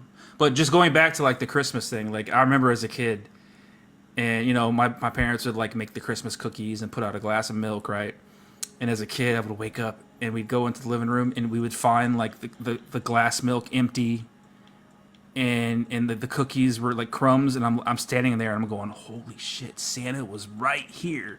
He was in my living room, you know, he was in my living room. He was standing right here, and he ate the cookies and he drank the milk. Wow. And I don't know, I just always, that just took me back when you just mentioned that right now. Well, if you really think about it, the adult equivalency to that is like when you have a grown-ass man on your panel who is crying and whining about his beliefs when they're being challenged, but he's trying to use the Bible as the evidence or the proof, is no different than two kids standing in the living room staring at a half-eaten cookie and a glass of milk being gone and saying, look, this is the proof that Santa's real. You know what I'm saying? Yeah. That's like the adult grown-up equivalent. That's really good comparison. Because like just in my age, in the age that I'm at right now, and just I cannot sit here with a straight face and tell you and say that I believe that donkeys can talk, and that snakes can talk, and that you can walk on water, and that you can come back from the dead after being dead from 3 days. I mean, how can you sit there with a straight face and actually believe that? Well, the question that I started asking then at that point in my own lives was, is the movie Shrek based off of a true story? That's what I now ask my panelists or my guests. Is the story of Shrek based off of a true story? And it is, ironically enough, right? The actual character of Shrek himself is a story from a French wrestler from like the 1800s. right? But Oh in yeah, regard, yeah. I've seen that. Like the big old. Yeah, I've seen that before. but ironically enough, right, all the other extra, the What's his name? I saw that one time on a like like channel or something. Not history channel, but like a history page on Instagram or something. yeah. So the character himself is based off of a true story, but is the story itself true, right? And that's where you have to really inject this idea that they're subscribing to from their imaginations, but then applying that in a secular example, like a real world example. Hey, do you think the movie Shrek is based off of a true story? They're gonna be like, well, no, obviously not, right? Well, why? And then, well, there's obviously a bunch of fairy tale creatures, and donkeys don't hook up with dragons and make dragon babies, and this, that, and the third, right? But the story itself, the idea, the concept of it, is based off of a true story. We just know that dragons and donkeys can't bang and make babies, right? Yeah. You know what I'm talking about? So, I don't know. It's just some of the examples that I've been able to give kind of brings these concepts to life in conversation without making them feel like their belief system is being attacked. You know what I mean? But I'm gonna try to bring up this guy here. He's been trying to come up the last few times, but when I bring him up, his audio is super, super loud. So we'll see how this goes here. Let's see. Hello. Is it better? Kinda. You're like my headphones were in before, but I took them out, so I don't know if that made a difference. Are you just using your like regular phone speaker? Yeah. Yep. I mean, for headphone users, this is not going to be pleasurable. Like your surroundings are louder than you, actually. Really? If you hold your microphone real close to your mouth, then we can probably hear you over. I'm lower. I don't know if lowering the volume on my phone. Are you using like headphones or earbuds or anything? I was using headphones when you're like, oh man, that's so loud. So then I that happened the last 2 times. I just unplugged them now. So you're not connected to your phone at all. You're just using your phone. Yeah, it's not, the headphones aren't plugged in this time. Okay. Yeah. Oh man, you got some. Your phone has some really good microphone because it's picking up a lot of noise. But yeah, I think we could try to roll with this here. Yeah. Fair enough. I am kind of multitasking. Just a heads up, but yeah. I mean, So yeah, do you disagree with the I will say on the here? onset, I do. Satan is morally better than God. I would. Obviously, I've kind of listened, so you believe Satan is morally better than God. Why do you believe that? Because when I read the Bible, I see the God character of the Bible doing all these evil things, but the Satan character of the Bible doesn't. The only thing I could see him do is like he tricked Eve into eating a fruit or something. Gotcha. Mm-hmm. So you believe God did what? According to the Bible, God allowed slavery to the Israelites. Said you're allowed to beat your slaves with no punishment if you don't kill your slave. He flooded the earth and drowned the planet, drowning all the pregnant women and children. The God character commanded King Saul to go and kill all the Amalekites and all their babies. The God character commands, that you stone your children to death if you find out they're worshiping other gods, stuff like that. So God did all that? According to the Bible, yeah. So he exists? No, that's why I say the God character. I'm reading. If I look at the Bible as like a book of fiction. If I'm reading the Bible and I'm reading it as like a book of fiction. Huh? Oh, sorry. I think there's a delay. I think you have like a bad. One of us has a bad reception here, I think. You're good, man. You're good, man. So just out of curiosity, so obviously you're saying it's a fictional thing, so do you resort to atheism? Are you more agnostic, or where you kind of at? Yeah, I don't. I mean, here lately, I don't like putting a label on it, but yeah, as of right now, I'm not convinced that any gods exist. So yeah, I guess that would technically be an agnostic atheist. Yeah. Gotcha. Okay. So like from your, so you believe, so from your perspective, when you say God did this and it was evil, right? And I don't really see Satan do anything evil. What, by what standard do you call something good or evil? So when you say God did that, is that absolutely evil or just No. subjectively evil? Yeah, I don't believe in objective moral truth. So yeah, I think that morality is subjective. So it's my opinion that God does these evil things. I can't prove that they're objectively evil, independent of mind or stance. Gotcha. Before God could become the pinnacle of morality, especially from an objective worldview, you would have to prove God first before the claim of objective morality coming from God can be considered. To a certain degree, and then also, but if you do make a statement, Satan is morally better than God, and God did something evil, then you're also making a claim. So I just want to understand, okay, well, is that objectively evil, and that's absolutely evil, or is it just, it's relative, so it doesn't really matter? Yeah, that's in the reality of the world that we live, one has to ask, at what point in a determined universe, right? Because we do live in a deterministic universe, with or without our observation or without us experiencing it, the universe still goes on, right? The show still continues.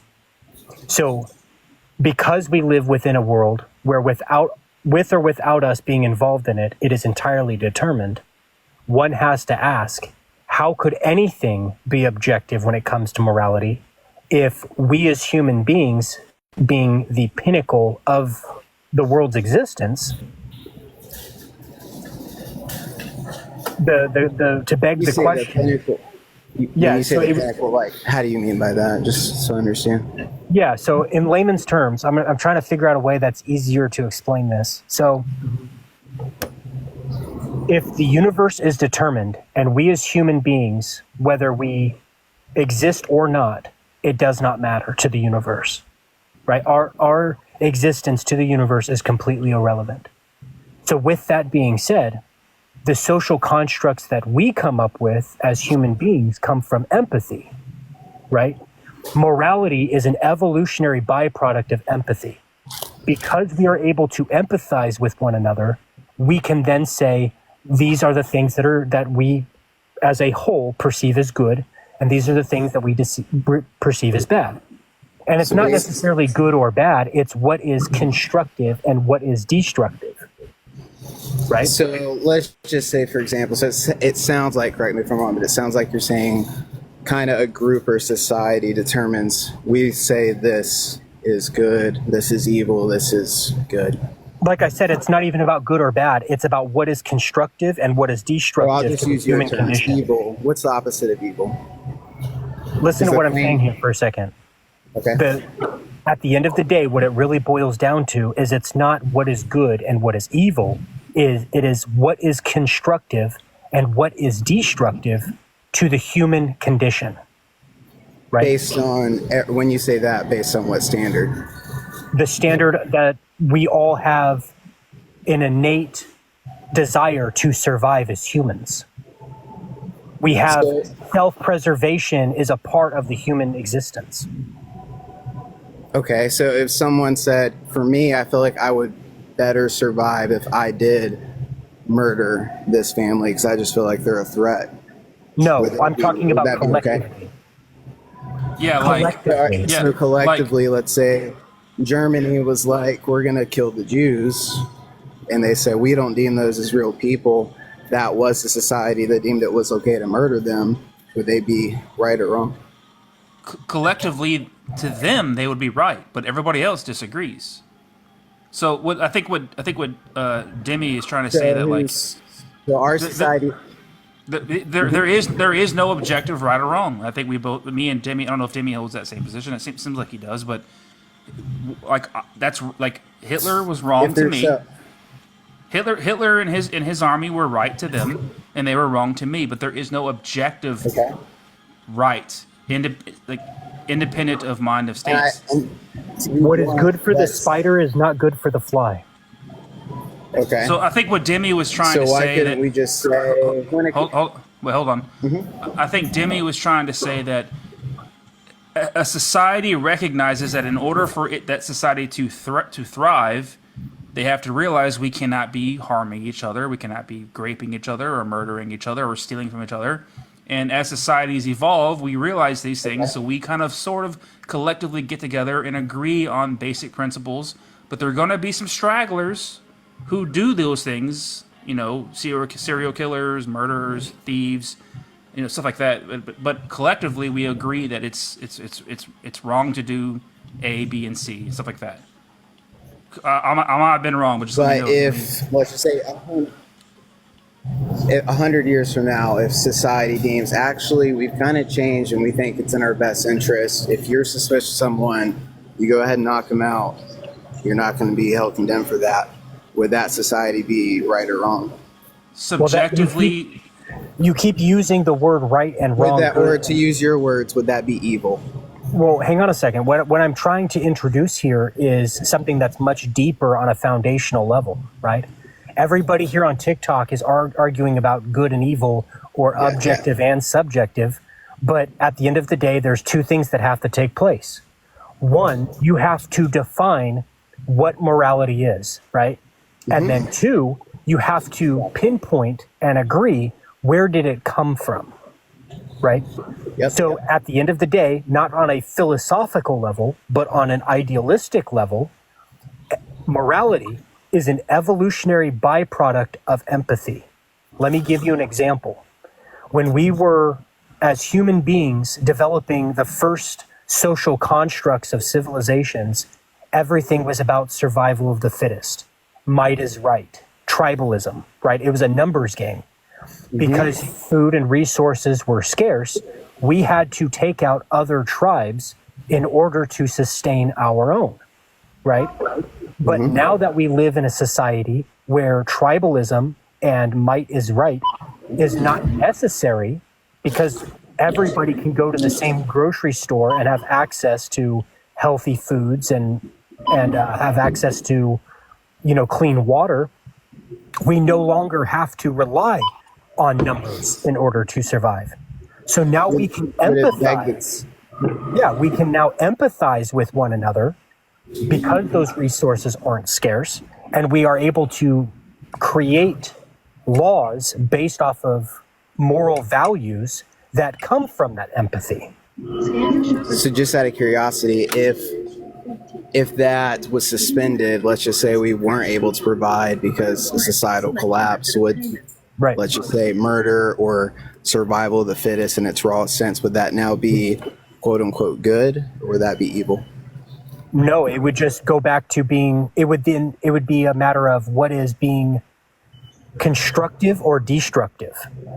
If society collapses and we as a whole, collectively as a human race, went back to might is right and tribalism, we would be heading in the direction of destruction. But if we sustained the values that we have today before the collapse of civilization, we could continue on in a constructive direction to preserve life. And if someone or a group in that society says, I don't see it that way, and I'm really just going to do what I want. Yeah. Is that a problem in your worldview? If the majority is trying to move towards a direction that is constructive, and you have a group of stragglers that haven't really caught up with the times, that want to be destructive, then yes, typically those people are going to be taken out. Because when you put a bad piece of fruit in a bowl full of good fruit, what happens? The other fruit becomes bad. Yeah, exactly. So you got to get rid of the bad fruit. But that, even you saying it's bad fruit assumes a standard. You're saying this is not good. But you're also saying on the same hand, I'm not saying it's objectively good or bad because everything's subjective, but it sounds like you're still working off of a standard. that standard is based off of what is constructive collectively and what is destructive collectively. It's not about right and wrong. It's okay. It's not about right or wrong. So if the society does say that it's okay for us to murder, and it was majority rule voted that, then it would be okay. That society would not thrive very long. If there was a society that says it's okay for us all to murder each other, that society would not thrive very long. But like, I don't know about Demi, but like, I ground my empathy. I ground my morality from the empathy of the consequences of my actions. I'm empathetic of the consequences of my actions. Do you ground your morality in the objective morality of God, of the Bible? I would say yes. What I would say is that even you guys, proof for God is the fact that without him you can't. The preconditions for intelligibility, such as we'll skip laws of logic, induction, the basis for science, but if we just go to morality itself, even atheistic or even agnostic people, they try to say, this is relative, like we're not going to say anything's absolutely right or wrong, yet inserted within the language is a standard. Like, you really shouldn't do that. Really ought not to. Let me put it to you this way, Hold on. If God's morality is objective and it's written on all of our hearts and all that nonsense, the vast majority of people today think that slavery is immoral. Would you agree? Well, the vast majority of people, yeah, as far as slavery, in which context? Because it also depends. If you're talking about a servant, I'm talking about slavery, owning another person as property for life. Yes, we are. Do you like Batman? What? Do I you like Batman? Yeah. What? Like DC? But I'm going are you going to try to point to Alfred? Exactly, Alfred. Yeah. Could Alfred quit his job? Could Alfred quit his job? I guess he could. I don't know why he never did. Then that's not a slave. I'm talking about owning another person for life, where they cannot leave. You own them for life, and you can pass them on to their children. That's the slavery I'm talking about. That's Leviticus 25. Leviticus 25. Now, but hold on. Where does the word slave show up? In Leviticus 25, 44 through 46. But if God's morality is objective, meaning that it's always... The word I have is servant. The word I have is servant, and that's what I was tying it back to, more like the butler servant. But it says there also were laws that... But hold on. There are laws that stay after 7 years if you want to leave or do this certain thing. Not for the foreigners. No, that only applies to you Hebrews. There's a delay between us because what do you mean for the phone? There's a delay between us because I'm sorry? Our connection is bad. But whether it says would you servant agree the or Israelites slave, they were their own society? What? Say that again. Would you agree that Israelites were like their own unique society? Yes, and God told the Israelites that they're allowed to own non-Israelites as slaves for life. So let's just assume, I don't believe that is absolutely the case. I think we're looking at it through a different lens of slavery, Let's read it. Let's read it. Can you read it? With that, we can read it. Make sure you use the King James Version. Okay. If it's King James Version, absolutely. Yeah, sure. I'll go to the KJV. I'll go to the KJV. Just while you're pulling that up, I'll just throw this out. While you're pulling that up, if their society said, and let's just use your phrase, we're talking slavery as if it were like the 1800s. Own for life. Own for life, and you can beat them. Yeah, that's my own for life. In an atheistic, agnostic worldview, is that objectively evil for them to do that? We've both already told you that we don't believe in objective morality. So why are you asking that? Because that's all this evidence is going to be interpreted from your worldview. So if you're saying, I don't believe in objective morality yet, this is a bad thing that they're doing in the Bible, then why does it matter? Go ahead and prove that it's objectively wrong to own a slave independent of mind. And how do you mean? That's what objective means. It means that it is independent of your mind, right? That there is a standard or a construct independent of you. That's what objective means. Yep. Yeah, so objective. Can you demonstrate, are you able to demonstrate this objective narrative that is independent of you when it comes to the topic of owning another person for life? Again, it goes back to your definitions. What happens when it comes to the servant situation?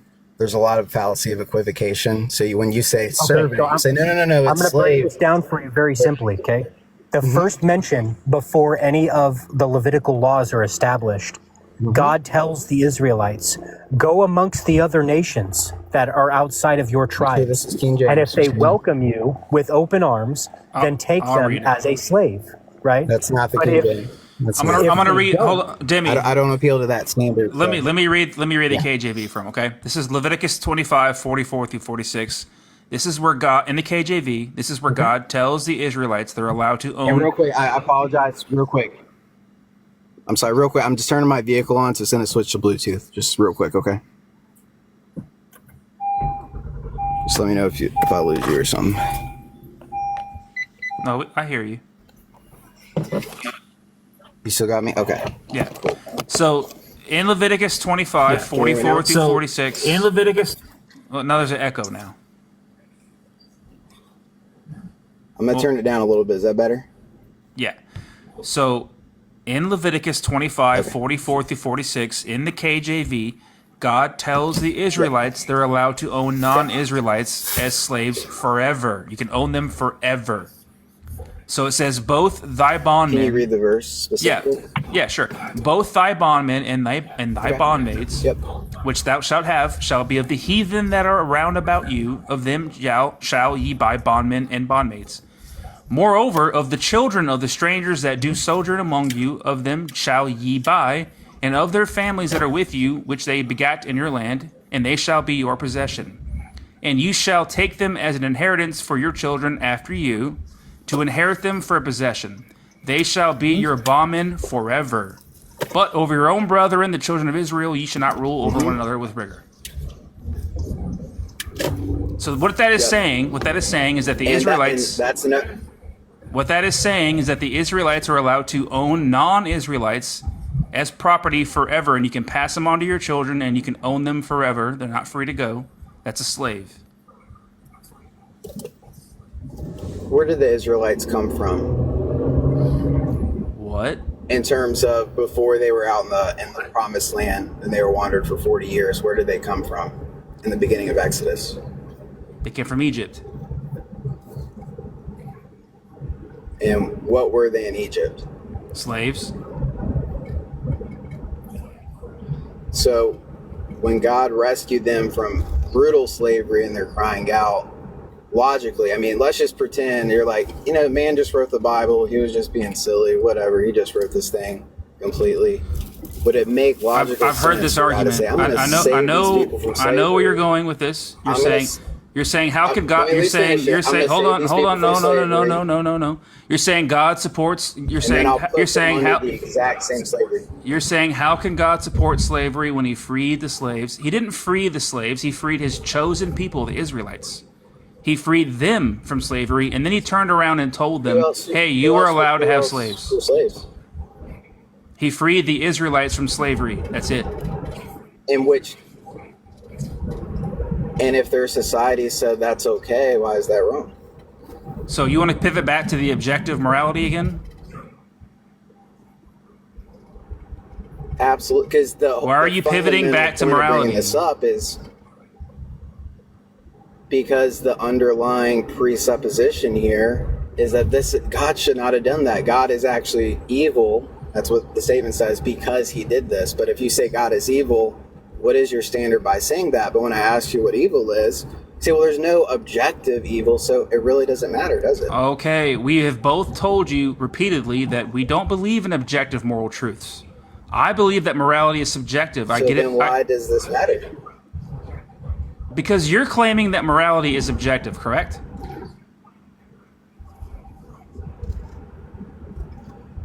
Yeah, I know it is. Okay, well then, prove that it's objectively wrong to own a slave, independent of mind and stance. We're supposed to treat each other with dignity, respect, and I do believe the guidelines that God set out were within those parameters. God says you can own a And it wasn't slave. like the exact same extent. I just read to you where God says you can have a slave forever. Forever? Yes. Even after they die? Okay, now you're just being now you're just being disingenuous. Ooh, you can own someone after they die, even? Well, you're just bringing up, you said forever, right? It says you can own them So obviously forever. It goes back to definition. Obviously, that doesn't mean after they die. Obviously, it means that while they're alive, you can own them forever, and you can pass them on to your children. And of course,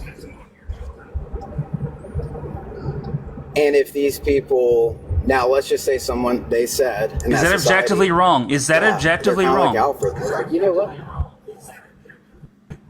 If God states it, it's not. Okay, so under your objective morality from God, it's okay to have a slave.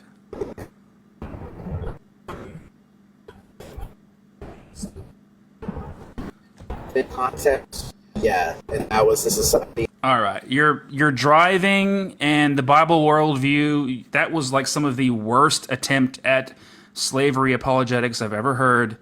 You're driving, and your delay is terrible. Nobody could hear you. There was like a 5-second delay between us. Maybe if you want, I don't know how far you're driving, but if you're going to get home soon or get somewhere where you have a better connection, you can come back up. But there was like a delay between us, and it was really hard to have a conversation. So, but I appreciate you coming up here. And I think it's really funny that you're trying to pivot back to morality when you said that owning a slave is objectively wrong. And then when we point to a scripture in the Bible where God says, no, in fact, you can have a slave and own them forever. And your response was, you can own a slave forever, even after they die. You're just not being genuine in the conversation when you do that. You're not being genuine here. I'll pull up a book, chapter, and verse for you here in just a second. But before Yahweh had established any type of laws that were around the topic of slavery, there was a commandment that he gave to the Israelites. And he had told the Israelite people to go amongst the other nations outside. You're gonna have to wait till you get home. Wait till you get home, because like you're driving, and number one, we can't have you on here when you're driving. Your audio's terrible, and you have red bars, which shows you have a weak signal. So just hurry up and get home, and then come back on here. Connect to your Wi-Fi. Sorry, Demi, I didn't mean to cut you off, but It's all right, I get it. Delay of game. he said let's chat again. So I thought maybe he was like home. I was like, oh man, he was just right around the corner to the store or something, you know. So yeah, Bible worldview. When you get home, come on back up here. Let's see if we can get a good solid connection on the Wi-Fi, and then we can have a talk. Because yeah, I'd love for you to prove that owning a slave is objectively wrong, independent of mind and stance. Like, I hope that we would both agree that slavery is wrong. I would hope we both agree with that.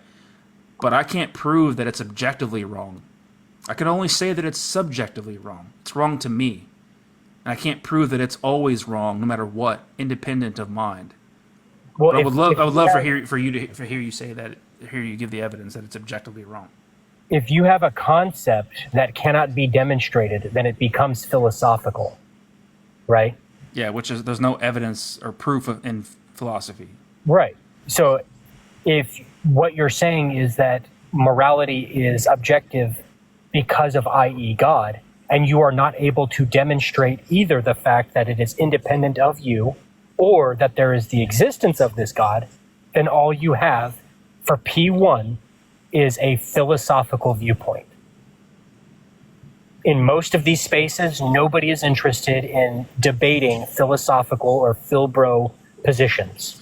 It's And pointless. I think that it's ultimately circular too, because it's going to say that it's wrong because God says it's wrong. But then when you show them, no, God says that you can do this, then he's like, well, you know, what's the definition of slave? What's the definition of servant? It doesn't say slave, it says servant. It doesn't matter. You can try and church it up all you want to. Call him a servant. Call it a butler. He tried like equating that to Alfred of Batman. He said, have you watched Batman? He was trying to equate that to Alfred. You can try and church it up and call it a butler, call it a maid, call it a servant. It says you can own them forever. Own them for life. And then when I pointed that out to him, I was like, it says you can own them forever. He says, oh, forever? Even after they die? I mean, come on. You're just trolling it. You're trolling at that point. You're trolling when you say, oh, we can own them forever even after you die. Of course you can't own them when they die. We're talking about owning them when they're alive, and you can pass them on to your children. That's what we're talking about. And they're not free to go.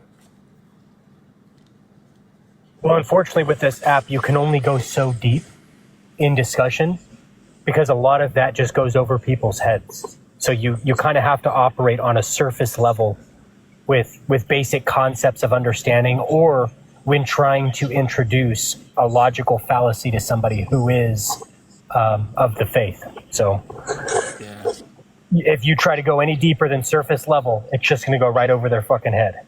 And that's just unfortunately the general stasis of intelligence when it comes to dealing with the public. Yep. Well, Demi, I'm going to use the bathroom really quickly, but you can give us some shout outs, say tap the screen, click the follow button, all that nonsense. I'll be back in about 60 seconds. And if you, I got you. Handle business. I don't think you can bring guests up though. Let me see.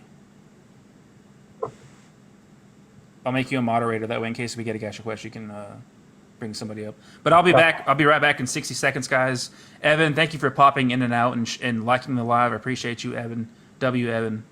And thanks all you guys for being here. I've missed you guys, and I'm really happy doing this. I'm having a lot of fun. Thank you, Demi, for being here. And let's see if we can get maybe a couple more conversations going here, and then I really do have to log off. I said I was going to log off about an hour ago, but I'm vibing right now. I'm enjoying this. So let's just see if we can get some more guest requests in here. Go ahead and send a guest request if you disagree that Satan is morally better than God. So I'll be right back, guys. Give me about 60 seconds. I'll be right back. Hey, if you're just coming across this live for the first time, welcome in. My name is Demi. I am a co-host for this live. If you'd like to have a discussion, please be at least 18 years of age or older. Please do not preach, proselytize, or monologue, and understand that whatever level of respect you give is what you're going to receive in return. If you choose not to come up, that's perfectly fine. All we ask is that you like and share the live. It will help with the algorithm and keeping conversation fresh and moving forward. I do appreciate it.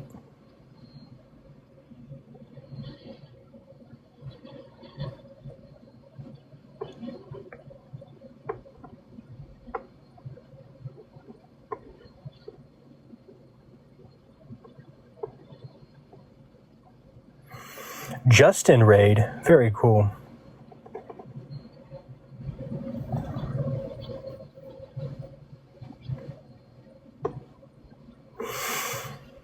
Yeah, so once again, guys, if you're just coming across this live for the first time, welcome in. If you'd like to be a part of this discussion, please be at least 18 years of age or older.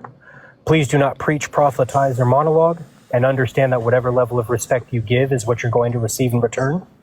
If you choose not to come up, that's perfectly fine. All we ask is that you like and share the live.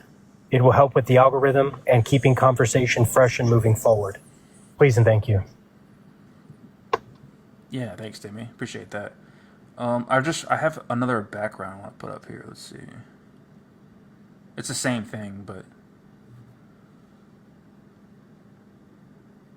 it looks cool though. That's pretty cool. Oh, it's kind of hard. It's kind of hard to see the comments. Oh no, you can see them. That's good.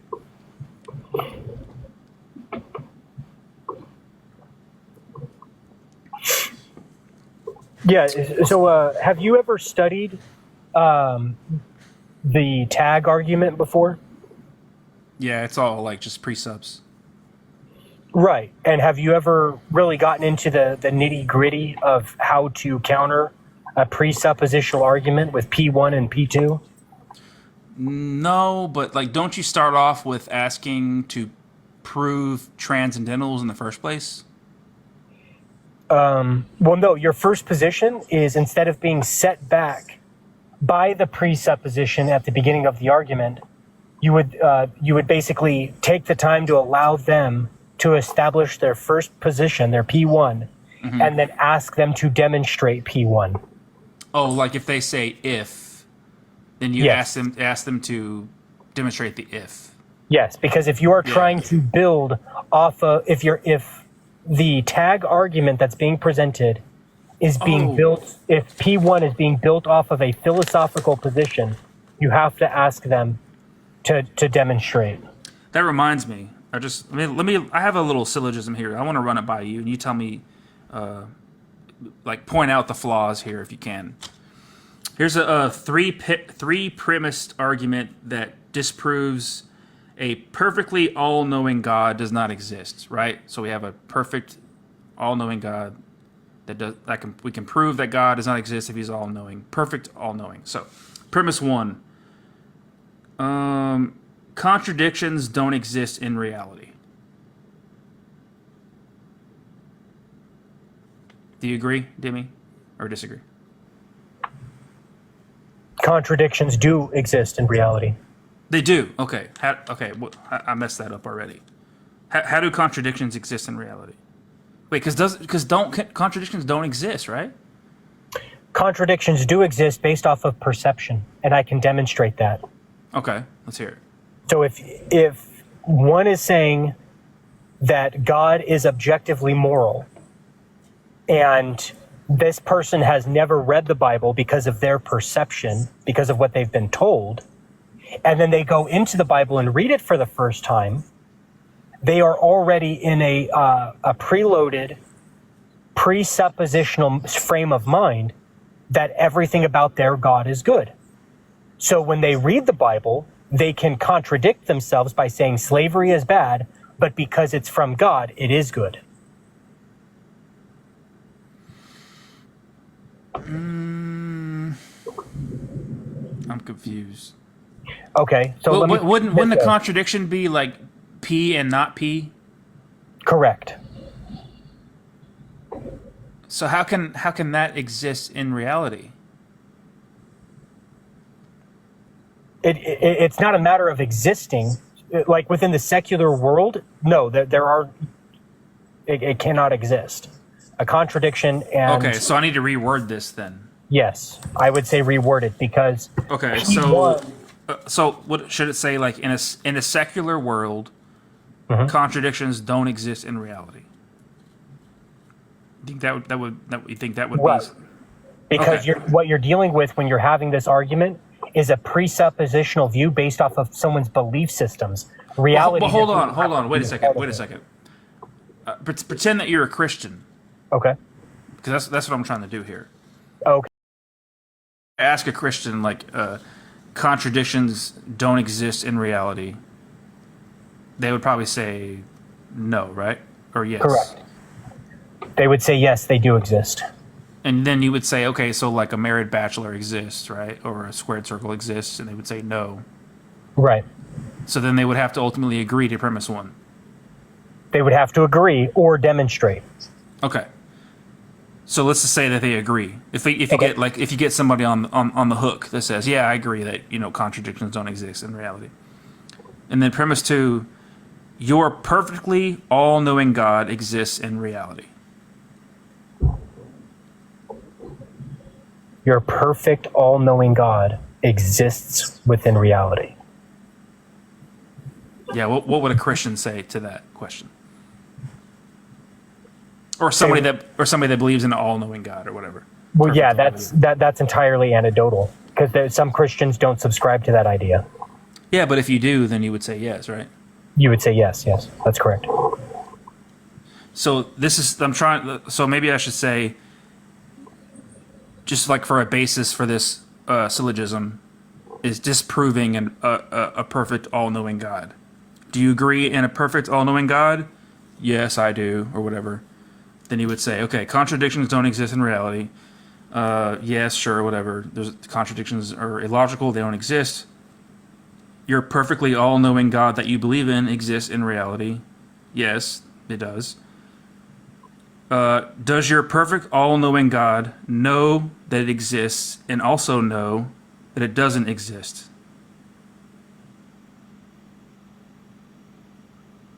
That's a tough one. I think the way that's worded is gonna get convoluted and confusing quickly. Yeah, I think so too. I'm just trying to figure this out because that would be a contradiction, right? Because how can if God has knowledge of all things, then He would know that He exists. He would know what it's like to exist and know what it's also not like to not exist, and that would be a contradiction because you can't exist and not exist at the same time, right? Right. Have you ever read any of Epicurus? Yeah. Okay. So build your questions off of Epicurus. Okay, so like, if does God know about evil? Does He have the power to stop evil? And if He does He have the desire to stop evil?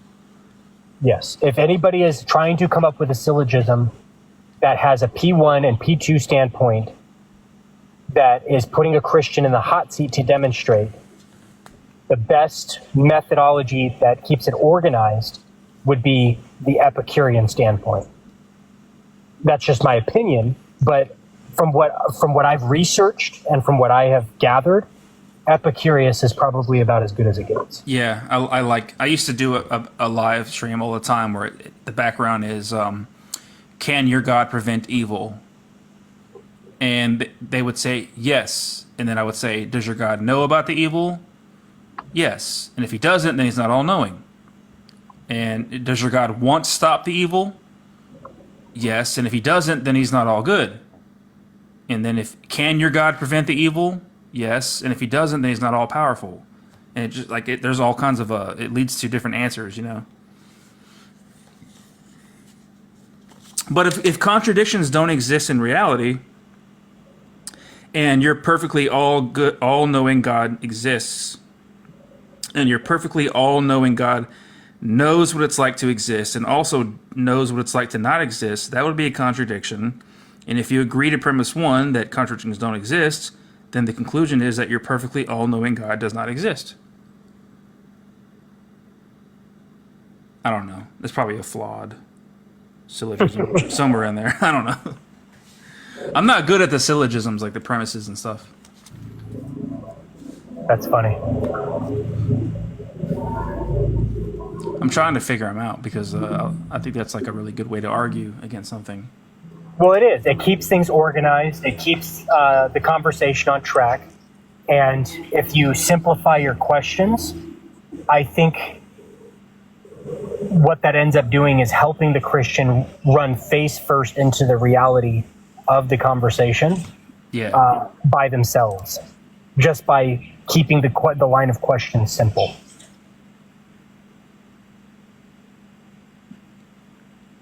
It will kind of expose the cognitive dissonance to themselves. Yeah. Let's see here. What do we got going on here? We're not getting any guest requests here, so I think we're probably just gonna call it a night here in a second. Might go raid Justin if he's live still. He should be live. What time is it? It's only. Oh, actually, I think he might be done because it's 12 o'clock where he's at. Yeah, it's midnight here.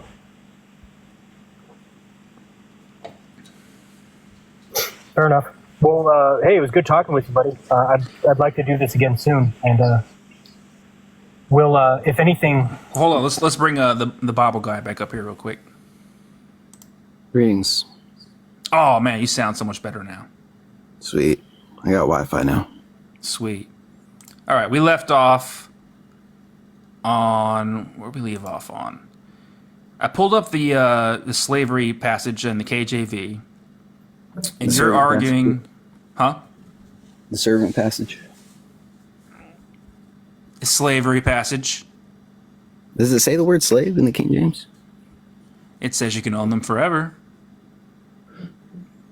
Is that wrong?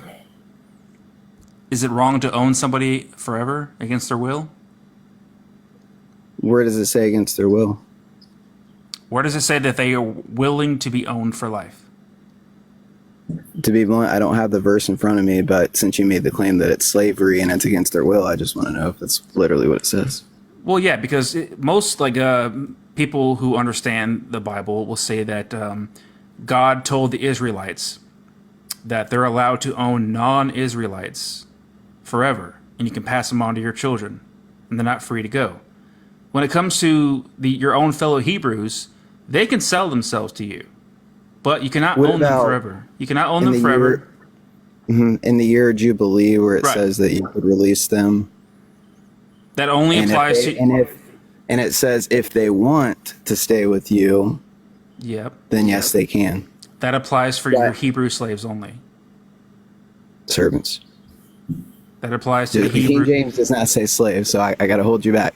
If you're saying we can't talk about this based off of our standard, because we can't say anything's right or wrong, it has to be your standard.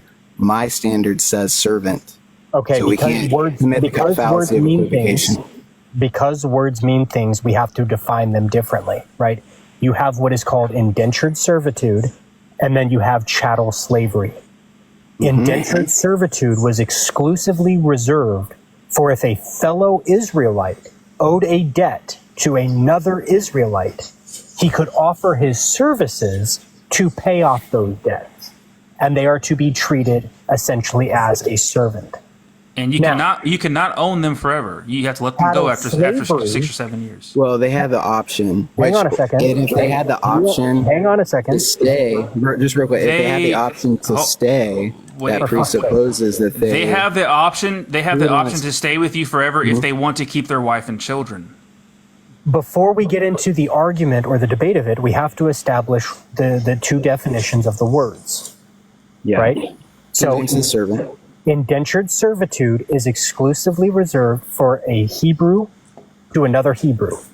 Okay? Chattel slavery was condoned. In there. It Yes, isn't. it is. That word is not in there, my friend. I mean, if you, again, then this would just be a straw man argumentation. But you did say, from your worldview, I want you to come up with it. Allow me to finish the definition, please. Yeah, and on the onset, you can finish the definition, but just because you define it that way doesn't mean that's how I accept it. That's all. And if you define it that way, then I would be with you. Now we're talking about a straw man. If you allow me to finish, I will provide you all of the context that you need with a book, chapter, and verse. But you have to let me finish. That's what I like to hear. That's what I like to hear. You have to let me finish the fucking sentence first. Okay? Fair enough. Chattel slavery was allowed and encouraged and was condoned by God when it came to people outside of the nations of Israelites, the surrounding nations around Israel. You can go into those nations and take those people as slaves for the rest of their lives against their will, and then pass them down from generation to generation, and you are also allowed to beat them inches from their life. Where does it say that, chapter and verse? Because you did say Exodus 21, 20-21. I will gladly give you those book, chapters, and verses, but we need to define the difference between chattel slavery and indentured servitude. Give me the book, chapter, and verse where it says slavery. Okay, look. We're defining slavery as owning somebody for life. Okay? Well, what's against the their word will. he keeps using? Indentured slavery. What are you saying again? Indentured servant. That applies only to you Hebrews. Servant. Okay, look. But just all I'm saying. Do you have a Bible with you? Do you have a Bible with you?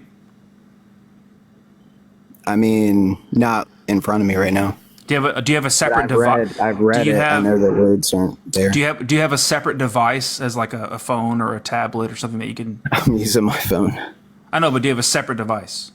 Oh, like a laptop, tablet, or something. Thing is, so I have 4 girls. I'm outside right now. They're inside. Just go steal one of their phones or something really quick. How shall I not steal? Come on, man. I'm a Christian. It's not always wrong to steal. You're stealing right now to prove God. I'm stealing right now to prove God. Not prove God, but you know what I mean. I will say on the onset, just while I'm getting the Holy Bible, I do appreciate the civilness, because I've seen a lot of TikTok lives, and I feel like they're very appeal to a lot of emotion and just like, let me just drop this person. I don't agree with that. I definitely feel like your live makes it more productive for people. I appreciate that, because the old Yes. me would have went off on you already, and I'm trying my best to remain calm. And I'm not promising that I won't appreciate go that. off later, because I might go That's off. fine, man. I mean, even as a believer, it does say to contend earnestly for the faith as once delivered to the saints. So I get it. Okay. Do you have another device? I am. Well, it's not a device. I'm just getting an actual Bible. Okay, yeah, even better. That's great. Yeah. Let me just. That's probably the best one to get here.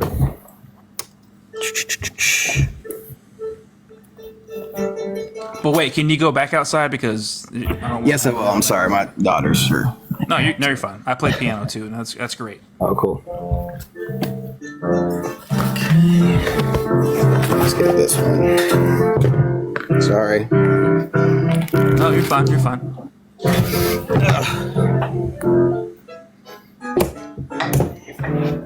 So I'm gonna do this. Hey, girls, I'm gonna go in this room. Okay. All right. Should be hopefully a little better now. Okay. Okay. So what I want to talk about here is, you said that God's morality is objective. And yes, I would say God is the basis for morality. Yeah. Okay. If God's morality is objective, then why is it that right now, today, almost everybody on the planet will say that slavery is wrong, right? And you're like, well, what do you mean by slavery? And then that's what's leading us to this passage here. Yep. Mm-hmm. So if you go to Leviticus 25, 44 through 46. Yep, I'm pulling it up now. 25. Are you that Bible is the KJV? Amen. It surely is. Oh, okay.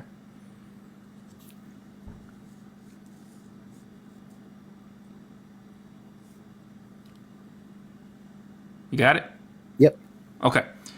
So when we say slavery, whether it says bondman, bondmaid, butler, maid, whatever, it says you can own them forever, right? And there's nothing in this passage that indicates that these people agreed to be owned forever. They're heathens. They're not Israelites. They're not Israelites.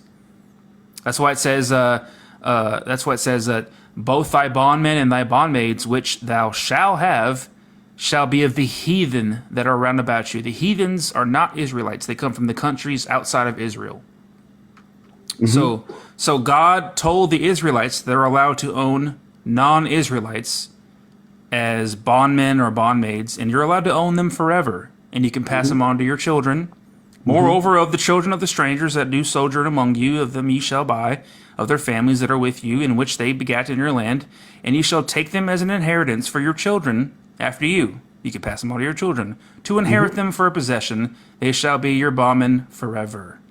But over your own brethren, the children of Israel, meaning your fellow Israelites, you shall not rule over one another with rigor. So that's clearly a distinction between the Israelites and non-Israelites, right there. Yeah. Mm-hmm. So this is why we say that God told the Israelites they're allowed to own non-Israelites as slaves for life, or whatever you want to call them, maids, butlers. Yeah. And there's nowhere in this passage that indicates that these people agreed to this. Right? Now, one thing one thing just to bring out, and I know literally when it comes to Bible scripture, I personally, and this is because you asked my perspective, right? I would say the heart of the issue is the issue of the heart. When it comes to the scripture, we're going to interpret everything from within our worldview. Hold on. You're getting into a little preach mode there. Hold on a second. Let's just act. We're talking about. I'm trying to get down to your objective morality that you claimed you have here. That's what the whole point is. Absolutely. So if I say this is literally what it says, and this was given to Israel. Thanks, Demi. Thank you, Demi, for being here. I appreciate you. Sorry about that. Go ahead. This was given to Israel. This was given under the old covenant to a certain people. Hold on. This was given because now I feel like you're reading this and you're like, oh, holy shit! Now I have to make excuses for this. Because No, we're I trying to don't. get we're trying to I'm get not, to no, I'm not just. No. I'm not going to say, We're- "Oh, God said this," but I don't believe it. we're This is what trying God we're said. trying to get to the basis of objective morality from your God, which you claimed you have. Yeah, we have revelation from creation, conscience, scripture, and His Son. Okay, so if God's morality is objective, then prove that I want you to prove that it's objectively wrong to own another person as property for life and pass them on to their children. Prove that it's wrong objectively. Even though your God clearly states here that it's morally permissible. From my world view, You're claiming that your morality from God is objective, which means that it's right, always wrong. Whatever He says is right, whatever He says is wrong is always right or wrong, correct? Yep. So the question to you is, prove that slavery is objectively wrong, independent of state or stance or mind.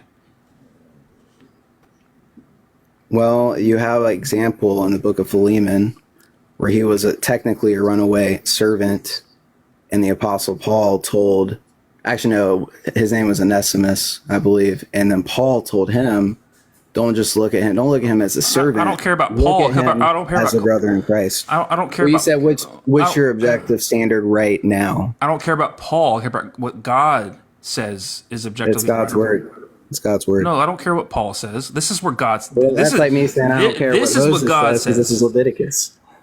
Yeah, but Moses claimed to get this from God. And Paul was under inspiration of God too. Where does Paul ever say that God is speaking to me? What do you mean?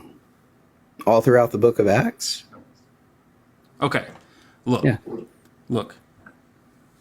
Is slavery objectively wrong?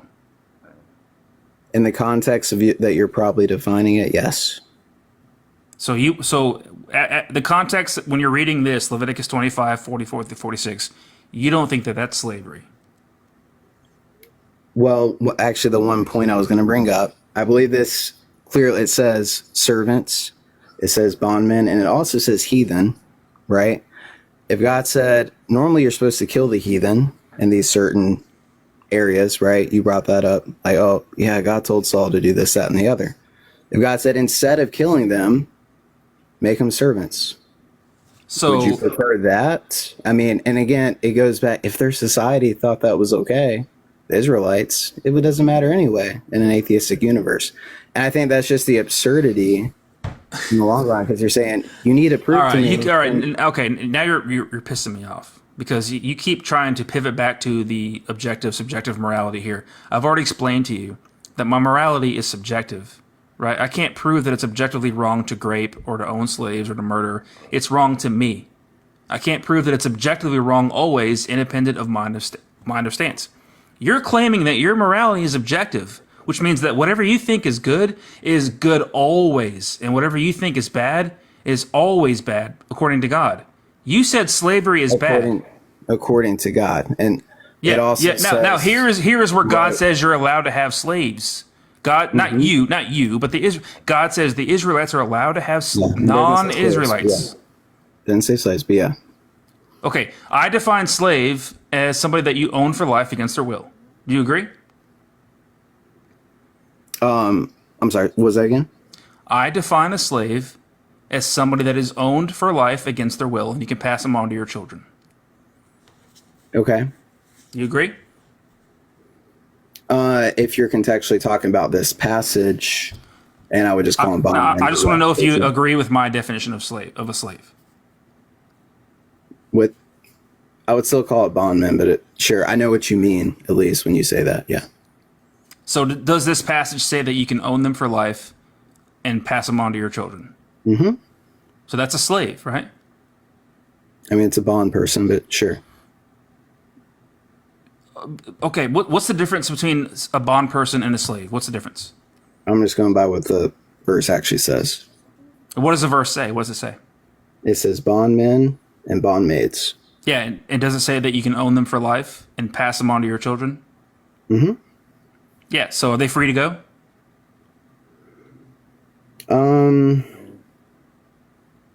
To say you can doesn't mean you have to, so I would have to definitely read this contextually to know. but just based off does these it? verses, it doesn't specifically say yes or no on that. Yeah, it doesn't say they're free to go, but it does say you can own them forever, doesn't it? Mm-hmm. So they're not free to go, right? Mm-hmm. So that's a slave. Okay. So God says to the Israelites, you are allowed to own non-Israelites, and you can pass them on to your children.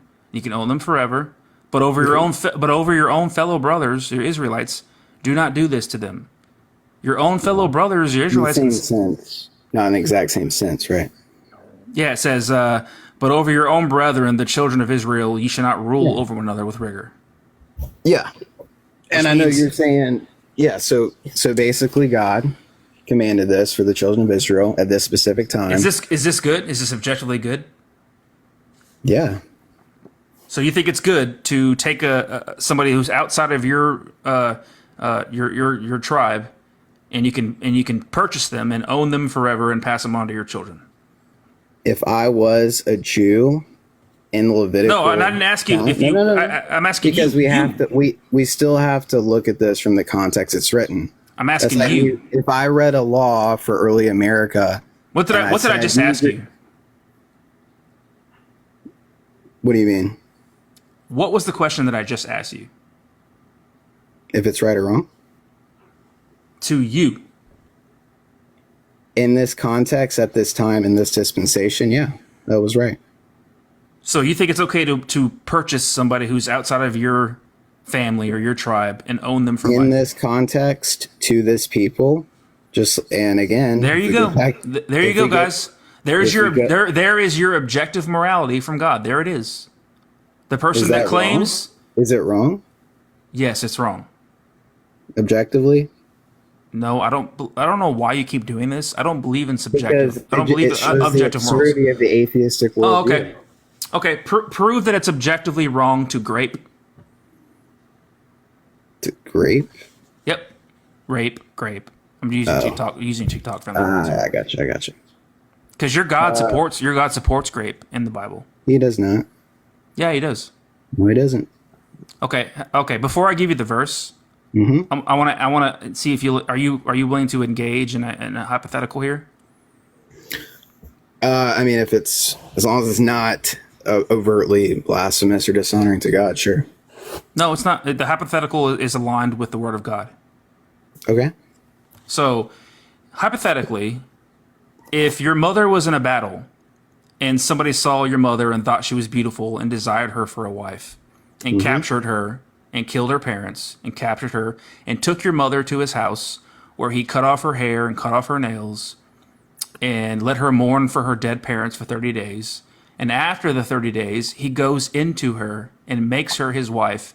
In this hypothetical, has your mother been captured and raped? In that hypothetical, I mean, contextually, was she like, she didn't want to have this done? She was captured, so no. Okay, sure. So in this hypothetical scenario, your mother has been captured and raped, correct? Now, of course, you're also saying mother, so like, we have to look at what the actual scripture I'm says. using your mother. Using to appeal to emotion. I know. I get that. Yeah, that's you're right. That's what I'm doing. I'm using your mother. I'm using your mother in this scenario because I want to hear you say that. Of course, in this scenario, my mother has been captured and raped. Of course, she has. Yeah, but right? Again, I mean, survival of the fittest. Who cares, right? What? So in order for somebody to survive, they have to procreate, right? They're like, hey, let's do this.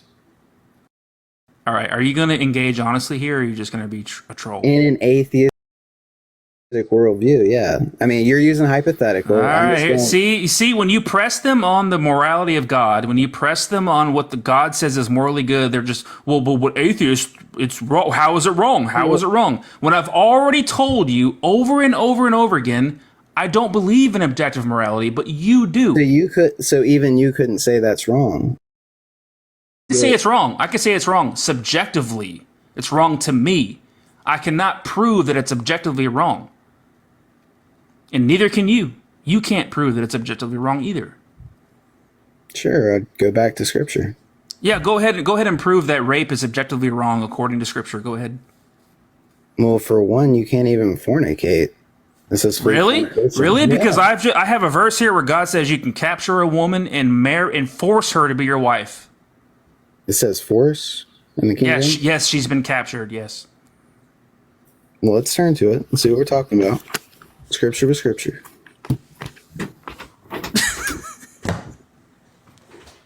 Hello. Sorry, my daughter's walking.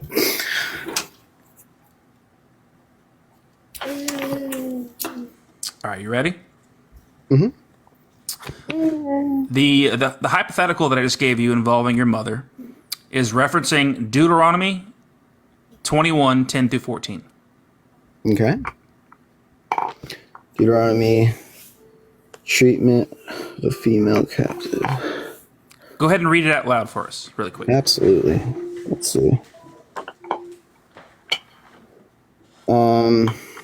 When thou goest forth to war against thine enemies, and the Lord thy God hath delivered them into thine hands, and thou hast taken them captive, and seest among the captives a beautiful woman, and hast a desire unto her, that thou wouldest have her to thy wife, then thou shalt bring her home to thine house, and she shall shave her head and pare her nails, and she shall put the raiment of her captivity from off her, and shall remain in thine house, and bewail her father and her mother a full month. Which I will say most rapists don't give you that, but and after that thou shalt go in unto her and be her husband. wait. There's no way you just and said she that. shall be thy wife. So they're getting married. There's no way you just said that. So you're saying most rapists wouldn't wait 30 days. So this is a better rapist. This rapist is better because Your Honor. The presupposition is that this is rape, which I'm not saying. Where did she consent to this? Where? Well, she's already a captive, and they get married. Yeah. Do captives consent when they're captured? Do you consent to being captured? No. Your Honor, I waited 30 days. Officer, I waited 30 days. I'm not like those other rapists. I waited 30 days. I warmed her up. I took care of her for 30 days, and then I raped her.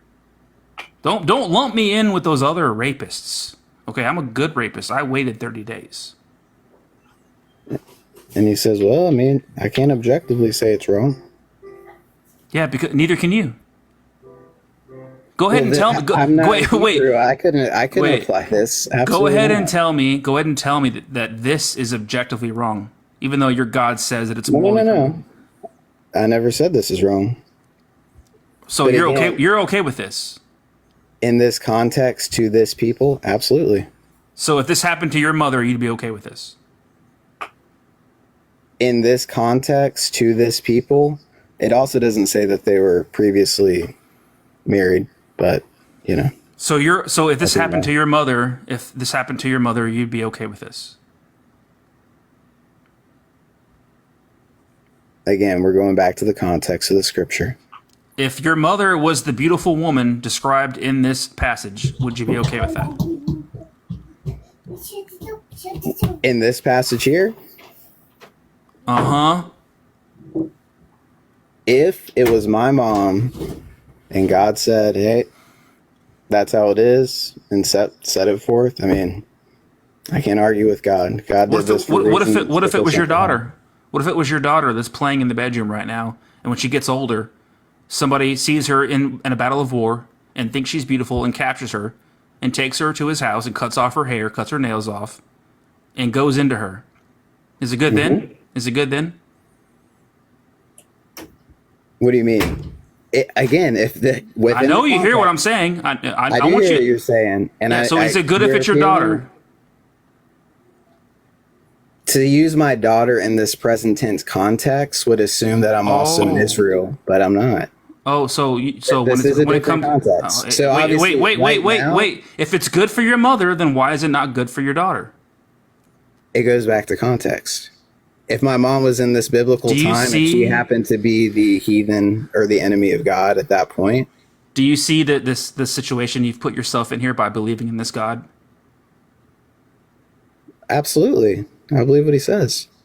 But again, if this happened to your daughter, Conveniently, and I understand that you opened the door and you told her to go out because you don't want to hear this. I understand that.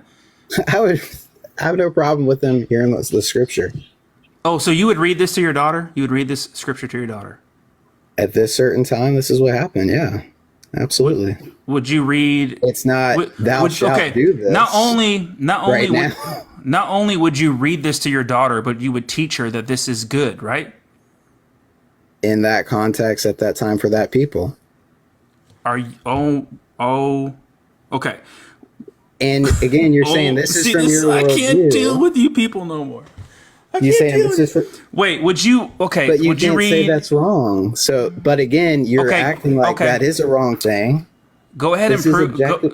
Go ahead and prove that this is objectively wrong. Go ahead, prove it. What do you mean? This is grape, sir. If this is literally what the scripture says, we just read it. We both just read it. Time to Israel, within that context. So you're telling me, and if that society, according to you, said that, then that should be fine. It doesn't matter.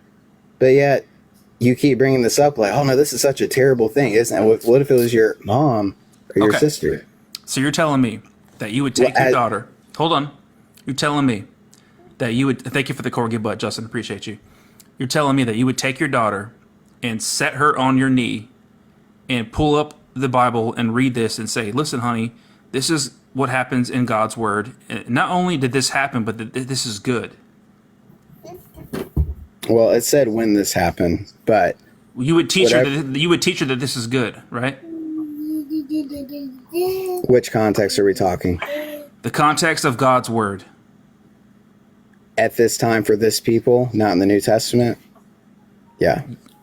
You would tell your daughter that when God was speaking to his chosen people and telling them what they're allowed to do and what they're not allowed to do, that one of those things that they are allowed to do is to capture women in battle if they think that she's beautiful after he slaughters her parents, and take her to your house, and after you let her cry for her parents for 30 days, you can go into her.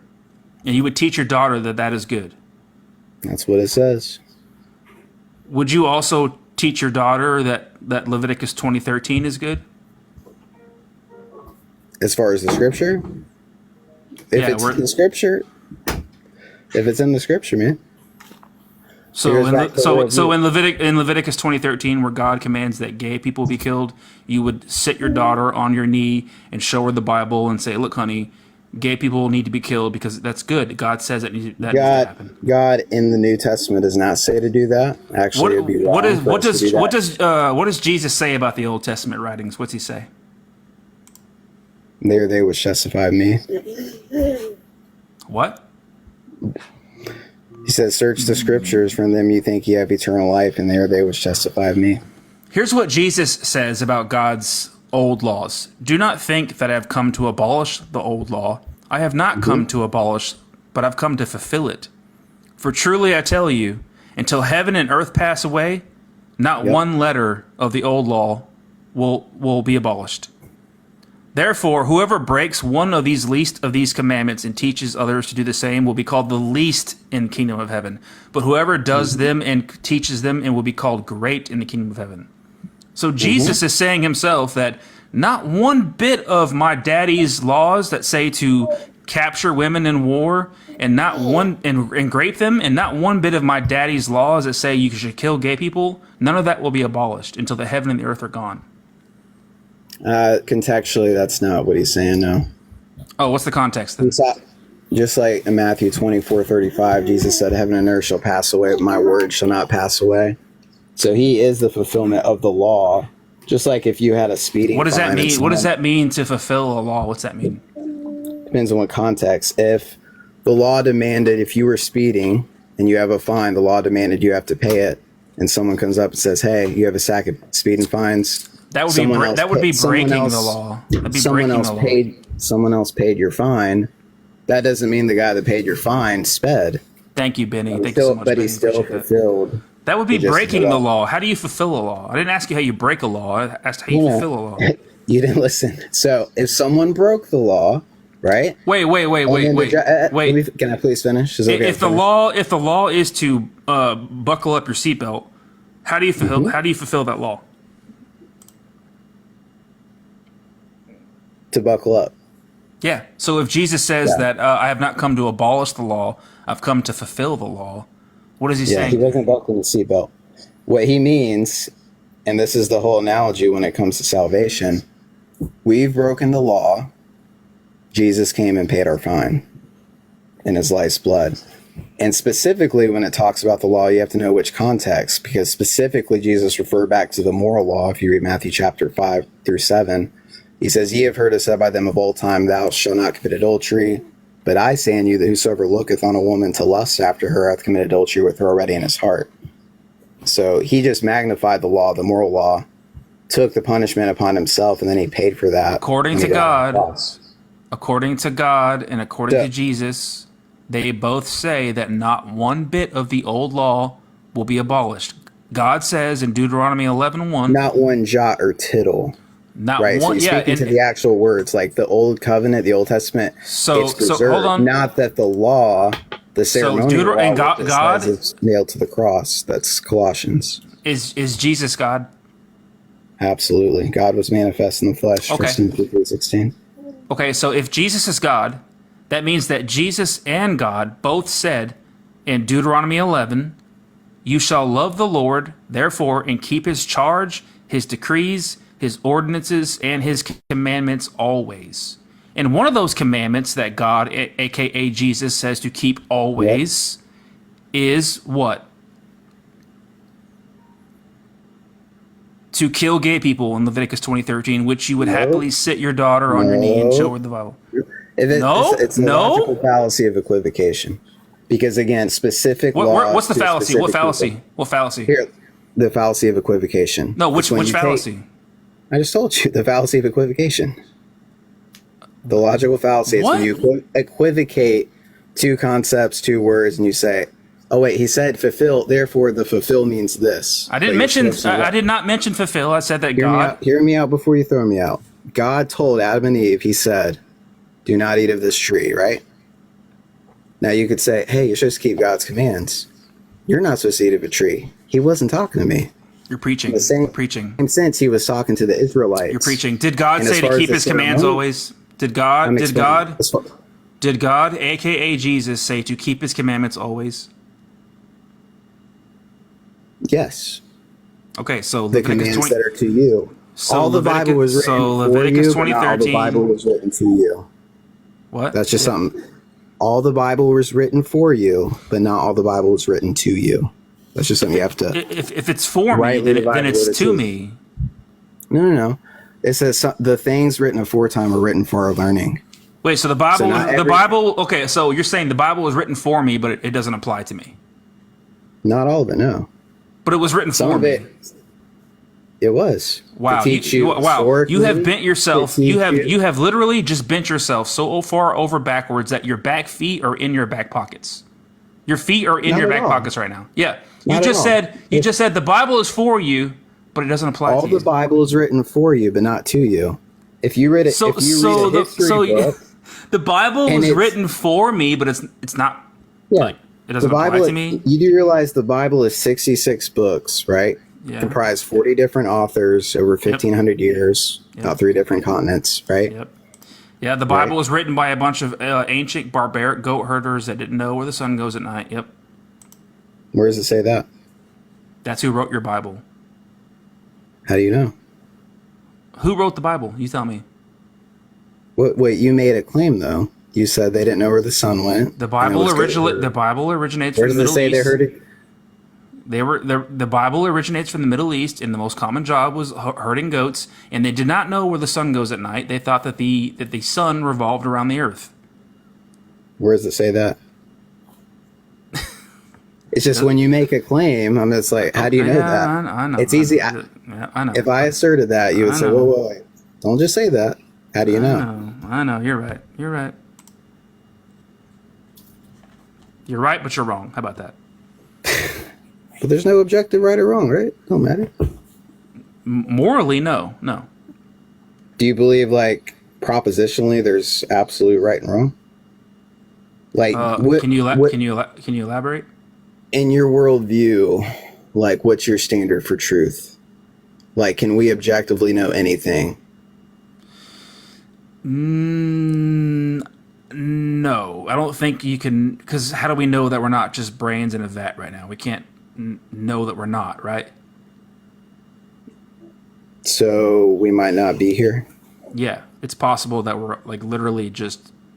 I mean, how do we know? We don't know. How? There's no way to. Do you know that? Huh? You know that? Do I know what? You said we can't know. There's no way to know. I said, do you know that?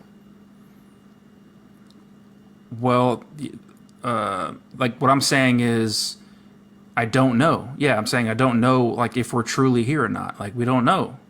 How do we know? Like it's possible that we're both not even real, right? It is possible, right? I would say that goes back to the absurdity of an atheistic, agnostic worldview. I mean, wait, what part of atheism? What part of atheism says that we don't know if we're real or not?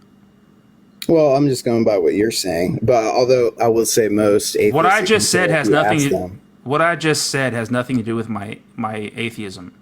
Atheism is just the lack of belief in a God. That's it. It doesn't go in further than that. It doesn't go into whether we're here or not, or whether we're brains in a vat. Atheism is just I'm not convinced that God exists. That's it. Okay, Stops so right there. And if you make that claim, you say you lack. It's not a belief in claim. It's God. not a claim. It's not a claim. Okay, you say that, right? I never claimed. I never said that God is not real. I said I'm not convinced that God is real. Would you say it's impossible for the God of the Bible to exist? Let me think about this. How do you define the God of the Bible? The God revealed in Scripture, like omnipresent, all-knowing. He's all-knowing. Being, yeah.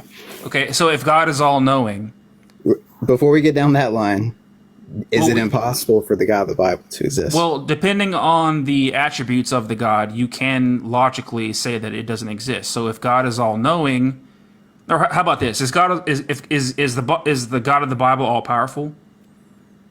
Mm-hmm. Can he make a rock so heavy he can't lift it? He can make the biggest rock in the world and he can lift it. So can he make a rock that's so heavy that he cannot lift it? So you're asking me if God can do the logically impossible. I just want to know if your all-powerful God can make a rock so heavy he can't lift it. Did you smoke more weed today than you did yesterday? Come on, are you going to engage? You asked me to. No, I mean, it's a logical fallacy. Well, you can if you can look at certain attributes of a God, and you can disprove those gods logically. If you use logic, you can disprove that. Like if your God, was I saying? Can God create a square circle? He can. Right? Exactly. He No. Therefore, nothing created everything. That doesn't follow. Yeah, your God is bound by logic, right? Because logic itself stems from the mind of God, which. But that's logic. But that's a claim. You're presupposing that. You just refer to logic, right? Yeah, yes, I do illogical, presuppose God 100%, just like you presuppose illogical things don't exist, right? Illogical things don't exist, right? Would you agree? Within this world, what do you mean? Like illogical things don't exist. Illogical things don't exist in reality. Do you agree? I don't know. It depends what you mean by that, because people do like a squared circle or a married bachelor. That's illogical. That does not exist. Right. So we can point if you can point at things. Like for instance, you're asking, could God do the logically impossible? And if you're going to make that claim, that would say yes. Then God could lift a rock that he couldn't lift. So if your God can do logically impossible. So if your God can do the logically impossible, that means that your God is illogical and does not exist. How would that follow? Because we agree that illogical things don't exist, right? On what basis? My argument would be, unless you start with God, you couldn't make sense of that question. because you're assuming but logic, but you also just said we could be a brain in a vat. So that's just the absurdity. I said I don't know. We don't. There's no way for us to know that whether we're a brain in a vat or not. There's no way to epistemically know Therefore, that. you don't exist. How does that follow? Exactly. That's Just what I'm because you saying. don't know something doesn't mean that therefore this. Yeah, and just because you make a illogical proposition doesn't mean God doesn't exist. What illogical proposition did I make? Well, you took two things. Can God lift a rock so big he can't lift it? Or I asked you a question the and you square did not. circle. I asked you that question and you asked me if I was smoking weed. No. Here's the point of that question. It's called the comp. If I say, or if I said, have you smoked more weed today than you did yesterday? If I say, yeah, I did. What? If I asked you, is God all powerful? All right, here's a you better said analogy, yes. because a lot of people actually still smoke weed. Are you more of a murderer today than you were yesterday? If you say yes, if you say no, you're like, oh wait, so you weren't more of a murderer today than so you murdered yesterday? No, I'm not saying I murdered. It's just I'm not all powerful. The complex question. I'm not all powerful, so this is not analogous. What does that have to do with the complex question, Allison? Because we're talking about an all powerful being here. So if you want to use an analogy, make sure it involves an all powerful being. So, for instance, if God is all powerful, why does an all powerful being have to do things that are illogical that was against their nature? You said, I asked you if God is all powerful. You said yes. Yeah. All now, powerful. I asked you. Sir, please relax, calm down. I asked you if this all powerful God can make a rock so heavy that he can't lift it, and your response to that was, "How much weed have you smoked?" No, that wasn't my first response. That was more as an example. Well, then answer the question. Can your all-powerful God make a rock so heavy he can't lift it? I would say he wouldn't, because why would he do that? That's not what I didn't ask you if he would or wouldn't. I asked you, can he? Because someone has all power to do something, even for God himself, there are some things You're that pivoting. he cannot You're do. running away from the question. You're running away from the question. I didn't ask you whether he would or wouldn't. I asked you, could he? See, but again, you're asking if God could do the illogical, because the question sets it up. He's all powerful, right? You asked me. You asked me to to disprove the Christian God, and I said he can create the biggest rock in the world and he can lift it. He can create the biggest rock in the world and he can lift it. Bible worldview. You asked me if I can disprove God, and I told you, depending on the attributes of the God, that yes, you can logically come to the conclusion that it doesn't exist.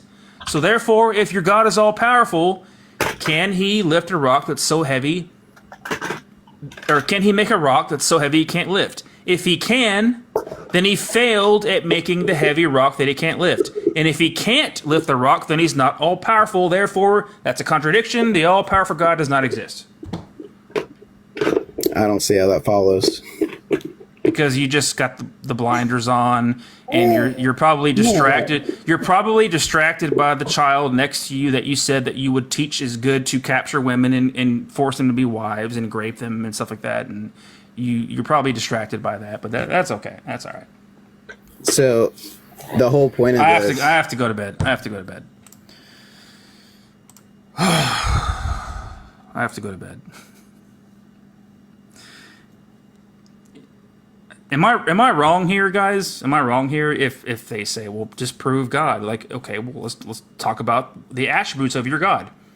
If your God is all powerful, you can point to certain attributes of a God and determine whether it's logical. If it's not logical, then it doesn't exist. So if God's all powerful, can he make a rock that's so heavy he can't lift?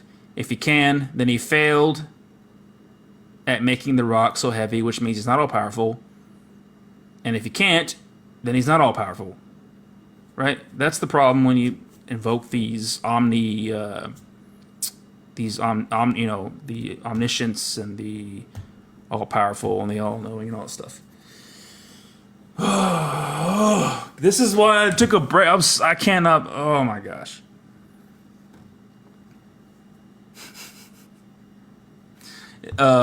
Bible worldview, if you're still here, that was a good conversation. I'm really like appalled at what you said, though. I'm really appalled at what you said. And you're like one of the reasons why I was like, I can't talk to these people anymore. I have to take a break. So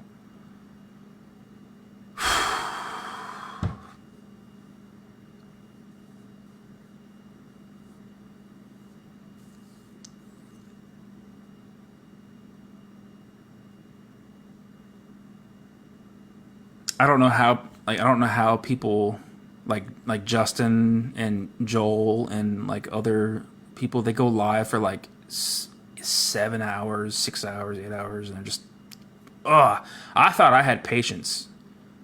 I cannot deal with this shit. Thanks for the ghost. Appreciate you. All right, guys, I gotta get out of here. But if you guys enjoyed this, if you guys enjoyed this live stream, make sure you go and subscribe to the YouTube. The link is in the bio. Click the little YouTube button. It'll take you straight to my YouTube. Subscribe, and you can watch the full live stream. If you were a guest here today on the live stream and you want to go back and watch our conversation and you want to see where you were wrong and where I was right, go back and watch the conversation. Thank you, Evan. Thank you, Evan. Thank you, Becky. Thank you for the Galaxy. Thank you, guys. You guys are so awesome. I had a lot of fun. This was fun. I wanted to take a break.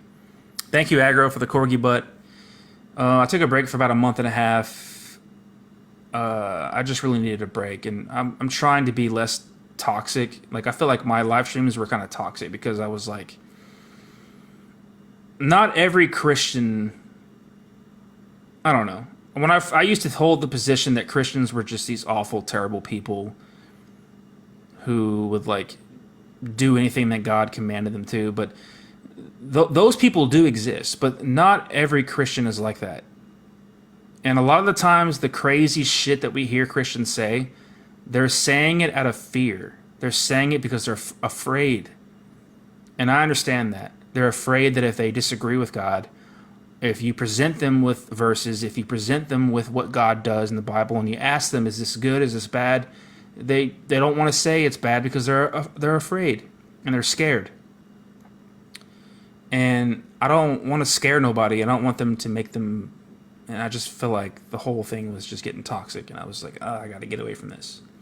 I don't want to do the whole, I cooked you. You're a terrible person. You're dangerous. You're a danger to society, and I don't want to do that stuff no more. I just want to have like chill live streams where it's like relaxed, and yeah, Bible. That was a good conversation. Bible worldview. That was a good conversation. I enjoyed it, and I know. I try my best not to get heated, and you were respectful, and I felt like I would try to be respectful. You said some pretty crazy things in my eyes, but I understand why you would say those things, and I'm trying to be that way. I'm trying to be more understanding of why these people say the things they say because they're scared. I think I could be wrong, but I just feel like they're saying these things because they're scared. They don't want to go to hell. They're terrified. And what kind of relationship is that with your God? That's not a relationship of love. That's a relationship of fear. That's a toxic, abusive relationship that you have with your God. If you are scared to disagree with him or to speak out against this being, this God. And it's fear-based, and it's really sad. It makes me sad.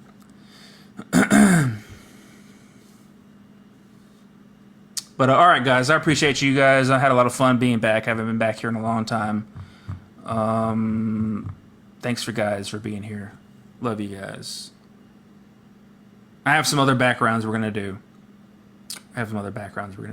Love you too, Benny. Thank you, Benny. Love you, Becky. Thank you, Becky. Love you too. Love all you guys. I'm so glad to be back and see you guys. Appreciate you.